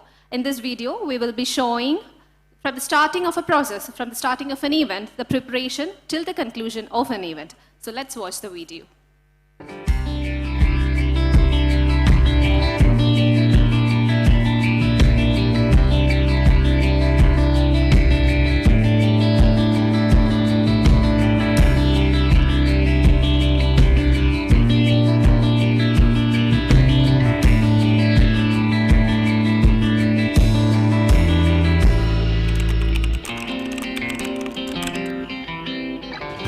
सुबह बहुत अच्छा होता है।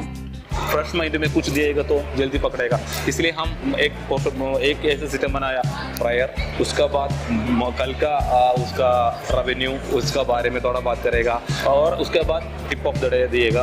उसके बाद experience sharing of entrepreneurs, वो खुशी है, वो this energy until the day रात तक वो एनर्जी बढ़ाएगा। कटिंग के बारे में बताते हैं, कुछ नया नया सीख भी देते हैं, सिखाते हैं कि किस तरह काम करना है और किस तरह अपना उद्यम बढ़ाना है, किस तरह हमारी आमदनी बढ़ते क्रम में रहे हमारी आमदनी। इस बारे में सुबह हम लोग को प्रार्थना से लेके कुछ नया टिप्स देते रहते हैं। पहले हम दीदियों को उनको हेल्प करते थे, जैसे कि सामान लेकर उनको हेल्प करते थे, लिस्ट बना के देते थे, फिर वो सामान हम उनको ला के देते थे। लेकिन क्या होता था कि वो हम पे निर्भर हो जाते थे। जितना भी यहाँ के सारे लोग हैं उन लोग से जो वेंडर्स का नंबर लेके उन लोग से कांटेक्ट करके हम लोग उसी से मंगवाते हैं। एक दिन में कितना सब्जी चाहिए होगा, कस्टमर्स कौन सा दिन में ज़्यादा आते हैं, वो लोग पूरा हम लोग को डिटेल बताते हैं। बेशक वो थोड़ी सी पैसे में ऊपर मिले पर फ्रेश मिलती है, अपना भी नुकसान बचता है, हम अपने पैसे भी बचाते हैं, लोगों को भी अच्छा दे पाएंगे हम। सर लोग वो दुकान या वो शॉप सजेस्ट करते हैं जो कि अच्छा क्वालिटी का भी देता है और अच्छा सामान मिलता है। इस बार हमने वेंडर आइडेंटिफाई किया है, लेकिन उनको जाकर लेने का तरीका उनको बताते हैं, उनके एंटरप्रेन्योरशिप के लिए आवश्यक है। मेन्यू हम लोग ने सोचा कि हम लोग जो है अपना स्टेट को रिप्रेजेंट करना है कि कौन सी जगह में कौन सा मेनू रखना जरूरी है, इसलिए हमने पहले हम आसपास के लोगों को पूछते हैं कि यहाँ के लोगों को कौन सा खाना पसंद है। उसके बाद आते हैं हमारा प्राइस डिसाइड करना, तो वो मार्केट सर्वे करते हैं, तो मेंटर लोग हमारे साथ रहते हैं, तो मार्केट सर्वे करने के बाद उनका जो प्राइस होता है सामान का, ये रॉ मटेरियल्स का हो, उसी के हिसाब से हम लोग ये कैलकुलेशन करके मेनू का प्राइस डिसाइड करते हैं। ISC से एक तो सीखने को मिला, फर्स्ट से हाइजेनिक से आप फूड बना सकते हो, कैसे साफ सफाई रख सकते हो, हाथ में नाखून उखून बढ़ना नहीं चाहिए, हाथ मैला नहीं रहना चाहिए, ड्रेस कोड अपना सही रखना चाहिए। बाहर के लोग हमारा खाना पसंद कर रहे हैं, उनको हमारे खाने से कोई प्रॉब्लम ना हो, जब उनको प्रॉब्लम नहीं होगी हमारे खाने को नेचुरली वो पसंद भी करेंगे। जो कोई चीज़ पई है सुबह से बनी है शाम तक की बनी है, उन्होंने सारी फेंक देनी है। नैपकिन, टिश्यू पेपर, कैप, इनके बारे में कभी जानकारी नहीं थी इतना कि ठीक है टिश्यू भी यूज़ करते हैं, ग्लव्स भी यूज़ करते हैं, एप्रिन भी होना चाहिए। हाइजीन को देख के कस्टमर भी प्रभावित होता है, यहाँ बिल्कुल साफ सफाई है, यहाँ से खाना आप प्रोवाइड करिए। 17 डेज का एक फूड कोर्ट करने का टाइम हाइजीन बहुत ही इम्पोर्टेंट है। डेली हम एक टिप भी देता है, वेस्ट कैसा होगा, वेस्ट आएगा तो क्या करूँगा। वेजिटेबल का वेस्ट ज़्यादा है, नॉन वेज का पानी बड़ा ड्रम लेके आते हैं, पानी पूरा उसका अंदर ला ले, उसके बाद म्यूनसिपालिटी का आदमी आके वो सक करके लेके जाए। अलग जितने हम लोग आएंगे सबकी अलग ड्यूटी है। अगर एक ही जगह में अगर हम लोग काम करेंगे तो दूसरा काम रह जाएगा, तो इसलिए हम लोग अपने आप में डिसाइड किए, हम बोले जो एक किचन में रहो, आगे किचन छोटा किचन है, बड़ा किचन में हम रहेंगे और मेरे साथ तो हेल्प के लिए एक रहना है और जो काउंटर में है उनके लिए एक रहना जरूरी है। मैं कस्टमार्स के साथ डील करते हैं। তারপরে 5 জনের মুখে খাবারটা রান্না করে তুলে দেওয়া, এটা নিজেদের কাছে অনেক গর্বের। কাস্টমারকে কিভাবে ধরে রাখতে হবে সেটা আমরা 5 জন মিলে চেষ্টা করি। हमको हेल्प करने के लिए 12 लोग हैं, ये लोग के लिए अरेंज करके रखा था, उसके लिए सर्विस के लिए भी 4 आदमी लोगों को हम लोग रेडी करके रखा है। कौन सा तरफ से आता है वो इंफॉर्मेशन सेंटर से हम लोग को इन्फॉर्म आता है। दीदी लोगों को कूपन प्रोवाइड करते हैं, हर एक दिन में क्लोजिंग करके जाना पड़ता था और रात 1 बजे 2 बजे तक हम उसमें काम करना पड़ता था। लेकिन नया टेक्नोलॉजी जैसे आप जानते हैं टिकट रूट हम इंट्रोड्यूस किया, हमें हर एक मोमेंट में इसका जो रेवेन्यू और इनका जो फ्लो कैसे होता है, सेल्स का फ्लो कैसे होता है और कौन सा आइटम अच्छा से बिक्री होता है, ये सारे चीज़ समझने में काफ़ी आइडिया मिल जाता है। कूपन काउंटर थ्रू हमें लोगों को बैंड कैसे, क्योंकि हाथ में पहनने के लिए एक चीज़ दिया जाता है, उसी में QR रहता है, वो QR यूज़ करके हमें एक वैलेट जैसा यूज़ करते हैं, तो एंटरप्रेन्योर्स को क्या है, इसको स्कैन करके इसमें कितना अमाउंट है इसके आधार पे कस्टमर आया है उस व्यक्ति ने कितना खर्च किया है इसके आधार पे उसमें से ऑटोमेटिकली उनको डिडक्ट करने का मौका होता है। तो उनका रिचार्ज करके देते हैं, फिर उसमें रिफंड का भी ऑप्शन है, फिर पैसे को रिकवर भी कर सकते हैं, हाउस से रीटॉप अप भी करते हैं। टेक्नोलॉजी आया है तो बहुत ज़्यादा ईजी हो गया है। ഇൻവെന്ററിയെ കുറിച്ച് പറയുകയാണെങ്കിൽ നമുക്ക് ടെൻഡറിനകത്ത് തരുന്ന റിക്വയർമെന്റുകളുണ്ട്. നമ്മൾ റിക്വയർ ചെയ്യുന്ന സാധനങ്ങൾ അവർ നമുക്ക് എത്ര തന്നു എന്ന് ആദ്യമേ നമ്മൾ ഹാൻഡ് ഓവറിന്റെ സമയത്ത് എല്ലാം എണ്ണി തിട്ടപ്പെടുത്തിയാണ് നമ്മൾ എടുക്കണം. അതിനുശേഷം ഓരോ സ്റ്റേറ്റിലേക്കും വിളിച്ച് നമ്മൾ സ്റ്റേറ്റ് വൈസ് സാധനങ്ങൾ അലോട്ട് ചെയ്യുമ്പോൾ നമ്മളൊരു ഫോർമാറ്റിലേക്ക് മാറ്റുന്നുണ്ട്. അതല്ല ആ ഫോർമാറ്റിൽ ഓരോ സ്റ്റേറ്റിനും എത്ര എക്യുപ്മെന്റ് ആണ് കൊടുത്തത് ആ ഒരു രീതിയിൽ നമ്മൾ അതിന്റെ ലിസ്റ്റ് ഔട്ട് ചെയ്തിട്ട് അവരെ കൊണ്ട് അത് റിസീവ് ചെയ്ത് സൈൻ ചെയ്ത് വാങ്ങിക്കുന്നുണ്ട്. തിരിച്ചു പോകാൻ നേരത്ത് ഇതേ സാധനം തന്നെ നമ്മൾ എടുത്തിട്ട് അവർ തിരിച്ച് നമുക്ക് എത്ര തന്നു എന്നുള്ളതിന്റെ കാൽക്കുലേഷൻ എടുത്തിട്ട് ടോക്കൺ വൈസ് കൊടുക്കുക എന്നുള്ളതാണ് നമ്മളിപ്പോൾ തീരുമാനിച്ചിരിക്കുന്നത്. ആരൊക്കെയാണ് നമുക്ക് ആദ്യമേ ഇൻവെന്ററി നമ്മുടെ കയ്യിലേക്ക് ഹാൻഡ് ഓവർ ചെയ്യുന്നത് അവർക്ക് ടോക്കൺ കൊടുത്ത് അവരുടെ ക്യാഷ് വാങ്ങിക്കാനായിട്ട് ഫിനാൻസിലേക്ക് വിടാന്നുള്ള രീതിയിലാണ് തീരുമാനിച്ചത്. जैसे घर से आगे घर से बाहर जाने का वापस जाने का मन नहीं करता, इतना अच्छा लगता है। बातचीत कैसे किया जाता है, कैसे आप सेल कर सकते हो और कैसे हाइजेनिक से आप फूड बना सकते हो, कैसे साफ सफाई रख सकते हो, ये सब चीज़ सीखने को मिला है। हम लोगों का मेंबर में से भी कोई किसी को बीमार हो जाता है, कोई आ नहीं पाता है स्टॉल, तो मेंटर्स हम लोगों को फुल सपोर्ट करते हैं। बर्तन वगैरह वो सब फ्री है, गैस जो सबसे बड़ा प्रॉब्लम होता है गैस का वो भी फ्री मिल रहा है, और बर्तन धोने का पानी उनी जो सुविधा होता है। तो हमें विश्वास नहीं आया कि भाई इतना मिल जाएगा। हमने ये सोचा कि भाई इतने ज़्यादा आ रहे हैं, पूरे भारतवर्ष के वो लगे होंगे, हमारे लिए पता नहीं बचेगा कि नहीं, हम इतने दूर से आ रहे हैं, हम लेट पहुंचेंगे, बट इन्होंने हमें सब सामान दे दिया। बहुत बड़ा परिवार हो गया हमारा। धन्यवाद।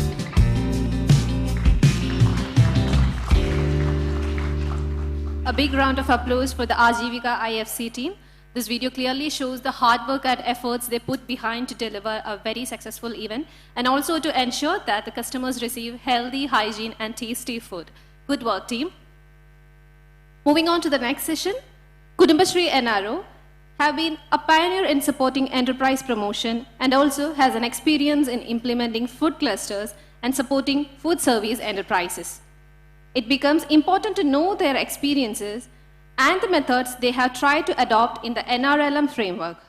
Now, I would like to invite Shreyas, thematic anchors for Kudumbashree NRO, to present their learnings and methods that Kudumbashree NRO adopted to promote food service enterprises. Welcome, Shreyas.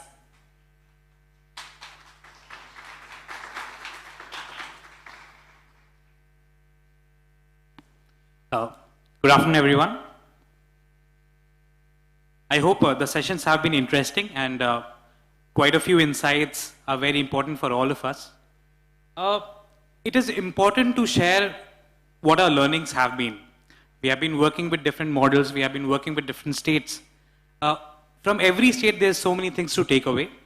But then it's equally important to share what we learn, where we struggle, so that as a team, all of us can contextualize it, understand what the bottlenecks are, the pain points are, so that if we have to strategize for the next year or for the upcoming projects or to plan any enterprise, which are the areas to focus upon. So it's a small effort from our side just to share with you what our struggles have been, what our understandings have been while working with multiple partners. So in order to have a sustainable food service enterprise, we see that there are basically 5 components. We can see that there are 1/5 equal weightage has been given. Of course, the variations will be there, but majorly these 5 components will ensure a successful, sustainable food service enterprise if you're imagining for a long-term project. The first is who and where. Who is going to run it? Where is the enterprise being proposed? The second is what kind of capacity building plan do we have in place to support this enterprise function?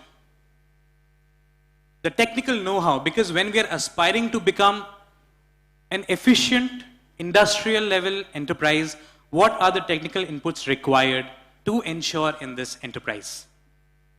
Branding and marketing, we have been listening since morning, and of course, each one of us understand the importance of it. So we would like to share what our learnings have been. Hand-holding and visioning. In the morning, a couple of our esteemed panel members reiterated the fact that when the enterprise begins in the first year, they die. So what kind of hand-holding needs to be envisioned for any enterprise to be successful? First, our experience was from who and where. What is the mobilization strategy? Because when we launch projects, when every one of us launch projects, what is the mobilization strategy? Are we able to reach the right entrepreneur? Is the information being shared? Because the success or the sustainability of this depends on who is running it. If the person has that belongingness, if the person has a connect with the enterprise or the deep-rooted risk-taking ability in order to make the enterprise successful, yes, that is the right entrepreneur. Identification is the most important part, and for the right identification, reaching out is the part. This is an area where we struggle mostly because the SHGs are vast, it's widespread, we definitely have a time duration. what is the most brilliant strategy that we can stumble upon so that every willing entrepreneur gets that information ki, okay, ये एक project है जहाँ पे there's a possibility of coming together or investing or building a future. So, when the information trickles from the CBO levels, the CLF, the VO, the SHG, using multimedia, using WhatsApp, because most of the Didis have become tech savvy, or a pamphlet service, or any kind of medium that ensures the information is being shared, that is the right strategy. For every state, this context is different. We don't have a right strategy that will suit every state, but for us to ponder upon and understand, ये मेरे state में मैं कैसे करूं, in order to make it sustainable. Group cohesion, most of the enterprises that we are dreaming about, what we aspire to set up or establish is the group enterprise. But then, what is the selection criteria? How does a group form and function?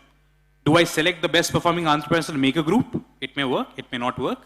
Because what we face, if we select the people who are performing well in terms of, say, cooking or service, or the language is really good, management skills are really good, there are cases where the group has broken down and then untrained people are brought in by the management, and then it affects the sustainability. There is a method that we tried, sir, in which we asked the Didis to form a group and come together. Because there are two aspects. One, experts but no cohesion. Cohesion but willingness to learn. Both may succeed. We will have to choose, we'll have to understand the nature of our state, understand the nature of our CBOs, and then finalize the strategy. This is the area that is the most difficult to crack. And this is what we have been facing, but we are trying new methods to maybe address this. Hopefully we are able to stumble upon the golden mantra that is relatable and that is applicable for all states. Who is the right entrepreneur? We touched upon it. A person who feels connected. There is a concept in our domain, poorest of the poor.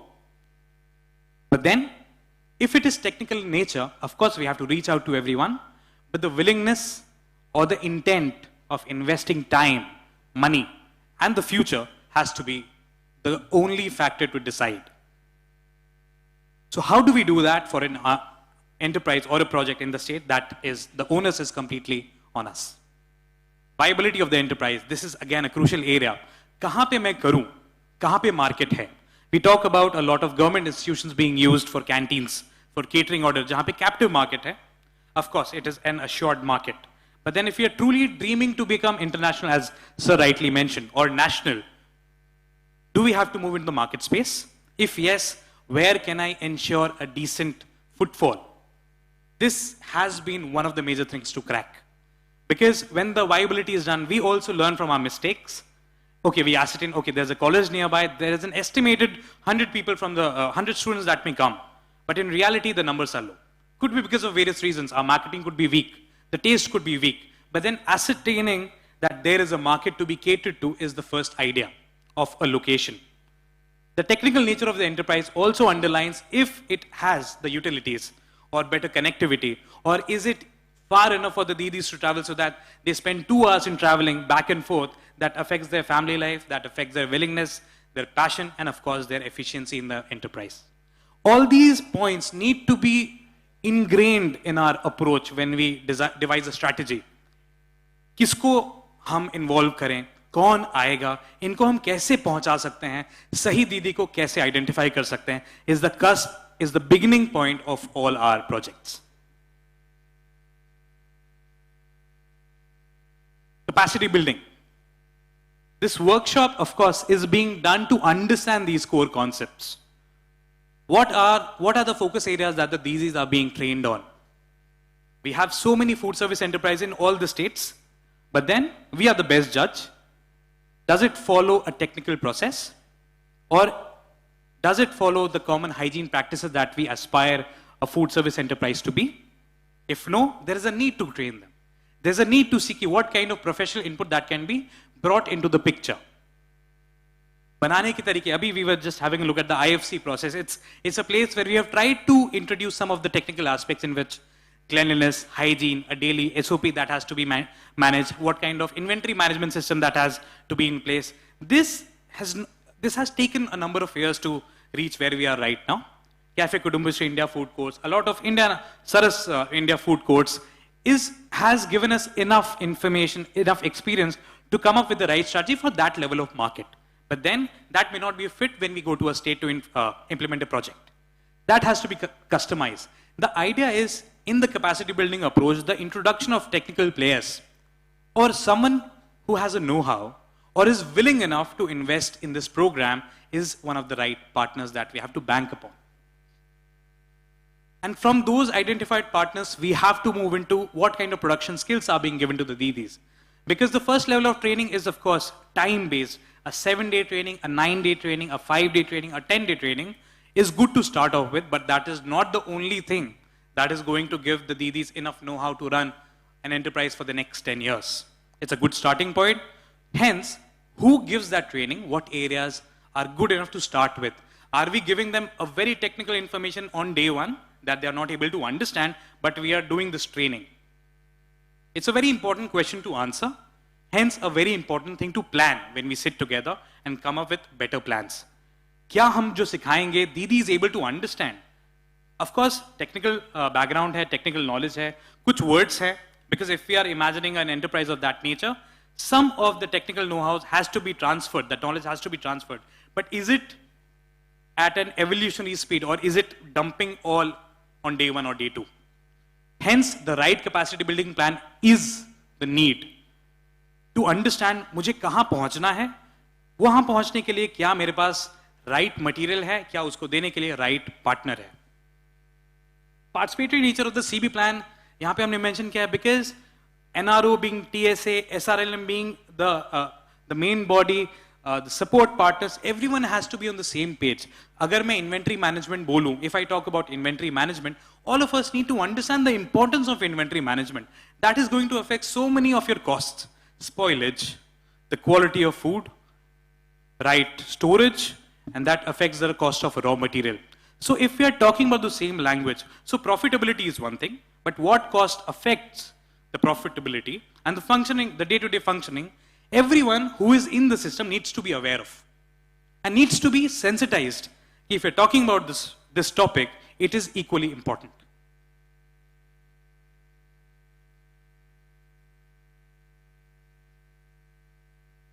Technical know-how. This is something we have been trying very hard to introduce. But then failing, definitely, but learning step by step. Introduction of technical standards, the industry standards, a financial management system, a billing system that is an automated thing in the place that tells me how many dishes are being sold. What is the inventory being managed? All of us are aware bookkeeping is a difficult thing. We do not have quality data. Who captures, at what frequent interval it is being captured, how it is collated, and what decisions do I make out of it is very important. We did, again, I would like to mention IFC, wherein we tried to introduce a technical method through which we are able to track how many dishes are being sold, so that it tells me that on a weekday, I'm selling more of veg items, say I'm selling more of chole bhature. On weekend, in CP, I'm selling more of non-veg items. It gives me better knowledge to take better decisions that affects the livelihood of anyone who is a part of this project. But then for this, all of us need to be on the same page. Only that, because the information is being passed at so many levels, all of us need to be brand ambassadors or messiahs or missionaries of technology as an integrator in a food service enterprise henceforth. Moving on. Equipment of the enterprise. Is it the right equipment? Suppose we are setting up a canteen that is supposed to cater to 500 people in a day. Do I have the right equipment to cook in batches so that I save on fuel? Using our partners, using IHMs, using the groups that has been functioning in Kudumashri since so long, we have been able to come up to conclusions in which we are able to gather this detail and use it for the right enterprise to cater to the need which is required in the market. Also, one of the booklets would have been placed in front of you that talks about innovative models. We have been trying to establish food trucks. We have been learning along with our steps. We are trying to introduce kiosks, and we'll be trying to come up with food carts, the low-cost models. So you will be able to find some basic information in the leaflets just kept in front of you that talks about the nature of the structure, the kind of the investment that is required, how many people can it employ, or how many livelihoods can it generate at a single point, what are the menu items that could be sold, so that the planning becomes easier. It also gives us an input in order to plan an enterprise. It is not just giving money, it is to imagine what kind of structural presence or operational presence has to go in order for the enterprise to sustain. If we give them an amount of say 5 lakh, if the structure is not ready, in the next month, something will go wrong. This is something that we have faced in states. Because we also have been learning, so that has been rectified, but then it is important to build upon the knowledge that is already there, so that you don't have to start from scratch. So that is a resource that you should definitely refer to, so that we can collaboratively build upon it, or you can get better innovative ideas to do something new in the state. Branding and marketing. Now, it is something, for example, I talk about Cafe Kudumbashree. It's a very organic brand that we talk about. You go to the market, you see a Cafe Kudumbashree unit, it is the Kudumbashree logo that is being used. But then the culture is so ingrained in the society that it is well accepted. But then when we talk about branding, when we talk about the application or the perception the customer has, that has to be built from scratch. Recently, we have been delving into a concept known as community-based branding. To build a state level or a national level brand in which the entrepreneurs feel connected, so that their values, their traits that brings them under the SHG network, those are the things that get manifested to the customer. And we're able to package the processed or the products in their colors, in their aroma, so that that is the right brand. Because for how many years will we support? We may help them in establishing it, but for it to sustain successfully, the entrepreneurs need to be the brand ambassadors for the brand. It is participatory in nature. Hence, the community-based branding is the new thing that everyone has to focus upon. That takes years and years to build. Because, okay, say a brand in different districts, so many regional cultural identities. So what are the values that we are trying to bring under a single umbrella? They have to be on board, and then only the brand will sustain, even if we are not there to support them.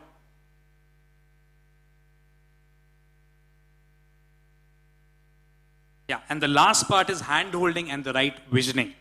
The training happened, the capacity building plan is in place, but then hand-holding nature in any technical field, this is a service industry, the food service enterprises that we are talking about. Periodic input is very crucial for their sustenance, for profitability. A resource person or a trained professional, an industry expert, needs to invest time in the enterprise to understand what are these indicators that the enterprise is failing upon or building upon, so that right strategies are taken. Is it a loss-making entity? Do they have enough cash in the system? Do they have better structures in place? So someone has to be there through the course of time for a period who can tell them this till the time the entrepreneurs are able to imagine everything on their own. That is the idea, that is the utopian idea that we are trying to have in place. So all of these things that we mentioned, these 5 major components, are the places where we have failed and learned in the last 5-7 years. But then we had a head start building upon Cafe Kudumbashree's IFRM's knowledge, the community resources knowledge. We had a starting, a wealth of knowledge to build upon. Idea is whatever we have developed is for you to use and maybe scale up or try something innovative in the coming time. That has been the design of the workshop. So these major areas that we think are very crucial for any enterprise or any food service project to maybe continue or be well established is exactly the design of the workshop. So day 2, wherein we are focusing more on the technical aspects, the industry leaders will be talking about these topics in various details. It is for us to contextualize if this is going to work in my state, or more aspects or more things need to be in place for this to be maybe transformed into a new model or a new method to be achieved on the field. So in our views, branding, marketing, the financials of it, the operational aspect of it, the technical know-how, or the right capacity building partners or skilling or certifications, what is required is the schedule for tomorrow. And that has been the whole effort for us to be on the same page. Going forward from here, we understand We try to contextualize in our state level knowledge and maybe plan for better programs. By this, I would like to end this sharing or just giving an idea of what we have been facing, what our ideas are in different facets of enterprise development process. The next session after the tea break is a visit to IHM. It's a facility which is very close to this venue, and that is precisely one of the reasons why this venue has been chosen. IHM has been a long-term partner. It's important to explore the idea of IHM being onboarded or an institute of similar nature being onboarded for a similar project implementation. We have experience sharing with their faculties wherein they tell us how they how they develop programs which is well suited for the community. How do they train programs that is for the community resource person to get domain knowledge to help support in field level implementation. Also, you will be able to see their production facilities, where the Didis have been trained, where the cafe mentors, the domain support group has been trained, where community resource people have been trained. And to understand, going back to your state, your IHM, is there a scope to build upon?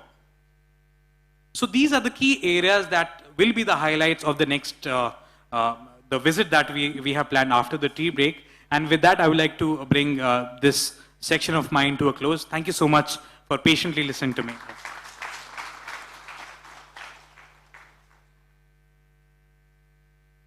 Thank you so much, Shreyas, for this highly informative video.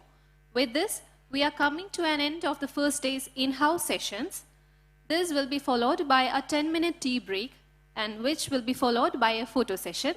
So I request everyone to have your tea break and please report here for our photo session, which will be continued. Our learnings through the exposure visit to IHM, the Kudumbashree NRO team will guide you for the same. Thank you so much.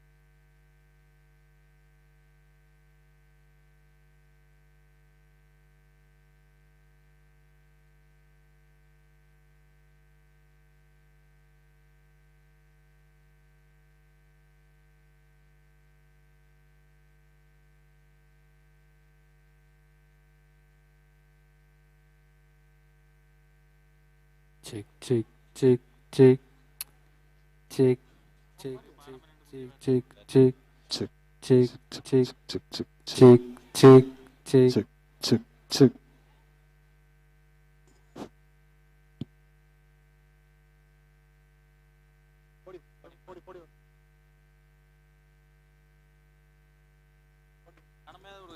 Check, check, check, check. Check. Check.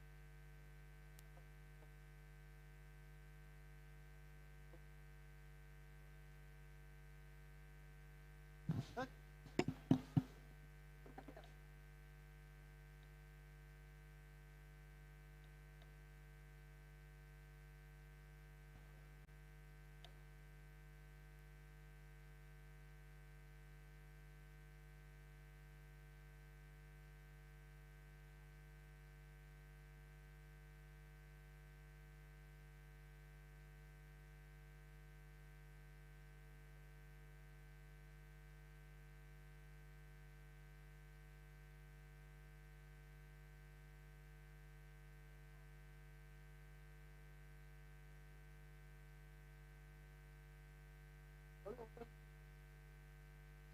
Check.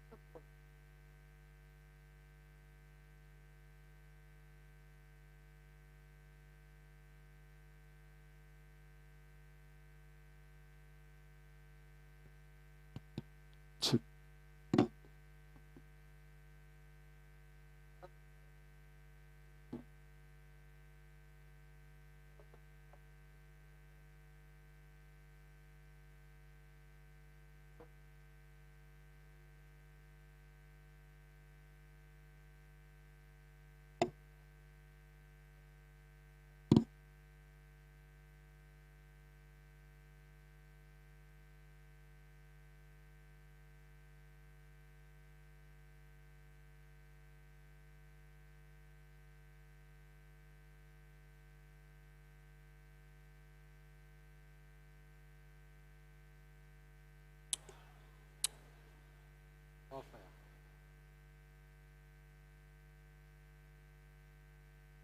Check. Check, check, check. Check. Check, check. Check, check, check, check, check, check, check.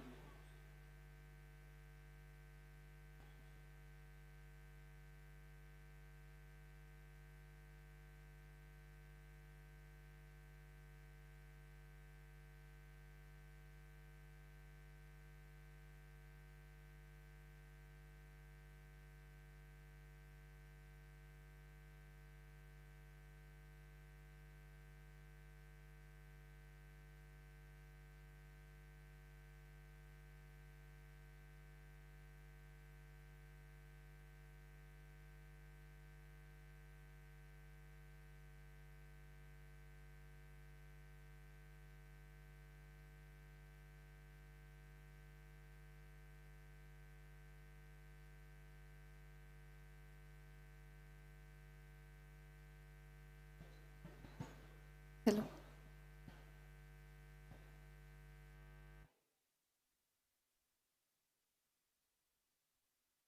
May I request your attention, please? May I request your attention, please? Can we join for our photo session before we start our journey to the IHMCT? I request everyone to assemble for our photo session before we start our journey to the IHMCT. Thank you.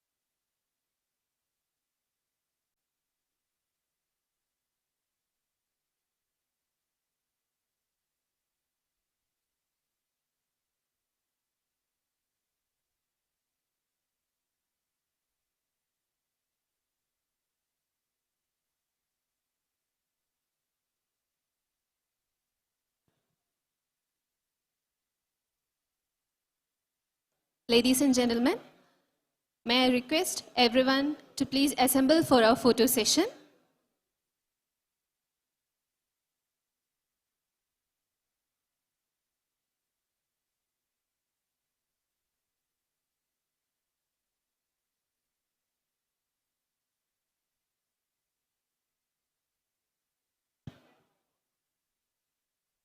Thank you for your cooperation. I request our honorable guests to please assemble for the photo session with our honored guest.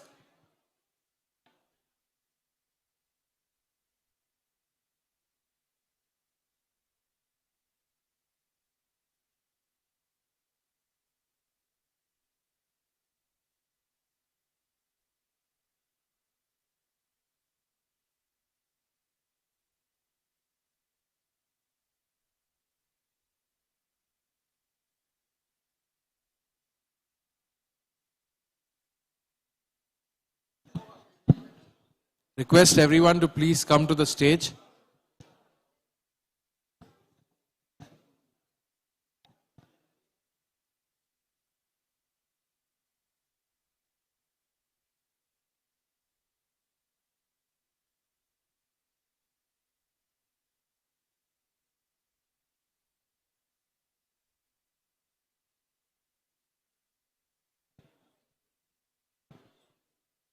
I request everyone to please come to the front of the stage so that we can have a group photo session together.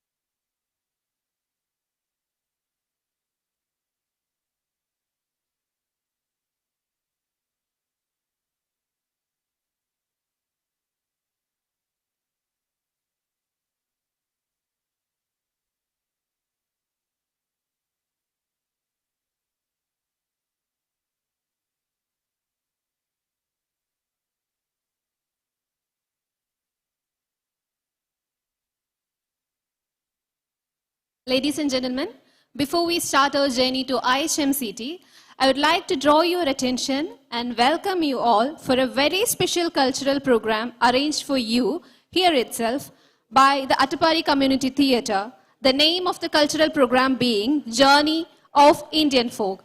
So I welcome all of you to the Journey of Indian Folk at 6:30 p.m. here itself. Thank you.